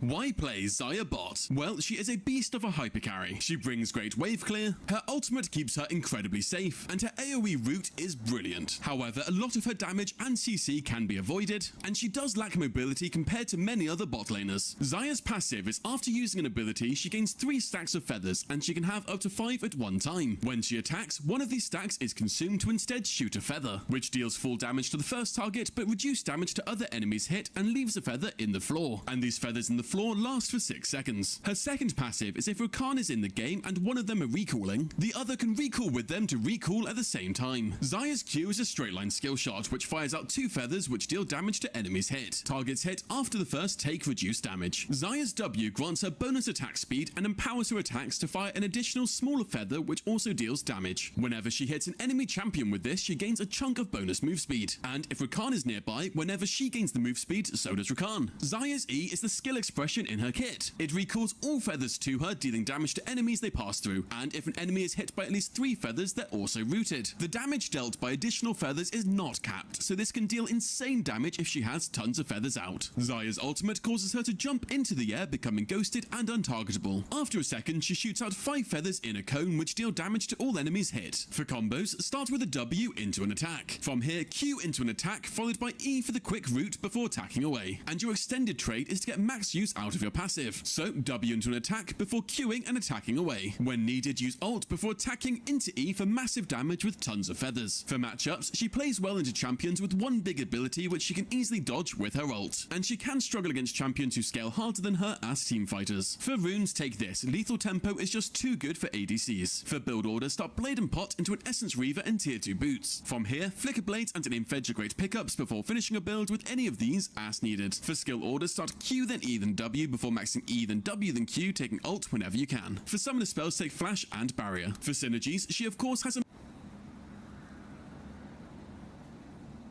Why play Zoe mid? Well, she brings stupidly high burst damage. Her poke is also brilliant, she very easily picks off enemy champions, and she scales incredibly well. However, she is remarkably skillshot reliant, and effects like Cleanse and Zonya's are strong into her. Zoe's passive is after using an ability, her next attack deals bonus damage and is no longer a projectile. Zoe's Q has two activations. The first is a straight line skill shot which deals damage to nearby enemies hit. However, you don't usually throw this at enemies, and when thrown it lingers in the air for 1 second. Zoe can then recast this ability to launch it quickly in a new direction. The range of this ability is tied to a certain distance away from Zoe, so she can move with it to increase its range. When it hits an enemy, it deals increased damage the further it's traveled to that enemy and enemies nearby. Zoe's W has a passive, where if a nearby enemy champion uses a summoner spell or item active, they drop a copy of it on the floor. Zoe can then pick this up to use it herself, with the active of the ability being to use that effect. In addition, whenever she casts her own summoner spell or uses this effect, she gains a burst of movement speed and summons 3 bolts around her which target nearby enemies. Zoe's E is a straight line skill shot which gains bonus range when fired through terrain. If it misses an enemy, it drops a circle on the floor. But if it hits an enemy or an enemy walks through the circle, they take damage and become drowsy. They're gradually slowed before falling asleep and losing magic resist. And the next instance of damage wakes them up, dealing bonus true damage. Zoe's ultimate is an auto attack reset which causes her to blink in a direction. After a short time, she blinks back. This ability is mainly used to extend the range on her Q. For combos, your massive burst combo is to land E, then throw your Q backwards. Reactivate Q and use the ult to extend the range for massive damage while ulting close enough to make sure you land your empowered attack and ignite. And a good CC combo is to ult into your E and attack. Throw your Q backwards and reactivate it into another attack for massive burst. For matchups, Zoe is great into less mobile champions, getting more chances to hit them. And she can struggle into mobile champions who can dodge her abilities more often. For runes, take this. Electrocute makes your burst even better. For build order, start Ring and Pot into Ludens and tier 2 boots. From here, a Shadow Flame and Hat are massive damage before finishing a build with any of these as needed. For skill order, start Q then E then W before maxing Q then E then W, taking ult whenever you can. For summoner spells, take Flash and Ignite. Starting the game, you're looking to farm hard,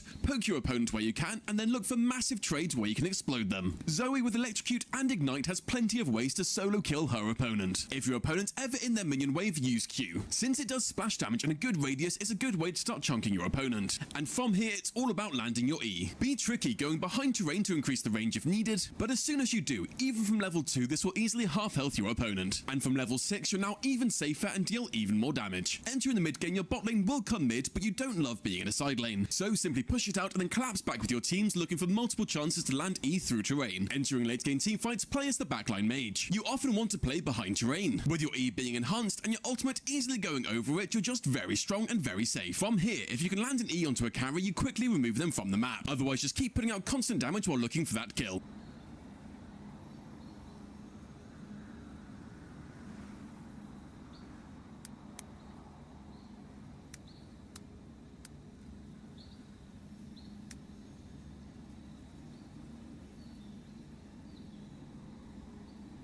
Girl, giving out your bank deets. Don't do it. Paying bills straight from your bank can lead hackers straight to you. Not a pro move. Pay with Visa. It's the safer thing to do. That's a pro move. I'm gone, baby. Visa, safer way to pay. Hi, I'm Kalina. Today I'm using Upwork to hire a WordPress developer to rebuild my ecom website. Upwork has... Why play Nyla Bot? Well, she has brilliant scaling, she absolutely shreds through tanks, she is very mobile, and her kit gives her a ton of free experience. However, she isn't the strongest laner, and she is squishy for an AD carry that wants to go in. Nyla's passive is whenever she kills a minion, both her and her nearest ally gain 50% of the experience they would have lost from sharing. This means she levels up much faster than other carries. Her second passive is whenever a nearby ally champion uses an ability to heal or shield themselves or Nyla, they both receive bonus healing or shield. shields. Nyla's Q has a passive where she gains bonus armor pen based on her crit strike chance. In addition, her basic attacks and Q heal her, scaling with crit strike chance. And if it overheals, she's granted a shield. Nyla's Q is a straight line skill shot which deals damage to enemies hit and structures. This ability can be used while using E, and it leaves behind a wave which has the same effect. If this hits an enemy, for the next 4 seconds her basic attacks are empowered to gain bonus range, bonus attack speed, and hit in a cone. Nyla's W causes her to envelop herself in a mist. While in this form she becomes ghosted, gains bonus movement speed, reduces all magic damage, and dodges all basic attacks. Allies she touches while in this form also gain this effect. Nyla's E is a point and click ability which dashes her a fixed distance to the target. This can be used on allies or enemies, and if used on an enemy, it deals damage if she passes through them. This ability is also an auto attack reset, and she stocks up to 2 of these at one time. Nyla's ultimate causes her to deal damage in a circle around her for 1 second. After this time, she deals a burst of damage to all enemies within, pulls them towards her, and slows them. She heals herself and allies for a portion of the damage dealt. For combos, use E and Q into an attack and ult. From here, attack away, and when your Q is about to run out, use E and Q again, using W to avoid damage where needed while attacking away. For matchups, she plays well into laners who can't bully her too hard early, and she can struggle into the lane bullies or those that can zone her. For runes, take this. Being melee means she gets amazing value from Conqueror. For build order, start Blade and Pot into a Collector in tier 2 boots. After this, an Infetch and Lord Doms are great pickups before finishing a build with any of these as needed. For skill order, start Q then E then W.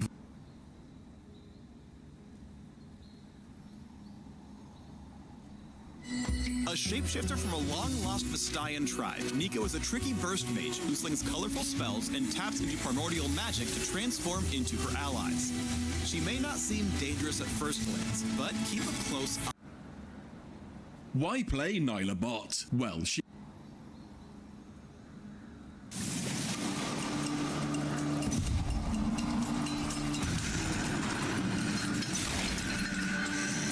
Is an endlessly joyful melee marksman who makes waves with the strength of her allies. She steals power from the demon of joy, Ashlesh, siphoning incomparable magic from his prison. With every step, her water whip slays monsters that would destroy the world. So the legends say. Welcome to the Neela Champion Spotlight. Joy, unceasing and forever. Neela's passive, Joy Unending, makes ally heals and shields more powerful on her, increasing their value by a small amount. When a nearby ally casts an ability that heals or shields Neela or themselves, Joy Unending buffs both of them for the bonus value. See, everyone's happier when Neela's around. Joy protect you! Ultimate Apotheosis, lashing her whip in an area around her. With the final burst, she pulls enemies in toward the center. Apotheosis heals Neela for part of the damage dealt, converting any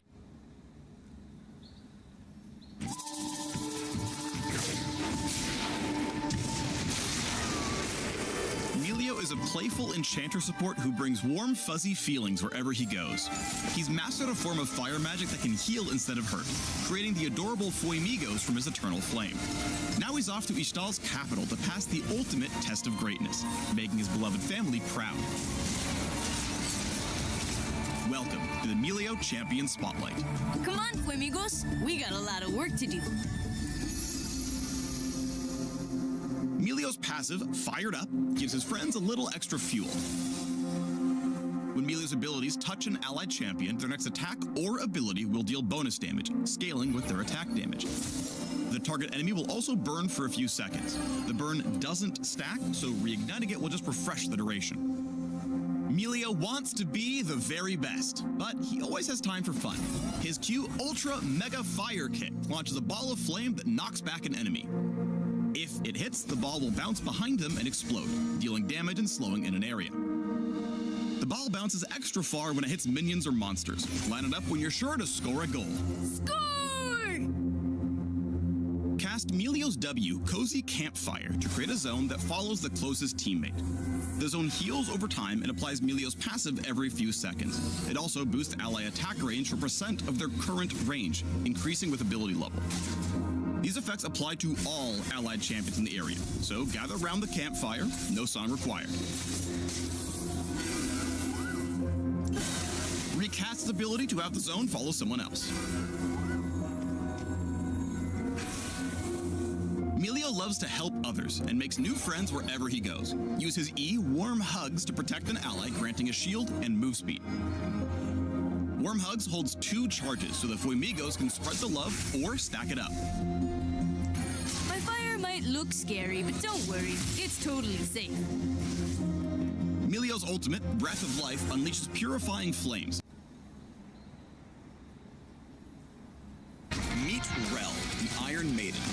Raised in the secret Black Rose Academy, Rel was forced to test her powers of ferromancy against other children, siphoning their magic and growing stronger with every battle she won. Now, this heavily armored metalmancing support is fighting back against the powers that betrayed her.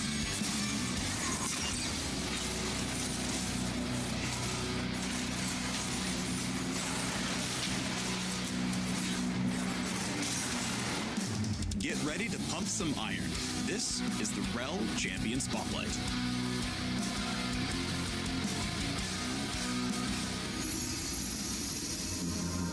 Rel's passive, Break the Mold, is all about wearing enemies down to beef herself up.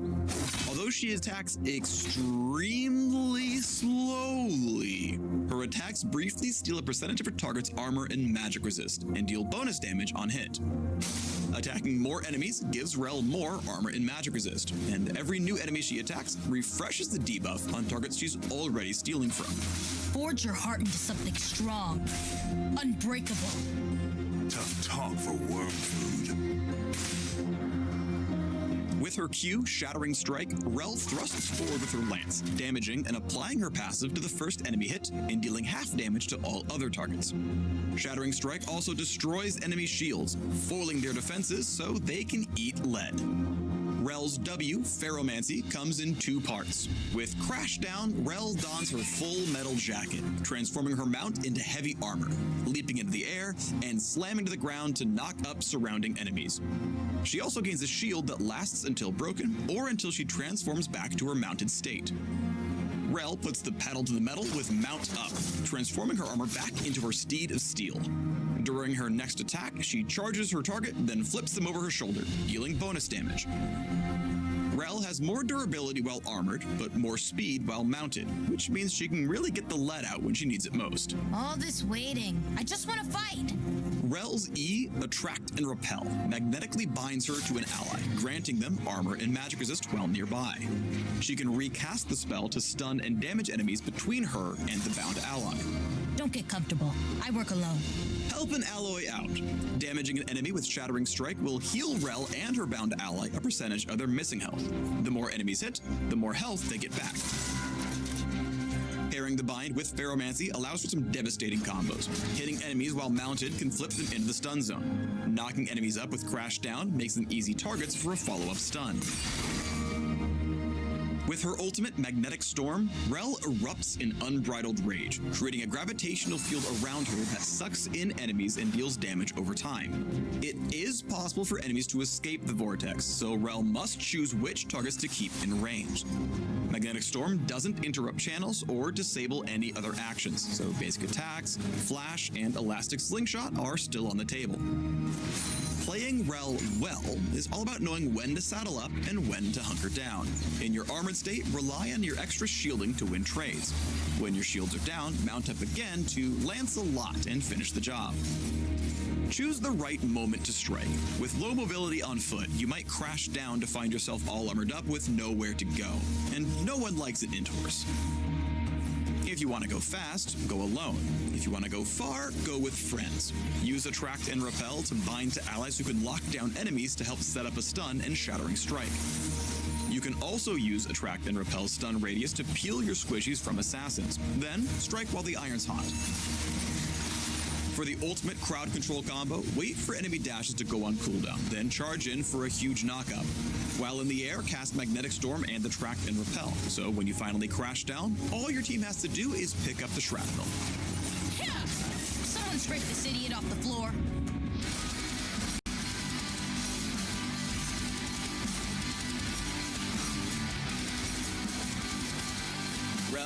Rel. Think you've got what it takes to ride with the Iron Maiden? Test your metal in the bot lane with Rel. Learn more about this heavy metal tank at the links below.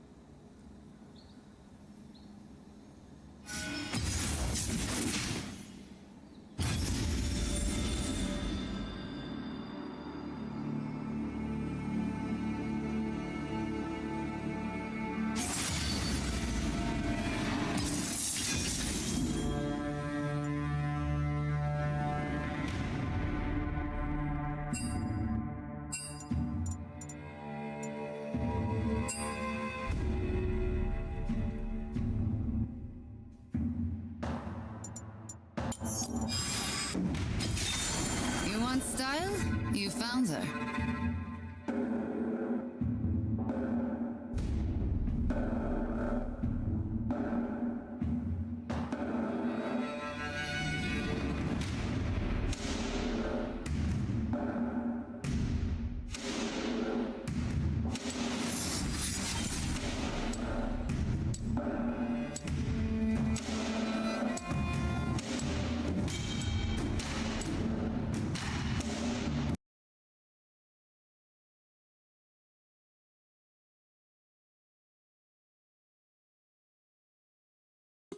Down. Have a seat. Cause my bishop a general, you just mad cause you not. From the shot to the twos, now the shot on the block. Cause he lace up his boots, you just strap up your crocs. We taking over the world, why you fighting for blocks? Don't get my bishop started. Coming with armies, the bishop they call him. Came out the gutter on 25th Harlem. Full of the spirit, ain't nothing gon' stop him. Came with the knowledge, he came with the truth. Purple and gold, he ordered the troops. Round up my bishop cause he got the juice. Know when you see him, you know it's salute. Don't get my bishop started. Woo. Woo. Don't get my bishop started.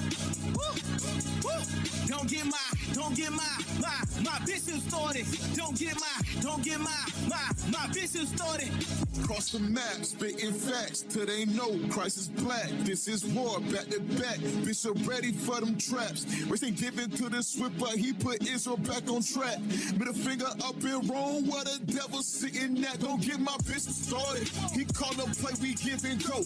Worldwide general, where you never been before. Talking Rome, Uganda, and Guyana, Bahamas. He built a school in Ghana. He raising us to be martyrs. If he say go, then we go get him. Wherever he go, then the prophets go with him. Don't believe me, ask Gino Dennis. Don't get him started, cause we gon' finish. Teaching vengeance, blessings, and repentance. That's why all these haters is. His name, boy, you bet not mention. Don't get started with. Don't get my bishop started.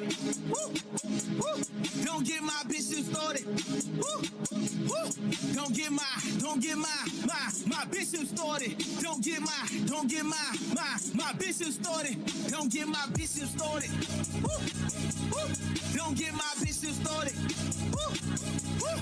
Don't get my bishop started. Don't get my bishop started. Now y'all bear with me. What I'm gonna do, I'm gonna boast. Yeah. Come on. Come on. Yeah. Come on. Purple and gold. Yeah, we all bold. Yeah, we GI to the I-Joe. Pulling ghost cribs like Toronto. 10 toes down. Yeah, it's Camp Mode. Purple and gold. Yeah, we all bold.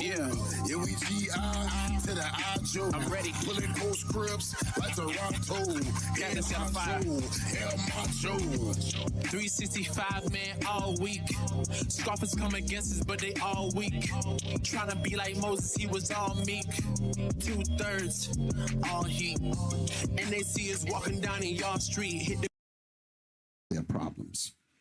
Going back for many years, Bishop Nathaniel and myself, primarily us two, when we were in New York, and we came up, well, there was Bishop's brainchild, meaning the Bible, the Book of Our Fathers. That particular. I finally went to allstate.com. The show that we have now in IUIC, it actually is Bishop's brainchild. My previous car insurance was hiking up our rates, and that's what brought me to Allstate. They gave me a guided by the Lord. And but the reason why I mention it is because at the end of the show that we would do, we would put up the stencil that said the Bible has the solution to our people's problems. Now, there's even more to love about E-Trade, the original. But it was always understood that our job was to see the people's needs, understand what their problems are, and then it's speed of the market with powerful tools that help simplify trading stocks, options, and futures.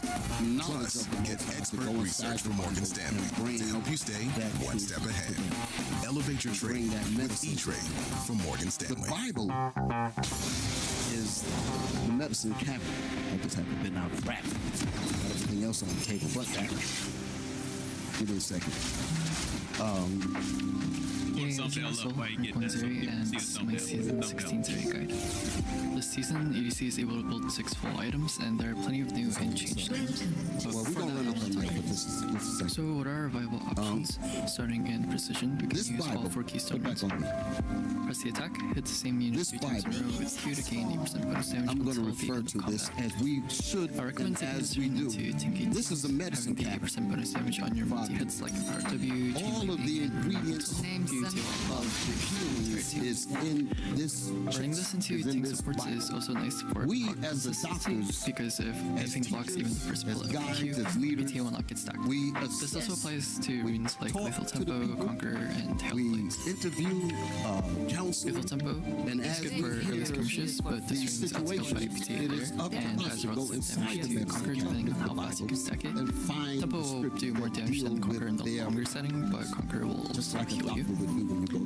Lethal Tempo is mostly good in the level 1 trades and pre-attacks cap, but considering how fast you scale this season, I feel it's not really worth taking. If it's your preference, then that's fine, though I personally will still run Lethal Tempo just because I get more value from it. Fleet footwork, it's technically for speed runes, as there's no real drawbacks to using it. Zeri is also the only champion that's able to proc fleet mid auto attack and overcharge compared to other ADCs. I say that because so if you were to take this rune, I'd recommend taking it into heavy cook coffee. Some things are more popular to deal with. So super flexible rune gives flat AD and healing on all damage will get much more attention. Healing is pretty good if you're able to stack it up since Zeri has so much damage outside of just her auto attacks. And you can look at that. She's able to stack Conquer quite quickly as well. Some of the things that require some deep analysis that require Zap is 2 stacks and there's 0 can be some of the hardest things for people to actually deal with. And basic combo, just doing WRQ time, you looking at 7 stacks at the members use a Q reset, in the so congregation, you and you're seeing on your incident auto and then just one more Q. You see various indicators that show that I very much enjoy using this rune as it just gives me damage. Then and it's for the grace of the Lord, and thank the Lord. It's not moving into the domination tree, but it's enough that warrants the highest possible damage, but it's enough that warrants going to the medicine cabinet in early game. It gives you a lot of medicine as you shoot off. And that's what we've been dealing. I particularly have to deal comes a buff of with brothers. I recommend taking this rune when we deal with sisters. We bring the sisters to support versus a special team, or if you're playing into assassin team that wants to but we have to deal with people in situations and we have to find the person in the Bible. While it may not be Zeri's quote-unquote best drink, she's so as I go through this lesson, the best users I'm going to show you some of the first and AoE DPS. Some of the main things. Early game is just short trades to farm up some gold, but once you're in the mid game, you can fit your entire combo along with extra DPS into the first trade. First thing I want to do farm is both damage and gold. It's super efficient versus squishy teams that you can multi-hit. Give me the video that the first video. Right now, the best secondary runes to run, not just on Zeri but on ADC as a whole, is Cashback Triple Tonic. Cashback is great with ADC's quick generation, and Triple Tonic is a good synergy that allows for additional skill. Understand, description is the problem. Y'all believe that? So that is why it's very important, and that's also why the Bible is under attack. If y'all watching the news, if you're traveling, you're seeing what's going on. So make sure, don't just have one Bible in your house. You should have multiple Bibles. I know a lot of us growing up, we saw Bibles all over the place. Nice for ability. Guess what? It's going to come under attack. But don't only have the Bible, read the Bible. Give me out there 34 and 16. For that extra attack speed power. Because there's no point in having a manual that you don't know how to use. Alright, y'all got that? Yes, sir. The book of Isaiah, chapter 34 and verse 16. Seek ye out of the book of the Lord. So you must open the book. A lot of people buy books and they never read them. They never read them. Read it again. Seek ye out of the book of the Lord and read. And read. We must read the scriptures read. No one of these shall fail. Nothing that's written in the scriptures is going to fail. A lot of times we parallel that with prophecy, but that's also, as Bishop's going to go over during the class, that's also with the healing elements that the scriptures offer. Y'all understand? So when it says you cast all your cares upon him, all those different scriptures that deal with mental health, they are true. They are not going to fail when you properly apply. Probably the best ready, Bishop? As of now, considering how ADC is actually a skill now, so we can grab mental and like I was about to say, and I'm going to say it now. Each one of you brothers and sisters have come into God's truth. You're special to the Most High. The Most High did not waste his time just calling you if he didn't mean for you to make it. Give me that in 2 Peter 3 and 9. To 2.3. 2 Peter 3 and 9. Infinity Edge would be best in slot 2nd or 3rd for your crit scaling. 2 Peter chapter 3 and verse 9. It's definitely still her best the skill Lord item, is not slack concerning his promise, as some men count slackness, but is long-suffering to usward.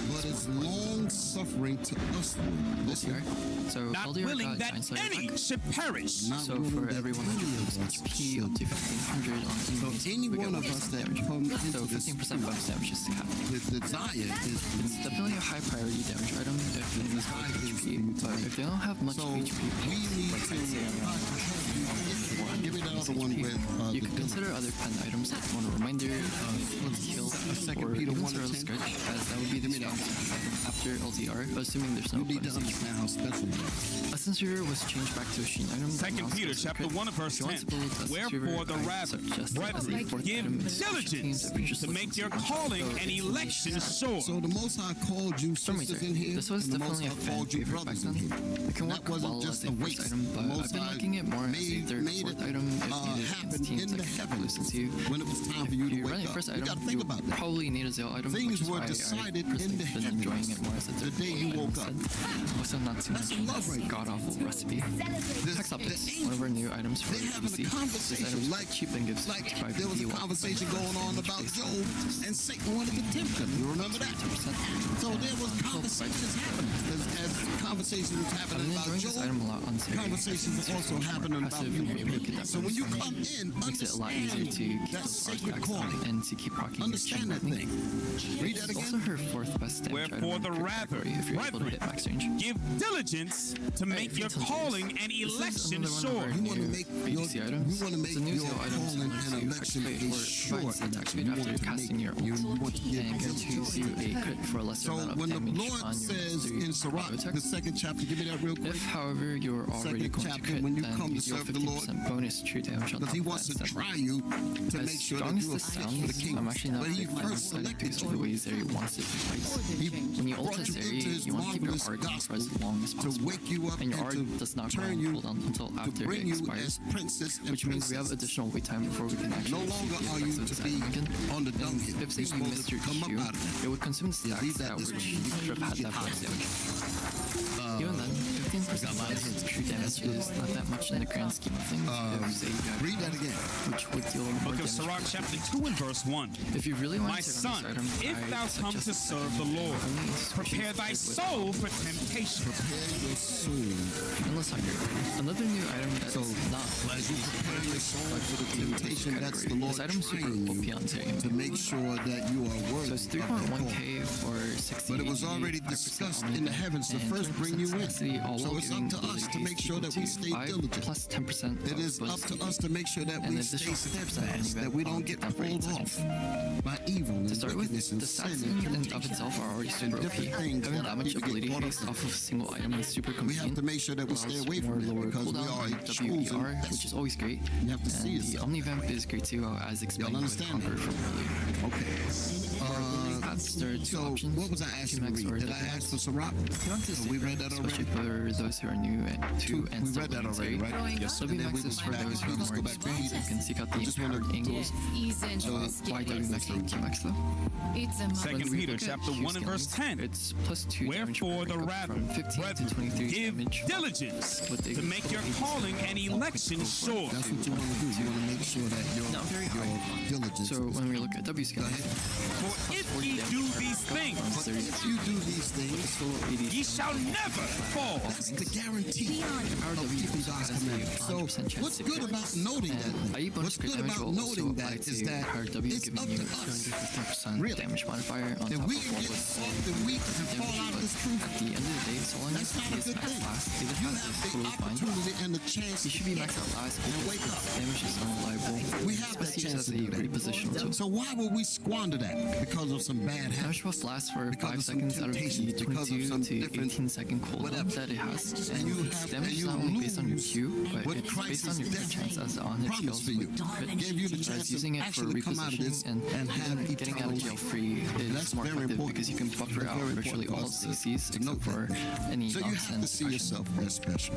So right And now I have 3 different myself builds I've been running in the with leadership purposes, and the one rest which of us, a lot of you may have bishops heard and about from deacons and the so start of the forth, season of what's that's the how best we way to build see Fine. the congregation. That's how we First see strikes each and area every with one of you. shift Every and one non-hex of your optics as spirits your is import precious to the into Most IE High. tier. And it's a The other hurtful 2 thing builds for will us be to Hop experience Intel that you get and weak in the Hunters truth. into IE. It's a And the hurtful last thing being a for more us to see standardized that build, you lose Intel the IE faith. Hex Optics It's a LTR. hurtful thing to see your brothers and So sisters starting with this first build, feel like the they reset can't is going make to be it first any strike cashback. And we know that the excuse is jackal not trades a with good Alacrity excuse. Cutdown.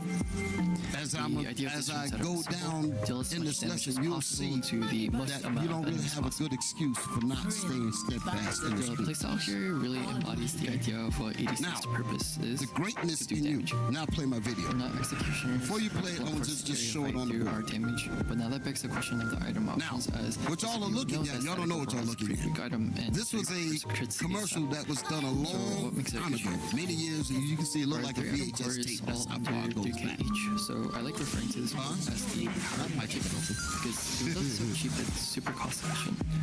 High synergy in the itemization to ruins, having the 15% initial damage from first strike and cooldown along with service kits. But anyway, play the commercial. Shiv's lightning, See what it is. and hex optics damage passive that keeps you from so much gold from all that AoE damage you're doing. But more than that, the true strength of this build will shine if you're someone who can use things. To go a little bit more in depth, I want to explain something. In this game, gold is equal to scaling, and scaling is equal to tempo, and that tempo determines your control.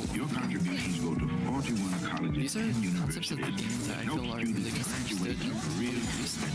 So the more gold you have is equal to how strong you are, which is what it means to scale. And scale that changes the basic game. I wanted the last how part fast of or that. Let's slow get these volumes it takes right. I gave one glasses. and When y'all turn the source material up, don't turn when you have tempo in the game, that is your control. So the faster you gain control, the easier it is to deny enemies of any resources whatsoever. Just grab At the end of the day, in my opinion, League of Legends is just this glorified tactics game that's all about making plays fit within certain The United Negro College. back to The slogan was, "A mind is a terrible thing." Maybe Y'all all right? creating the angel as your 6th item. That was swap back static with 70s. I think this should go way. If they had no bonus HP built, then you could optionally But the point that I want to illuminate as here your fourth is item, that and then the mind of as the your 6th Israelites, item for man the and last women, whisper is a precious Build thing. 2 is a different type For of the Lord to option, call you completely out of focuses on darkness you doing into the His maximum amount of marvelous damage light, it's possible because in you the have a first 3 or mind to 4 do keys. great things.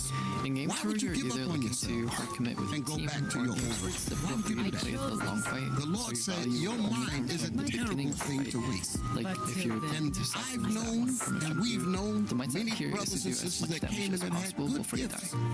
that they could have The rinse setup will be dedicated to the Lord's nation. Grizzly Mementos, And then they got weak-hearted and went back out in the world and are doing nothing. We're looking to snowball as And when hard I as say possible nothing, off early game value to you carry might think that they would leave and they'll start some big build is going to be game. Intel and Hunters All IE. faded.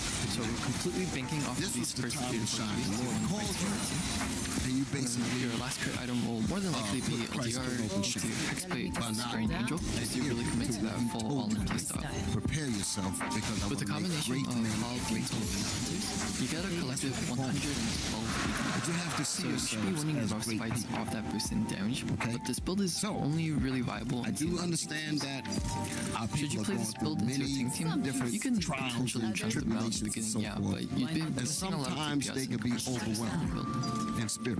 Speaking of which, and we this would last think build is that pretty we basic. have no way out. Starting with the runes But that I want to make a point to be to just set it off. Alacrity down and cashback full time. We are going to You could allow optionally the replace quote-unquote Alacrity with little Bloodline tribulations and Tonic with Jack of all to trades. take us off the mark.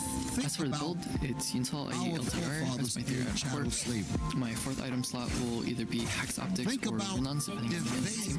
they would have If given squishy, up. then I run Hex Optics. And they did not Otherwise, have Runon works nothing fine. near what you the On some other rare opportunities that you have occasions, today. I'll run Storm Wizard if I need the Y'all extra understand? move It speed took to a kite great out any level of Capitals, faith like say for Riven. them to persevere through Last two items I typically run years is Endless of Hunger and slavery, Bloodthirsty. of So with this setup, you just do so much evil damage that you treatments, can tank through most fights because you'll be able to kill it back tarred with and the damage that you deal. ripped apart by horses. They had to endure these things with a vision in mind, like one day we're going to get out of this. Imagine if they became weak in the spirit and say, you know what, let me just go deal with drugs. Let me go deal with alcohol. Let me go deal with this because I cannot take the reality of me dealing with slavery every day. That's some real stuff.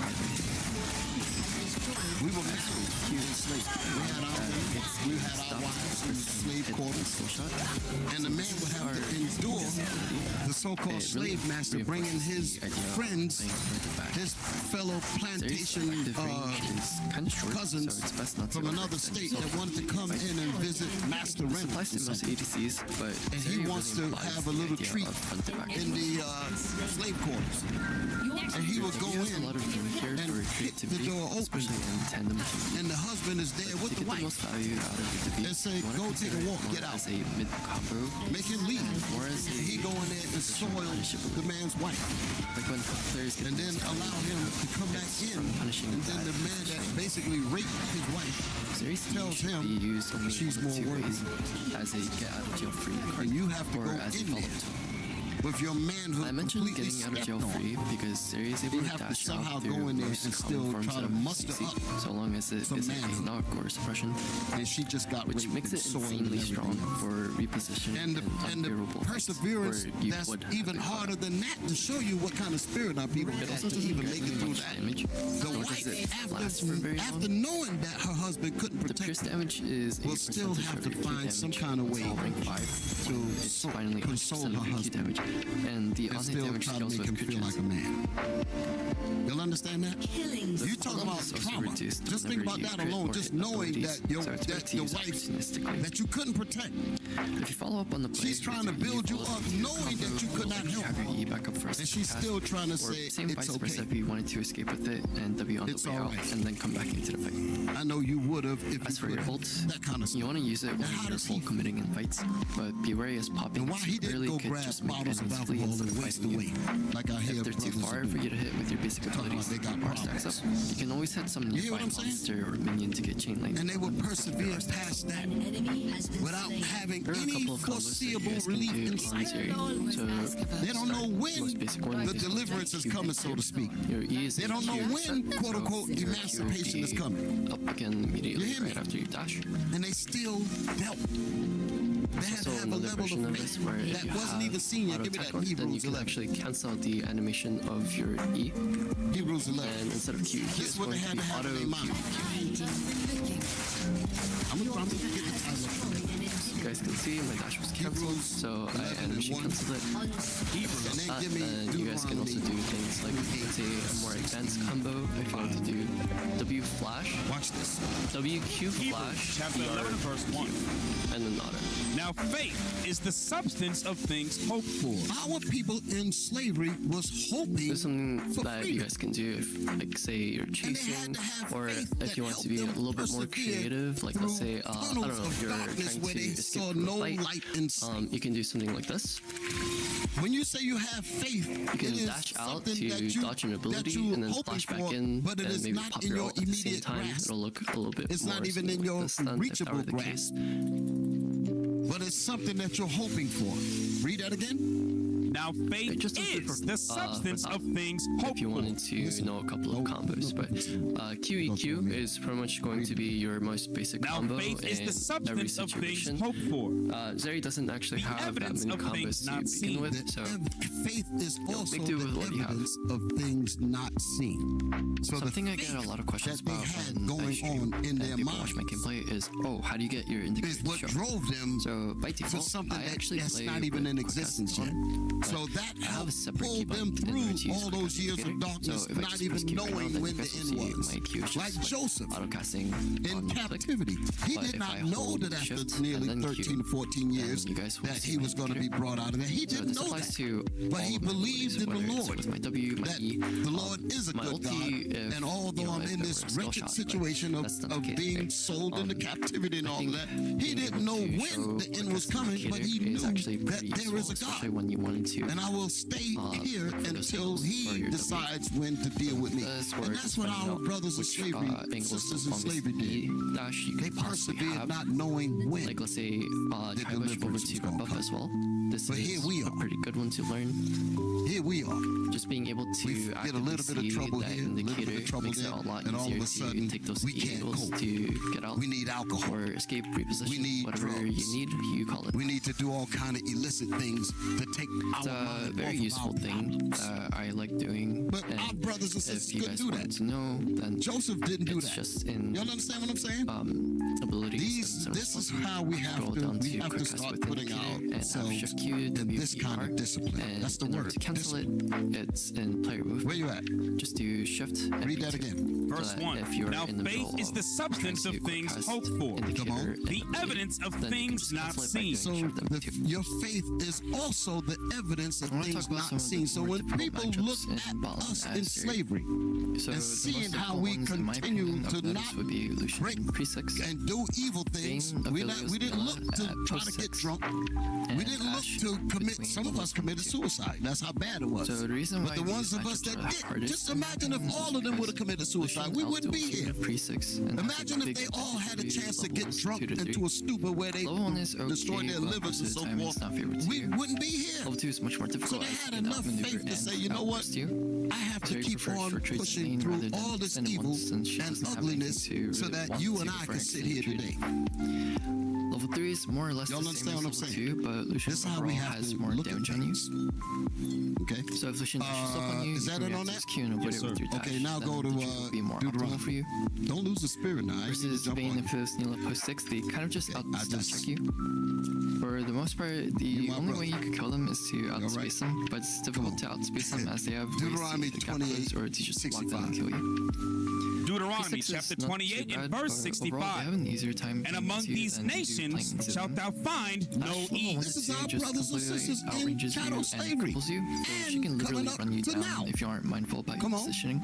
Neither shall the sole of thy foot have rest. Neither shall the everywhere we go, we are not quite home. We're always being pushed on. Move, get from here, get from there.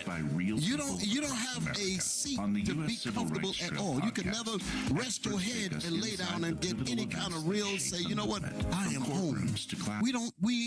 We have never experienced that at all. Why play Twitch bot? Well, he is a late game god. His stealth allows easy ambushes, he deals massive AoE damage, and he can snowball games incredibly hard. However, his early game is weaker than other carries, and once out of stealth, he does lack mobility. Twitch's passive is his basic attacks on hit, applies stack of venom up to 6 times. For each stack on the target takes true damage over time. Twitch's Q upon use after a 1 second delay causes him to enter camouflage. During this time, he gains a small amount of bonus and thy life shall hang in doubt moving towards an enemy champion. Upon breaking with stealth, Twitch has a massive amount of bonus attack speed for 6 seconds, and when an enemy champion dies who's been poisoned by his passive, the cooldown of this is reset. Twitch's W throws out a circle on the floor, which applies his passive venom to enemies hit and slows them. Twitch's E can only be used if at least one enemy is nearby which has venom on them. Upon use, it deals damage to all enemies nearby with venom on them, dealing more damage the more venom stacks they've got.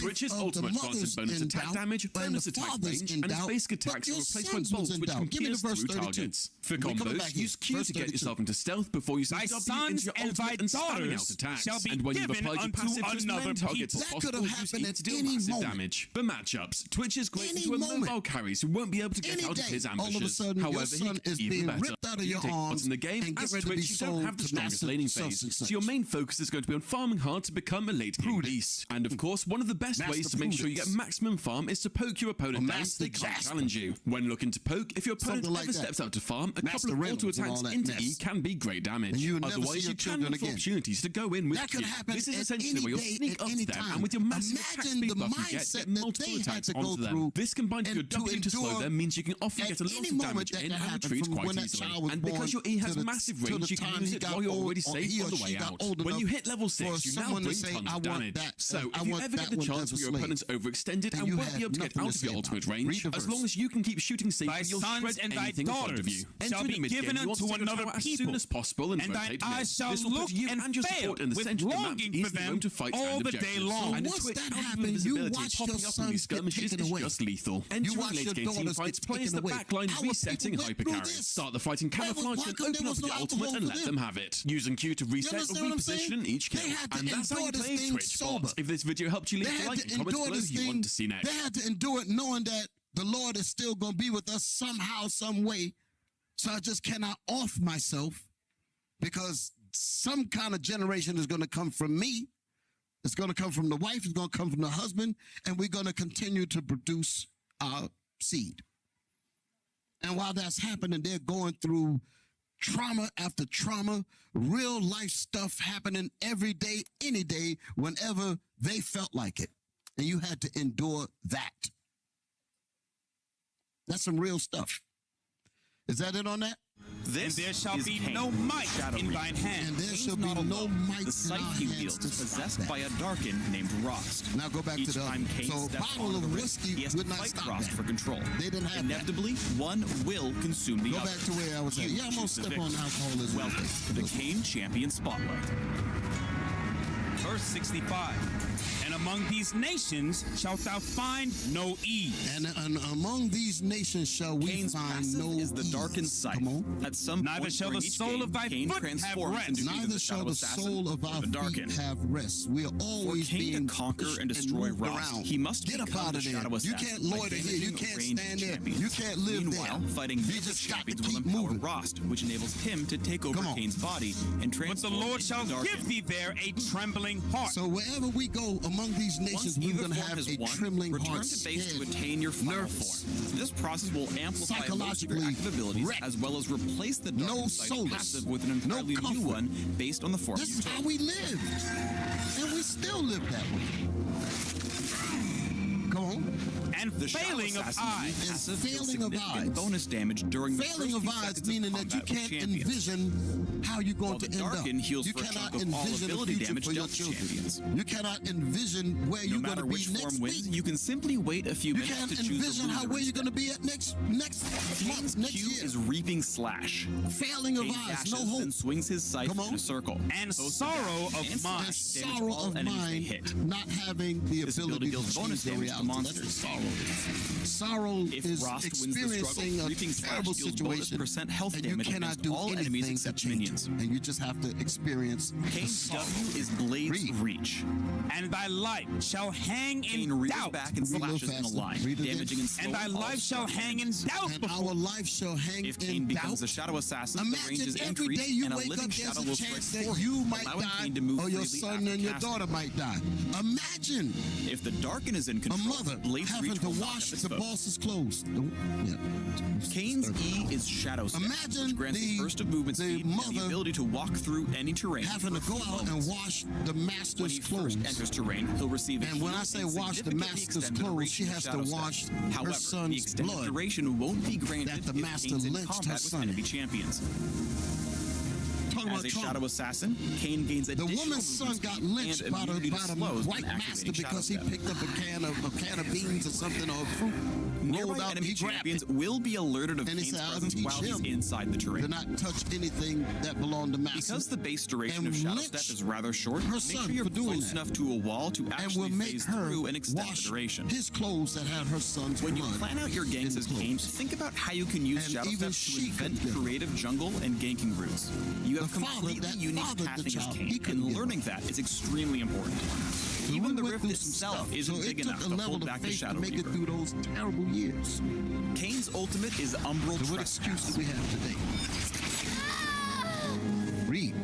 When activated, And thou shalt fear day and night. And thou shalt fear day and night. Every day you're at fear when the night time, because you never know when these people are going to come in and do what they're going this to do. is Cain, the Shadow Reaper. And shall have Range is none increased, and it assurance refreshes of the thy bonus life. Do you know what it's like to not have any assurance of your life?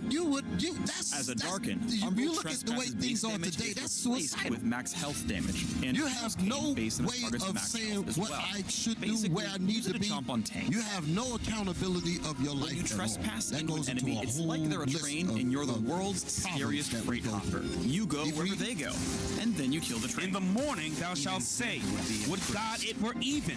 And at even thou shalt say, would God it were morning. So what would help our sisters and our brothers to make it from Regardless night of to which morning, form you gain from access to morning first, night, think about each which of day Cain's with the transformations will benefit your uncertainty team the of most your in the life. mid to late game.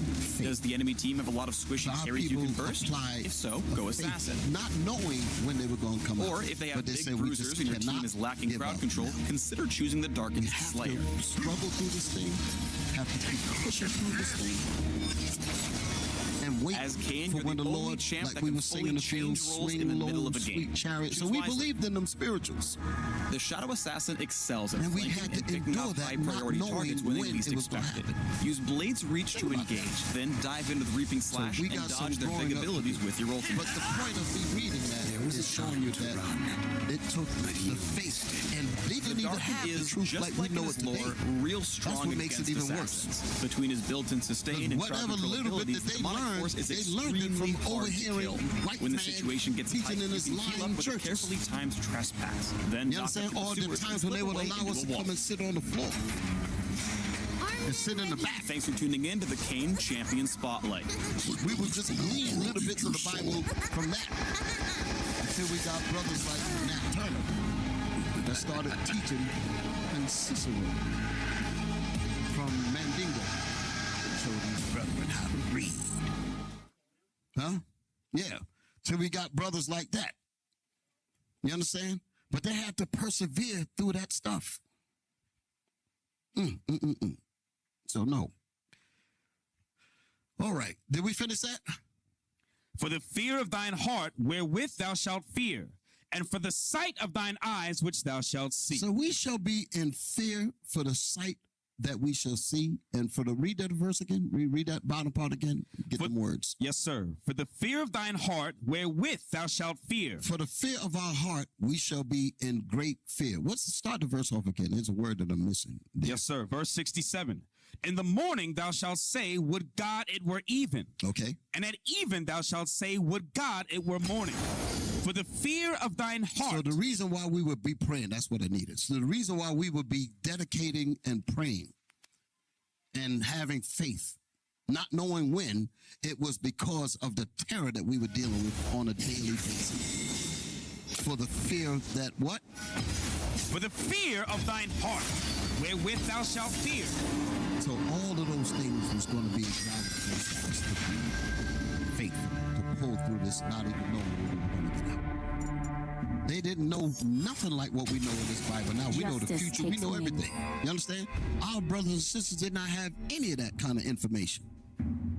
Y'all dig it? And then we going to get in here and we going to talk about something, I can't do this, I can't do that, and put your head inside a bottle and a crack pipe and stuff like that. That's crazy. That's crazy. Now,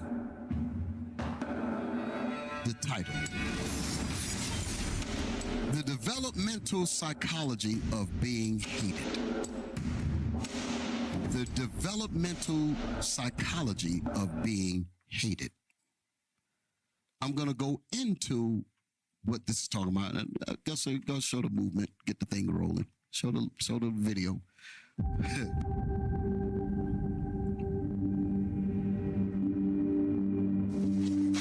You people always need everything twice. I don't know how you got this job, but you better figure it out.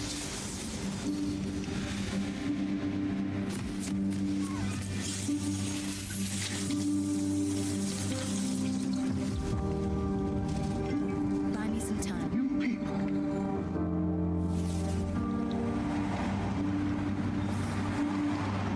Welcome to Summoner's Rift.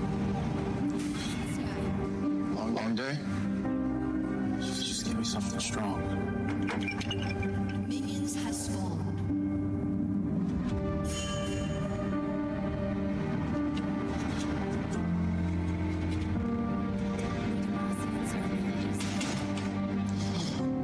Dad, are you okay?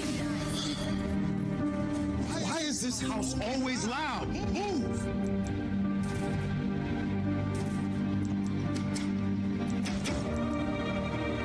I don't know how you got this job, but you better figure it out.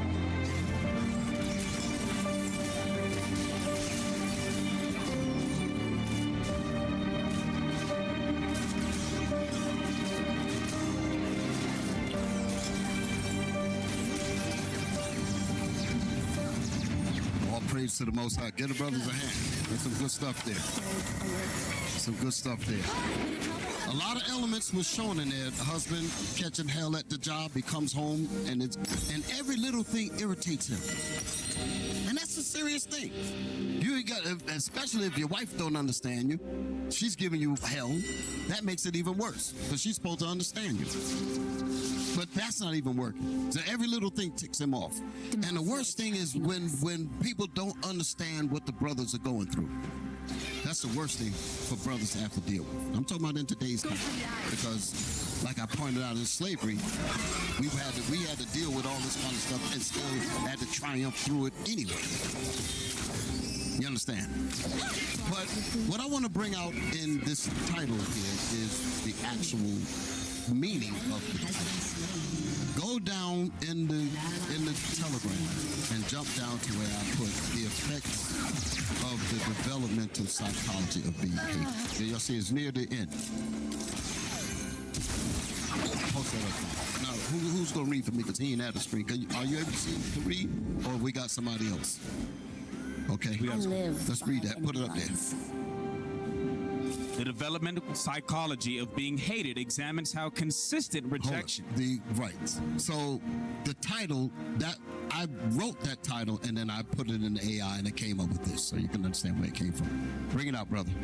Yes, sir. The developmental psychology of being hated examines how consistent rejection and hostility warp a child's psychological and biological development. You got to ponder on that. The very things that we go through and the developmental psychology. Developmental psychology is the mindset that gets changed at every stage of your development. That's what I'm talking about. So everything that happens in a brother or a sister's life is going to become a part of their psychology. It's going to become a part of their mentality, how they carry out their actions.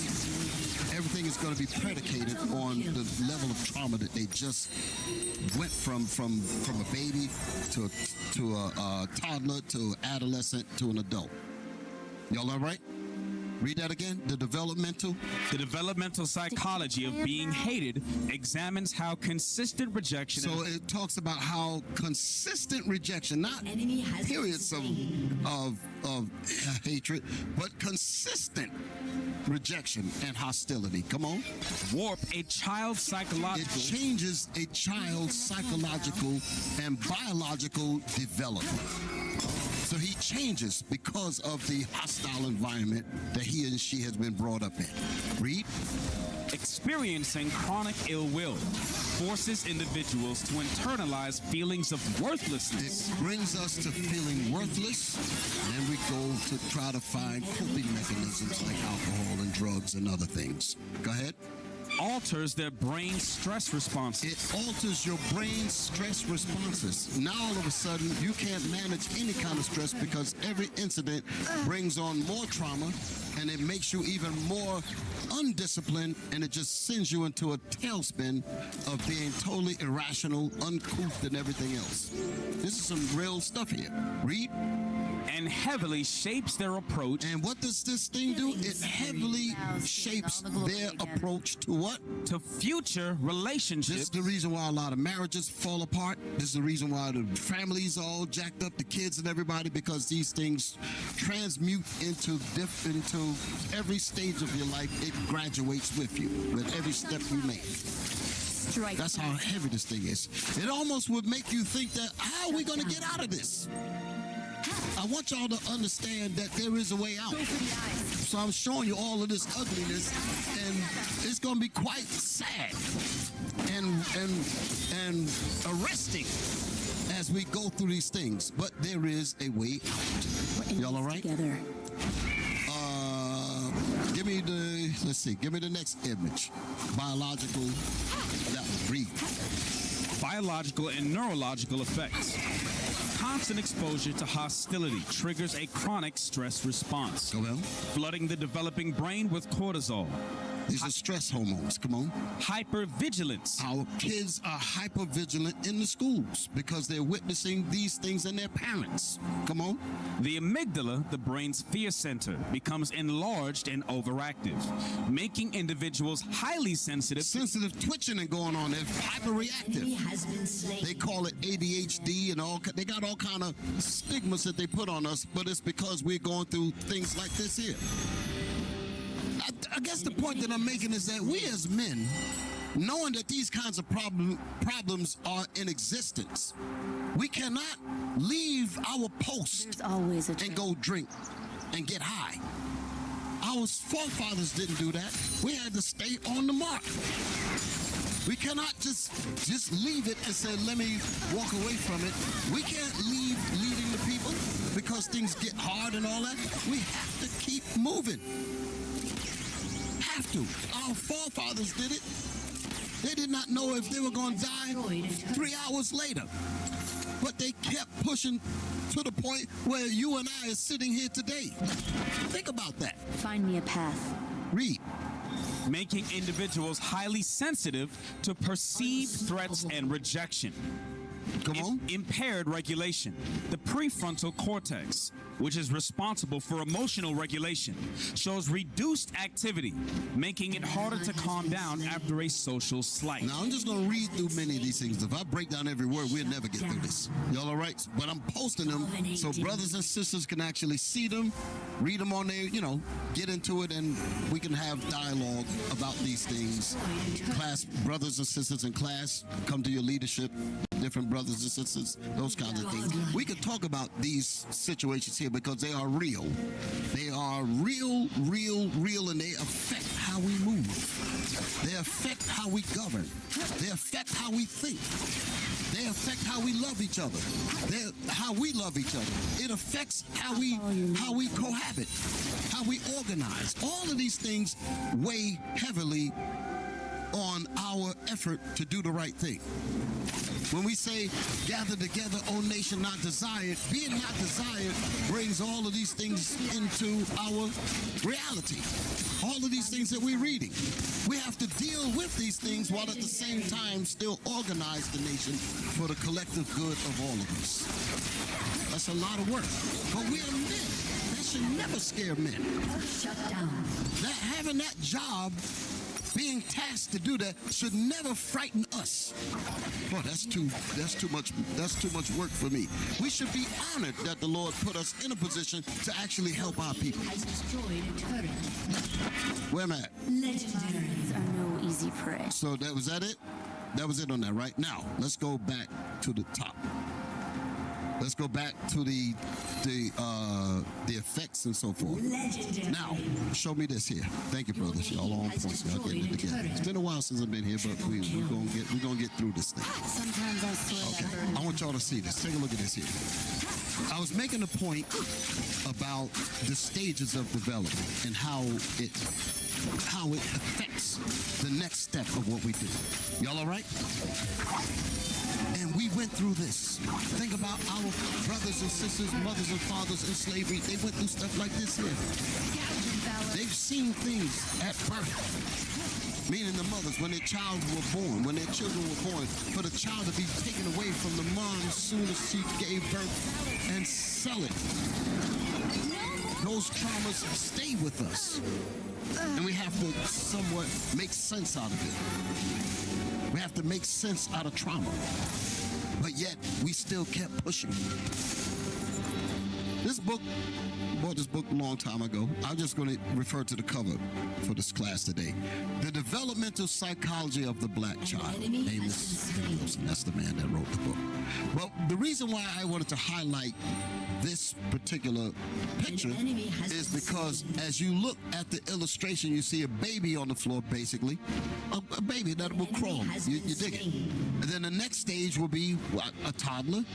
Then the next stage will be perhaps an adolescent and then an adult. I know that all of these are kids here, but you get the point of what I'm saying. From each stage, you go to the next stage. You go to the next stage. The reason why I wanted to show this, because in the next book that I'm about to show, and it's something that me and Captain Get Alive have been talking about a lot, almost a couple of years. So many of y'all know. Show the next scene. The book. How many of y'all know about this? Hands up. Very good book. I was glad that he wrote it, and it illuminated a lot of things that we've talked about for years. Trauma levels. And it's dealing with, like it says, healing the child within. That's a very good subtitle. Healing the child within, because the child in us was damaged. When you talk about Jawanza Kunjufu's book, Countering the Conspiracy to Destroy Black Boys, and there's a section in there that deals with the 4th grade failure syndrome. From the 4th grade, our children's minds have been reduced to playing with video games and a dump truck, and he's become less analytical dealing with math and science and things of that nature. Or things that require building, things that require time and patience, things that require labor.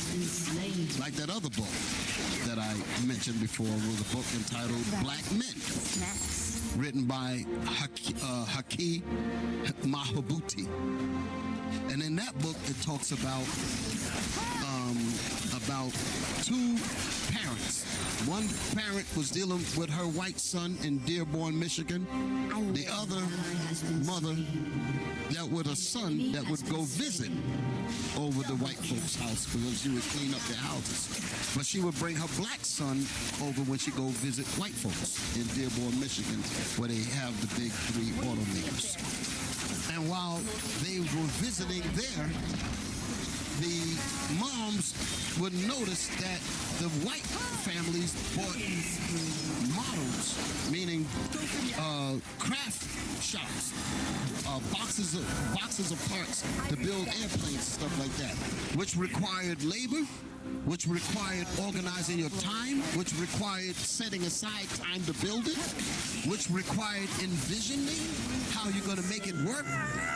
And with time and dedication and labor, in a few days, whoop, the plane started flying. Meanwhile, the black mother would go and take her son to the store and buy a plane, and her son would pull it across the floor. It's already built. And the plane is supposed to fly.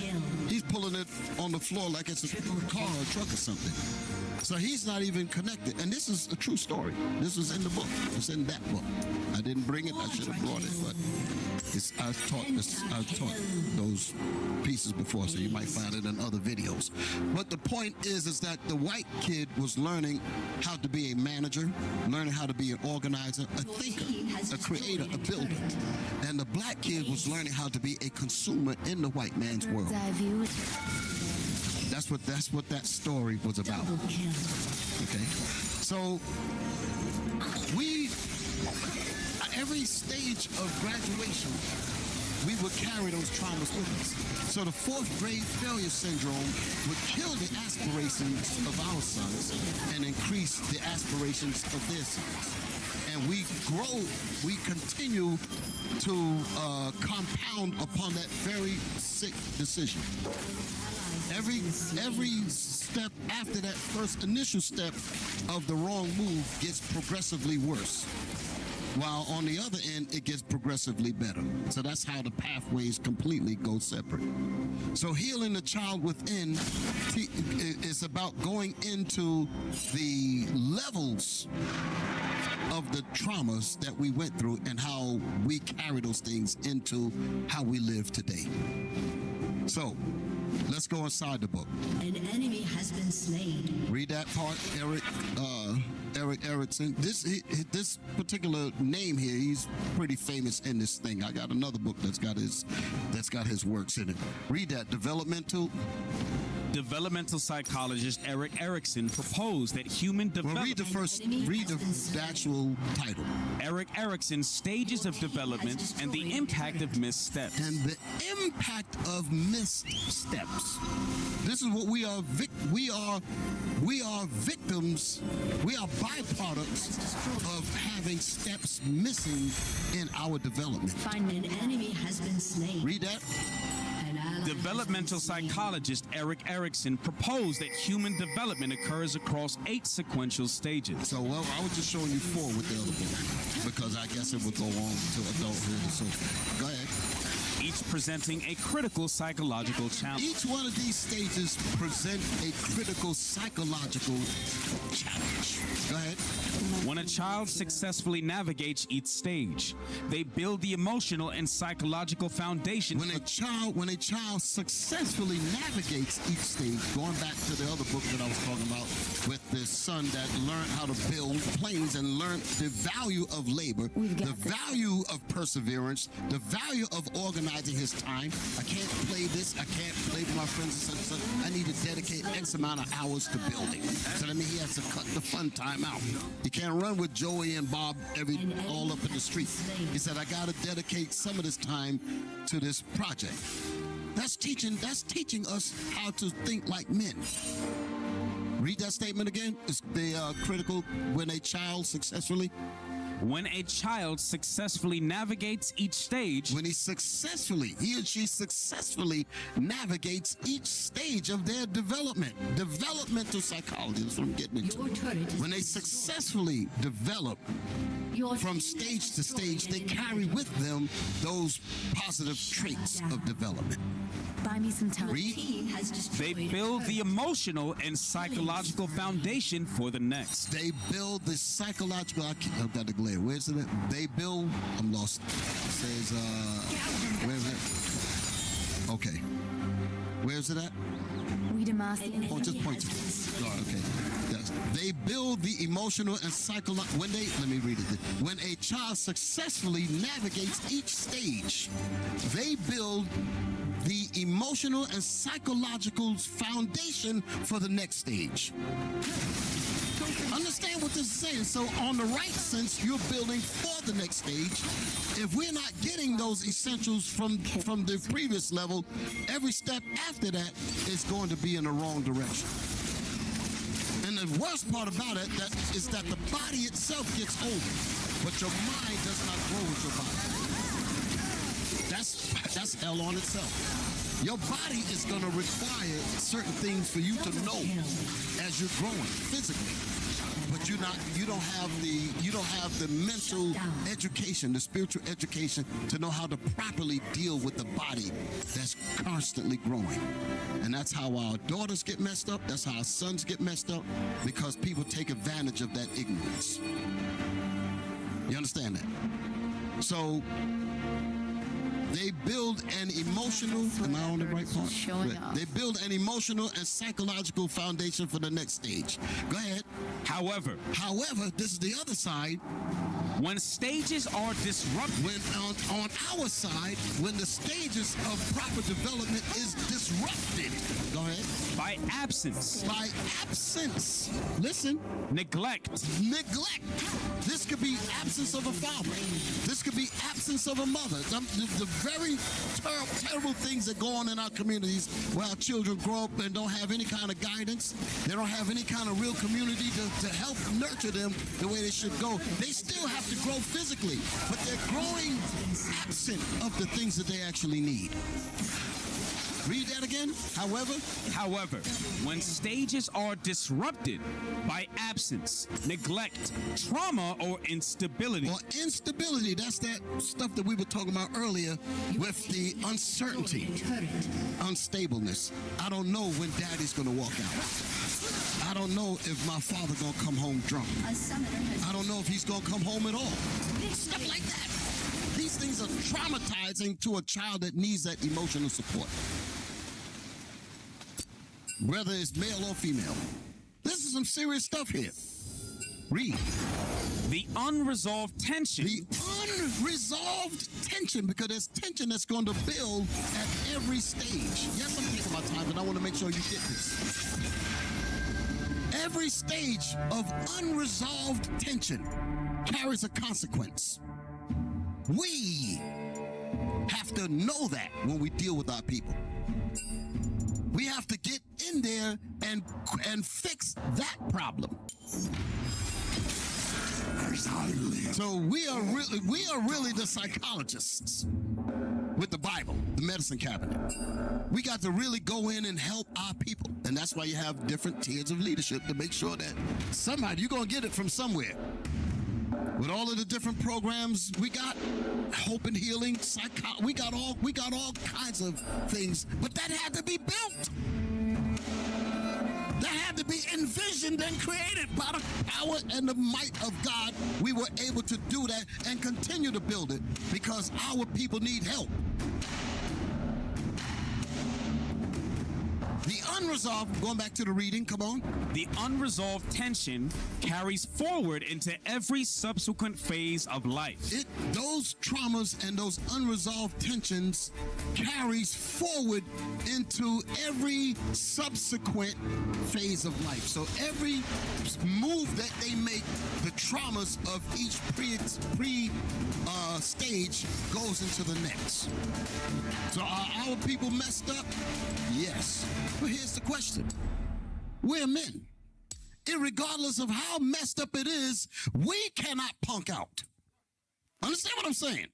If we ourselves, as sick as we are, and as messed up as we are, we ourselves cannot subscribe to just giving up and go get high somewhere. We still have to get in the game regardless of how little we know. We still have to find a way to stay here and fix the people. We have to do that. We can't say that we're not ready. We have to get ready. That's what our foremothers and forefathers had to do. They had to get ready regardless of the ugliness that was before them day and night. They could not give up. So who are we to give up? Who are we to give up? Okay, where am I going? So now, I'm going to give you some examples on this hatred, this constant hatred, and how it affects. Because you're going to be able to resonate what we're about to bring out. Just show it on the board before we play it. I'm going to tell you what you're looking at. Malcolm X in 1962. It's a pretty famous, or infamous, I should say, incident that happened in Los Angeles. 1962, the local police went on a rampage against the Muslim brothers that was in the temple down there. And 4 of the men, I believe, was killed. One of them was named Ronald Stokes. I remember that name popping up in this video here. And Malcolm X went to speak because he was very upset with what happened there. So he said, you know what, I need to go down there because I'm not for this, my people getting beat up and such, and we ain't doing nothing about it. So he went down there to deal with the matter. Y'all all right? Y'all with me? So what I'm going to play is I'm going to let you hear just how virulent and vicious those times were. And it's just in the 60s. How we have to endure things like that. Okay? Hit the button. Police kicked them in the head, telling them to shut up that noise while they were laying on the sidewalk in front of our temple. Kicked them in the head, shut up that noise. And one of them, when he was on his way to the police station in the ambulance, one of the ambulance attendants told the white cop, "Why don't you kill the nigga?" He said, I'll tell him that he tried to get away. Why don't you kill the nigga? While you got a chance. And I'll swear that he tried to get away. If he didn't say this, then I need to be put in jail, and I'll gladly go. Stop right there. But imagine living in a climate with that kind of hatred. Imagine that an ambulance service and a doctor in this racist-ass society moving slow to help you in your need of having your life saved and knowing how they feel about us. This is what you really call a real climate of hate. This is what we know. We feel this every day. Every last one of us, we know that we are not, like the Bible says, we are not desired. We know this already.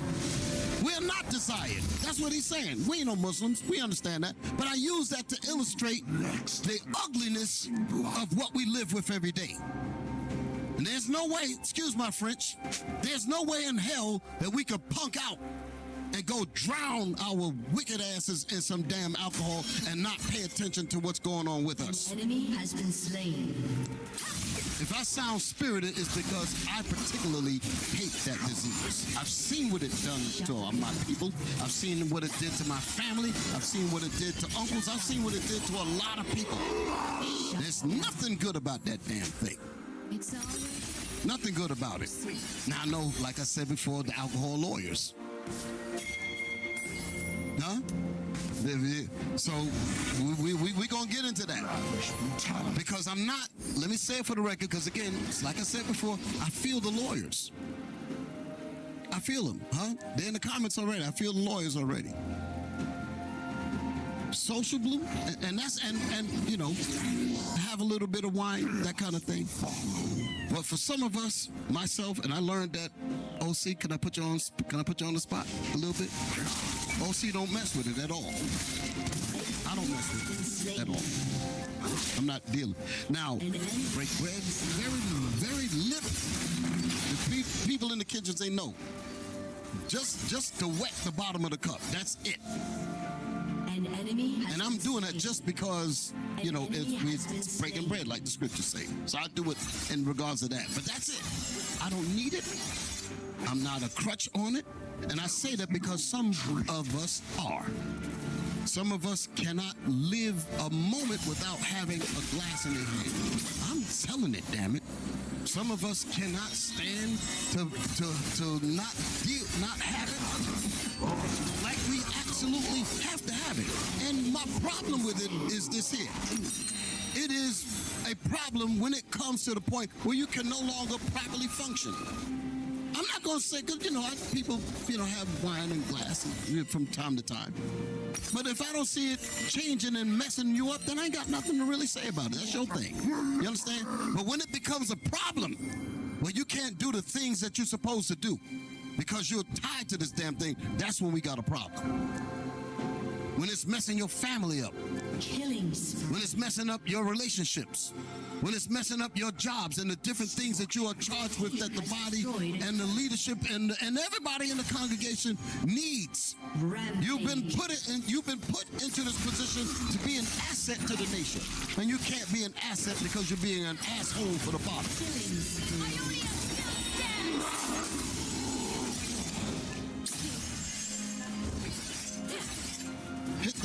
Play the rest of that thing, if there's more in there. One of them who was being taken to jail in a police car. As the ambulance sirens were coming to the place, One of the policemen said to the other, "What are the ambulances rushing for?" Hold it. Hear that? Read, back that up again. I'm not going to talk much on this because I'm glad I had it with the subtitles come up so you're going to read along. Hold on. Go ahead again. Back up to the statement where I was at before. If y'all can, y'all can find it. Come on. Come. As the ambulance sirens were coming to the place, one of the policemen said to the other, "What are the ambulances rushing for?" "Nothing but some niggers." So he looked in and saw the Muslim brother sitting beside him, and he said, and he shut up. But after he got to the jail, the same officer that said this turned to the brother and said, "I hope that you didn't get offended by what I said back there under the heat of emotion, because some of my best friends are colored."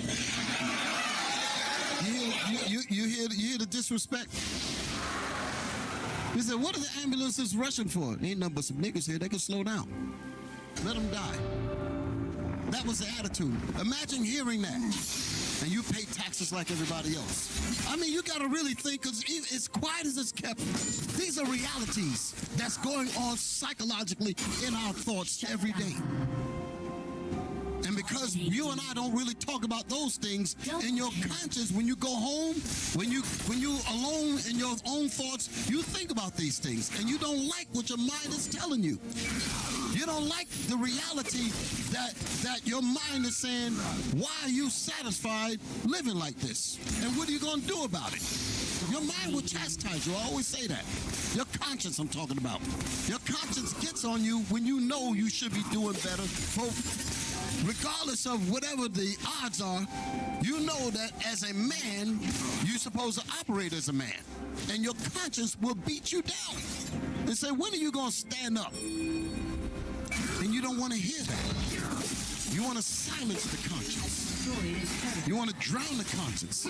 You want to tell the conscience, "Stop telling me that, because I'm not ready to face that responsibility." Y'all hear what I'm saying?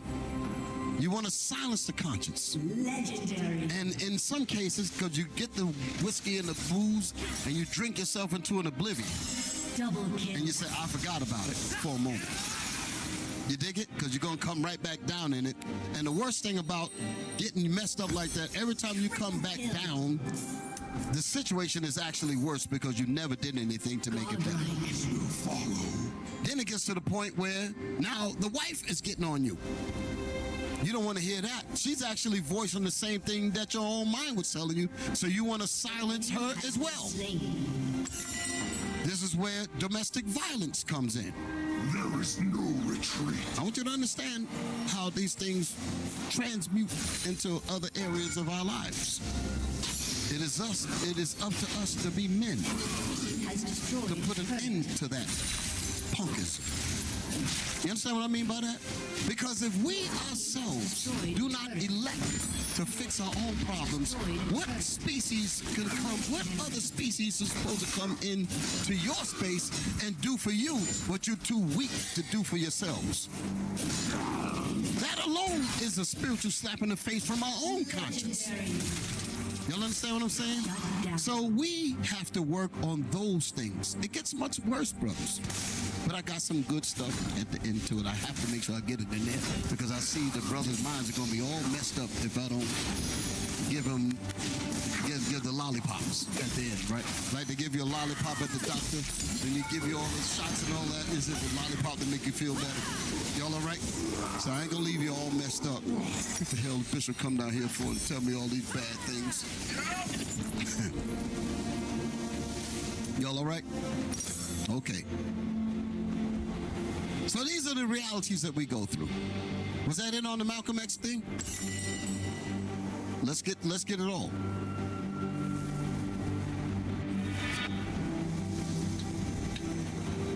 Heat of emotion because some of my best friends are colored. That's what he said. That's his password. Yeah. Some of my best friends are colored. Wow. I think that was it. Now give me the other video. Let me just show you that this climate of hatred is real. There ain't no fairy tale out here. We going through some real stuff. Aren't we, brothers? Your team has We going through some real stuff. And no matter what the odds are, it is up to us to change that. Your team has destroyed. We can't be waiting for somebody to give it to us. Then you ain't no man. An enemy has been slain. Other people don't sit and wait for somebody to do something for them. When you have the ability to do it for yourself, you got the Bible for crying out loud. Our forefathers didn't have the understanding that we have today. Killing spree. So come off that mess. Hit the button. The next one. From the beginning. You ain't got to cue it up. Just go right. Start it from the beginning. I wanted that little clip to play and all that from the very beginning. There's been a haunting new discovery 6 months after the mysterious death of 25-year-old Rasheem Carter. His family says he was last heard of in fear for his life. Now they are calling for transparency from police. Now, hold it. Pause. You remember I was talking about how our mothers are traumatized? Like when the mother had to go out. Listen to me. When the mother had to go out and wash the white man's clothes with her son's blood in it. And she had to endure past that. You hear what I'm saying? Think about the mother, Tiffany Carter, her son, quote unquote, mysteriously disappeared, and nobody's really trying to help that sister. And every day, that's what bothers me. There is no good days for her. Every day, she has to think about that there's no justice, no answers, people lying to her, people acting like she's not worthy of a proper investigation. They just like the hell with it. And she just has to endure that every day. Damn. Play it again.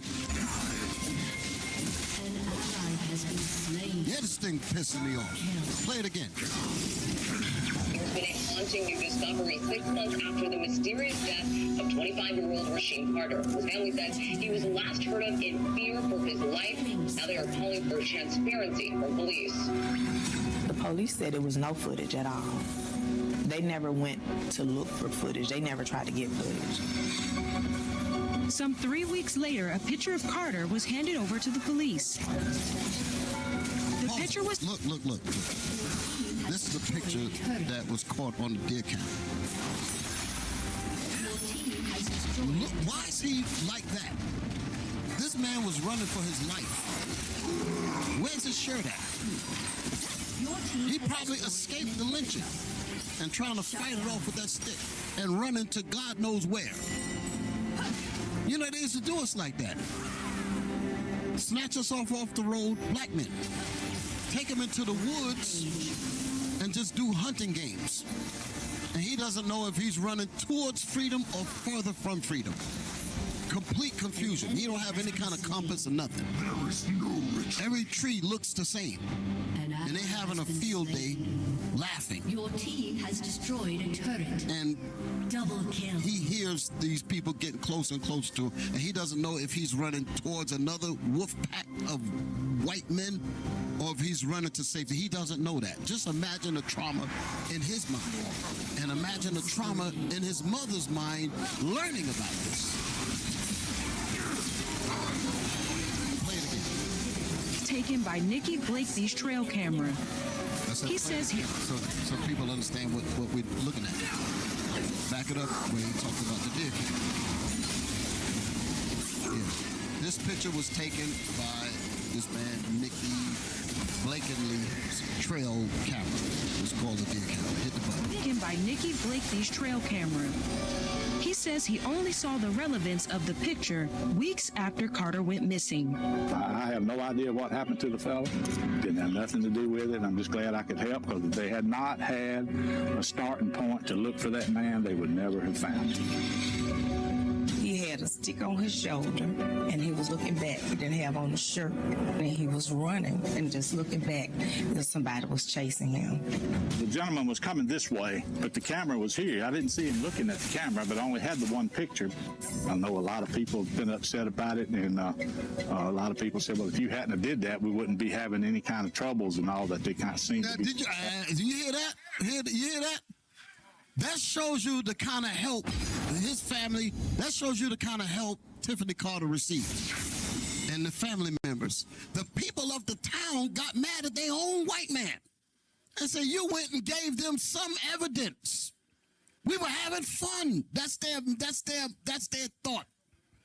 Bishop. This was a fun thing. Yeah, I'm going to give it to you. They were having fun, and they say you messed it all up by giving them some indication of what happened to her son. Go ahead, bring it out. What I was going to say, Bishop, just on the developmental side, you see how all oppressors have a system of hatred.